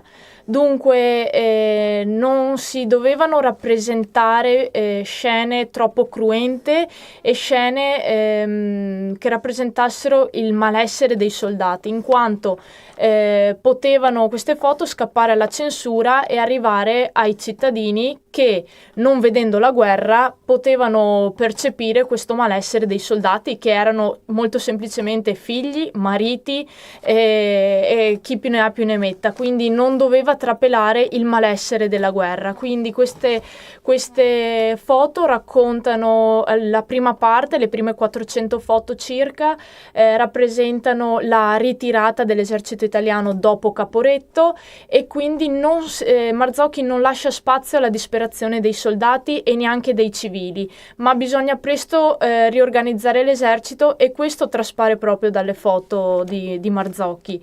Nella seconda parte viene raccontata sostanzialmente quella che è la battaglia d'arresto dell'esercito austro-ungarico, e anche qui c'è una piccola parte riservata al reparto degli arditi, per poi concludere con i festeggiamenti, la fine della guerra, arrivando proprio ai festeggiamenti e alle celebrazioni del 4 novembre, quindi si vede anche la parte più gioiosa, se così si può dire, della fine della guerra. Quindi un patrimonio davvero interessante, quello costituito dalle foto scattate da Marzocchi, dai suoi collaboratori, foto che sono visibili al museo? Sì, queste foto sono visibili all'interno del percorso di guida del museo tramite delle gigantografie. Infatti sono state selezionate alcune foto molto belle che rappresentano e valorizzano anche il lavoro di Luigi Marzocchi. Una parte invece non si vede, è quella, il museo nascosto lo chiamiamo noi, e rappresenta una serie di stereoscopie che rappresentano proprio questa tecnica utilizzata e nata in periodo di guerra, che praticamente rappresentava la visione dell'occhio umano, e tramite queste foto e un apposito apparecchio si possono vedere queste foto in versione tridimensionale, quindi anche questa è un valore aggiunto a quello che è il fondo Marzocchi e la donazione arrivata al Museo della Battaglia. Quasi un occhio in presa diretta, pur con quella visione da un angolo particolare, come ci ha spiegato Francesca Darós, sugli avvenimenti della Grande Guerra, degli ultimi anni della Grande Guerra, proprio anche nel nostro territorio. Grazie allora a Francesca Darós per averci illustrato il fondo fotografico Luigi Marzocchi del Museo della Battaglia. Grazie a voi. Grazie anche da parte mia per averci seguito fin qui. L'appuntamento è con la prossima puntata del nostro ciclo dedicato al Polo Museale della Grande Guerra di Vittorio Veneto.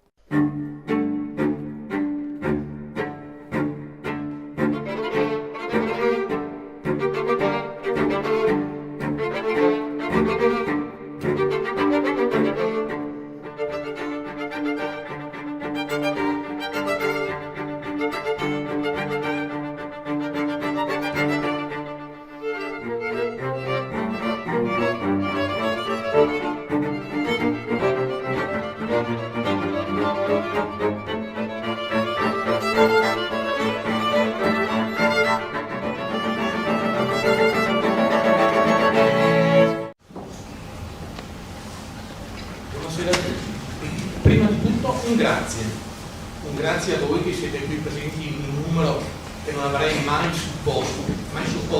Questa sala è piena. In Veneto, grazie. In Veneto, mi piacerebbe, ma se che fosse anche degli italiani, come faremo? Mi piacerebbe che potesse seguire tutti. Col cuore lo faccio in Veneto. Usiamo così una lingua a portata più ampia del nostro Veneto, magari. Però col cuore lo faccio in Veneto. Tanto grazie che si arrivai tutti così numerosi, e un grazie dunque ai presenti prima di tutto, ma un grazie soprattutto all'Associazione Culturale Raise Venete, che si prodiga in maniera proprio indefessa, con volontariato da parte di molte persone, per ottenere gli spazi che noi qui abbiamo. Mi sarebbe piaciuto poter ringraziare anche per la magnanimità l'istituzione che ci ha messo a disposizione questo spazio, e va comunque ringraziata non per la magnanimità, perché purtroppo logiche commerciali impongono anche una certa richiesta. Proprio per questo, dato che l'associazione è una onlus, mi piacerebbe invitare, faccio a titolo personale, invitare tutti quelli che possono, sono intenzionati a concorrere magari all'uscita quelle che sono le spese che sono di poco conto per l'affitto di questo ambiente che, come vedete, è splendido. È un ambiente splendido che presenta questa sala o la sala della biblioteca con carattere completamente diverso, perché ci dà un'idea dell'ambiente in cui ci muoviamo dal punto di vista non solo monumentale e artistico, però anche proprio culturale. Insomma, il microfono. Non si sente? E così? Allora parlerò con la bocca vicinissima al microfono. Io vorrei leggere, mi sono portato una fotocopia, perché siamo qua innanzitutto. Ci sono tante occasioni in cui si parla di storia veneta, eccetera, però io vorrei tirar fuori una fotocopia che mi sono portato da casa di un testo che si usa nella scuola liceo classico al penultimo anno per dare un'idea di come venga valutata, di come venga valutata la storia veneziana e comunque del nostro della nostra patria, tra l'altro in un modo che risponde purtroppo ad una logica, ad un punto di vista che non è il nostro e che quindi è inevitabilmente limitativo. Il testo è questo, non faccio nomi perché forse non sarebbe elegante, ma è un testo questo grandemente diffuso nelle scuole pubbliche. Io parlo per esempio di liceo classico, quindi un tipo di scuola dove questo tipo di studio dovrebbe essere molto sostenuto, molto incoraggiato, molto diffuso. Allora, farò prestissimo. Una nuova crociata è il titolo. La questione dei moriscos in Spagna convince Filippo II che il mondo islamico rappresenta una minaccia e in effetti le azioni della flotta turca hanno creato molti grattacapi a Malta nel 1565 e nel 1570 poi i turchi attaccano Cipro sotto il dominio veneziano e la conquistano l'anno dopo, vero? Continua così. Le circostanze dunque danno forza all'appello del Papa, così che nel 1571 viene stabilito un accordo tra il Papa Filippo II e la Repubblica di Venezia, a cui aderiscono anche la Repubblica di Genova, i ducati di Savoia e di Toscana, l'Ordine di Malta, finalizzato a una Lega Santa. Fine. Famagosta non esiste, non cade.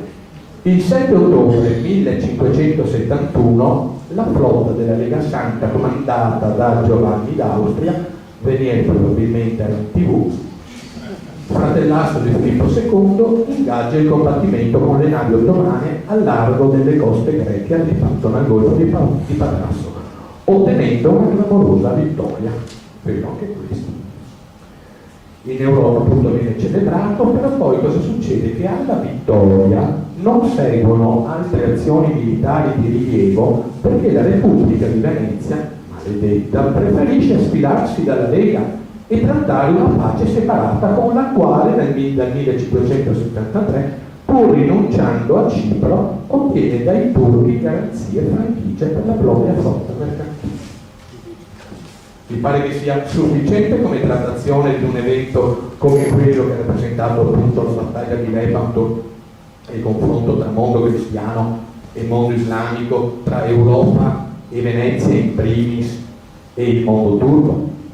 A me parrebbe di no. Certo risponde a un punto di vista, un'esigenza di chi si governa in questo momento, di chi determina le scelte culturali, la storia da raccontare, e io sento molto diverso. Proprio per questo sarei qui per fare rapidamente una scorsa del mondo europeo e mediterraneo intorno al XVI secolo, almeno sino a Lepanto, e poi vederlo dal punto di vista veneziano, cioè come Venezia si relazioni con questi grandi stati che sono sorti non come piccolo stato o piccola potenza, la Repubblica di Guastalla o la Repubblica di Amalfi e le famose repubbliche marinare, ma come uno stato di pari grandezza, cosa che non si coglie da nessuna trattazione storiografica di quello che è il Mincul Pop di oggi, cioè quello che ci vogliono far passare. E quindi io ritengo che la storia vada anche sottratta, senza voler nulla togliere alle persone del mestiere, a quella conventicola di accademici che ritengono una cosa loro, ma debba diventare piuttosto, se non il dominio, almeno vada in mano a persone che la sappiano affrontare anche in termini più semplici, meno cattedratici, magari anche più partecipanti. Allora, passerei direttamente a vedere quelli che sono gli elementi più significativi della storia europea e della storia del Mediterraneo a partire dal 1500, anche perché si assiste ad una ridefinizione degli equilibri e quindi delle situazioni di possibile conflitto di relazioni completamente diverse rispetto al secolo precedente. Basti pensare che un punto importantissimo è la conquista, la caduta di Costantinopoli e quindi l'imposizione dell'impero turco su quello che era stato il resto dell'impero romano d'Oriente. Si creano in Europa delle grandi monarchie nazionali che quindi hanno delle possibilità in termini di risorse, di uomini e di estensione territoriale che sono di gran lunga superiori a quelle degli stati italiani tradizionali. L'equilibrio nel Mediterraneo risente di un altro elemento molto importante. Con il crollo dell'impero bizantino, anzi dell'impero romano si dovrebbe più correttamente dire, il mondo islamico si affaccia direttamente da Istanbul sui Balcani. E dopo c'è un altro elemento importantissimo che sarà determinante per la storia del Mediterraneo nel XVI secolo, come rilevava un grande studioso come Brodel, che è quello della caduta nel 1517 dello stato dei Mameluchi in Egitto nelle mani di Selim, detto il Selim I il feroce, quindi vi lascio intendere che personaggi. Selim il feroce cosa fa? Dopo aver abbattuto lo stato dei Mameluchi, che pochi anni prima aveva garantito a Venezia casualmente il riconoscimento dei diritti di proprietà di Cipro in perpetuo, quindi non soggetto ad alcuna ridiscussione nel futuro. Ma la caduta di Alessandria e quindi dell'Egitto comporta anche l'estensione del mondo ottomano su tutto quello che è il Nord Africa. Noi sappiamo che di lì a pochi anni il mondo islamico, il mondo ottomano arriverà fino alle colonne d'Ercole. Questo è importante da considerare perché richiama la Spagna, che ha appena terminato la riunificazione, ad un problema che non è soltanto europeo, perché noi vedremo tra poco che la Francia sarà impegnata in una lunga lotta per l'egemonia in Europa con la Francia, prima Luigi XII e poi Francesco I, ma avrà aperto anche un fronte mediterraneo, perché dal Mediterraneo, precisamente dai cosiddetti stati barbareschi, ci sono delle incursioni piratesche lungo la costa della Spagna meridionale e si creerà un ulteriore legame che impensierirà moltissimo prima la Spagna e poi tutte le potenze cattoliche, di un collegamento solo pochi decenni dopo, a partire dalla fine degli anni 20 del Cinquecento, tra uno dei due contendenti per la supremazia in Europa, Francesco I, che ratificherà un rapporto prima segreto con la Turchia e si costituiranno nel Mediterraneo intorno al 1530, due grandi poli di aggregazione di potenze. Da una parte abbiamo il polo franco-turco, anche se concretamente la Francia non invierà una propria flotta, ma garantirà le basi, tipo la base di Tolone, alla flotta turca, per esempio, per poter svernare. Voi vi rendete conto che la base di Tolone significa che con una breve navigazione sia su Barcellona e sulla costa mediterranea della Spagna. Tutto questo avviene perché questo tipo di contrasto si colloca in un contrasto molto più ampio, che è il conflitto tra la Francia di Luigi XII prima e la sua morte di Francesco I e la Spagna di Carlo V. Carlo V è una, senza dubbio, delle grandissime figure che improntano di sé il secolo XVI. Nasce nel 1500 a Gand, nelle Fiandre, e per questo è noto prima di ricevere il titolo di Carlo V come Carlo di Gand.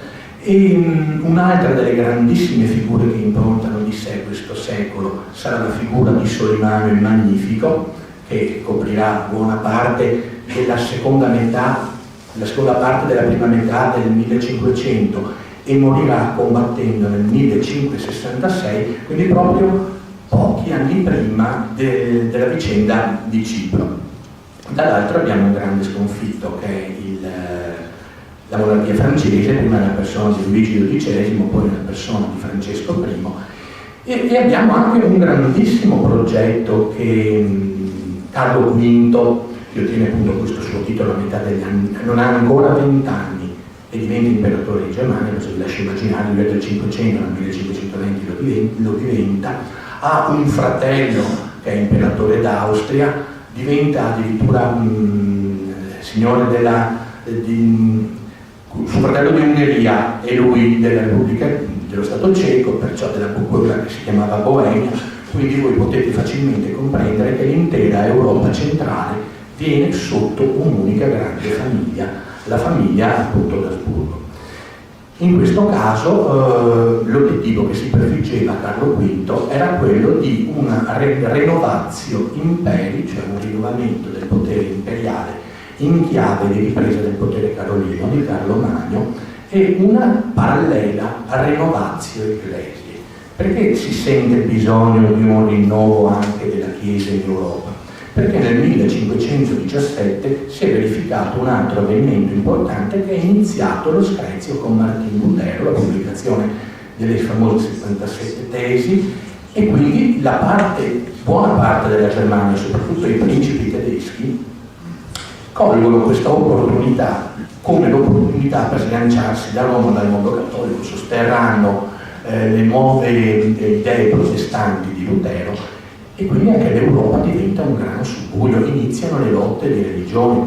Delle lotte di religione risentirà tutta l'Europa centrale e si protrarranno fino alla prima metà del Seicento, ma ad esempio un altro Stato che inevitabilmente uscirà da una politica di grande potenza in Europa dopo la morte di Francesco I e di Enrico II di Francia sarà la Francia, perché anche lì si crea il problema delle lotte di religione con gli Ugonotti. L'episodio più famoso, la famosa notte di San Bartolomeo, e si arriva in cui vengono fatti fuori per le strade, prima a Parigi, poi in tutto il resto del paese, tutti gli Ugonotti, i supposti tali, cioè seguaci della confessione calvinista che passavano, e si arriverà fino alla fine di quel secolo, del XVI secolo, quando solo con un editto, il dito di Nantes, si arriverà a definire che ciascuno ha libertà di professare la religione che crede, però dopo la metà del secolo, del XVI, la Francia esce. Pare possibile che si possa realizzare questo grande rinnovamento imperiale di Carlo V, ma non andrà a buon fine. Le forze dei protestanti, dei luterani nel nord Europa non daranno tregua, addirittura spossato, malgrado avesse solo 56 anni, Carlo V si ritira e morirà poco dopo, addirittura in posizione di eremitaggio in Estremadura. Quindi quali sono le condizioni che a noi interessano? Noi da veneziani dobbiamo vedere quale sia stata la politica che Venezia, la Repubblica Veneta, adottò di fronte a queste grandi insorgenze di nuove civiltà, di nuovi rapporti politici e anche militari all'interno d'Europa. Noi teniamo presente che secondo gli studi di alcuni, soprattutto inglesi, Venezia fu definita il cardine d'Europa, ed è un'espressione che a me piace molto, cardine d'Europa dalla fine del 200 fino alla fine del 400. Perché mi sono chiesto proprio questa definizione cronologica? Perché intorno alla metà del 400 Venezia trova un interlocutore d'Oriente come l'impero ottomano, che è molto molto coriaceo. La prima guerra, la guerra veneto-turca, è degli anni 60, dal 1463 al 1479, e vede Venezia ridotta sulla difensiva, perdere gran parte anche dei suoi domini leggeri.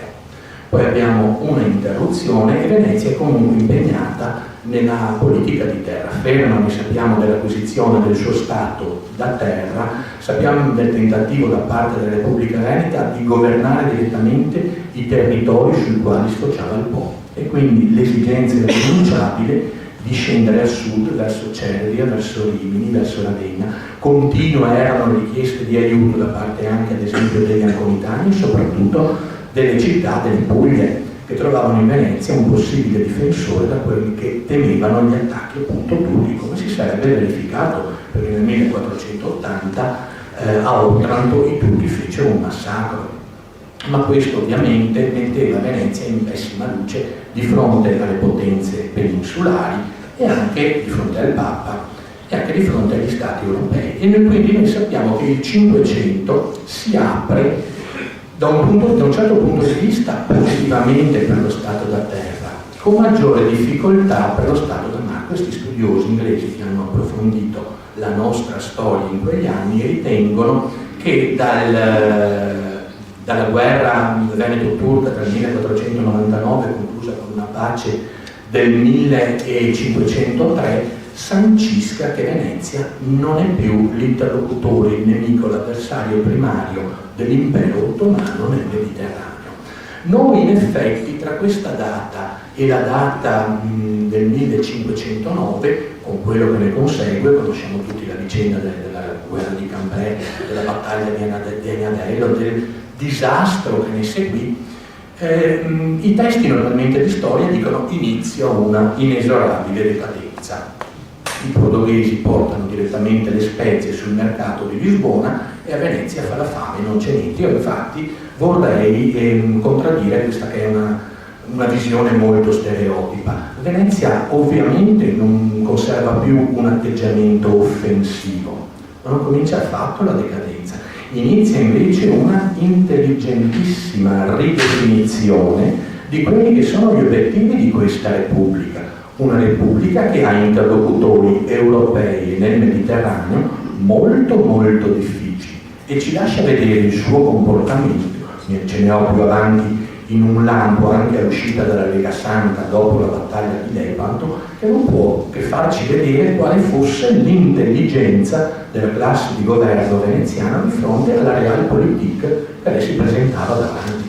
Ad esempio, il fatto che nel 1476 un tentativo da parte della dinastia Aviz, mi scuso con l'accento, non so se sia Aviz o Aviz in portoghese, di espansione nella penisola spagnola viene stroncato da una sconfitta ad opera appunto di sovrani spagnoli. E il Portogallo a seguito di quella sconfitta cosa può fare? Non può fare altro che aprirsi al mare. Potrebbe sembrare una notazione banale a noi di portoghesi, che siamo qui nell'Alto Adriatico, che ce frega. In realtà i portoghesi cominciano a navigare l'Atlantico e come tutti dopo di loro anche Colombo vogliono trovare i mercati delle spezie dove andarsi a rifornire direttamente, saltando tutta una serie di intermediari che faceva come polo terminale Venezia, il mercato di Rialto delle spezie, e ci riescono. Il problema è molto sentito a Venezia, non solo a Venezia, ad esempio anche nella Repubblica di Ragusa, e c'è un fatto che in genere viene sottaciuto, che nel 1509 per la prima volta una flotta portoghese, dopo che nel 1498 Bartolomeo Dias aveva aperto il periplo dell'Africa circumnavigando il Capo di Buona Speranza, noi abbiamo i portoghesi che cominciano a stabilirsi nella zona di Calicut, con Álvarez Cabral e altri. E i veneziani si rendono immediatamente conto che se è successo questa iniziativa di andarsi a rifornire direttamente dal produttore, loro non potranno più essere intermediari.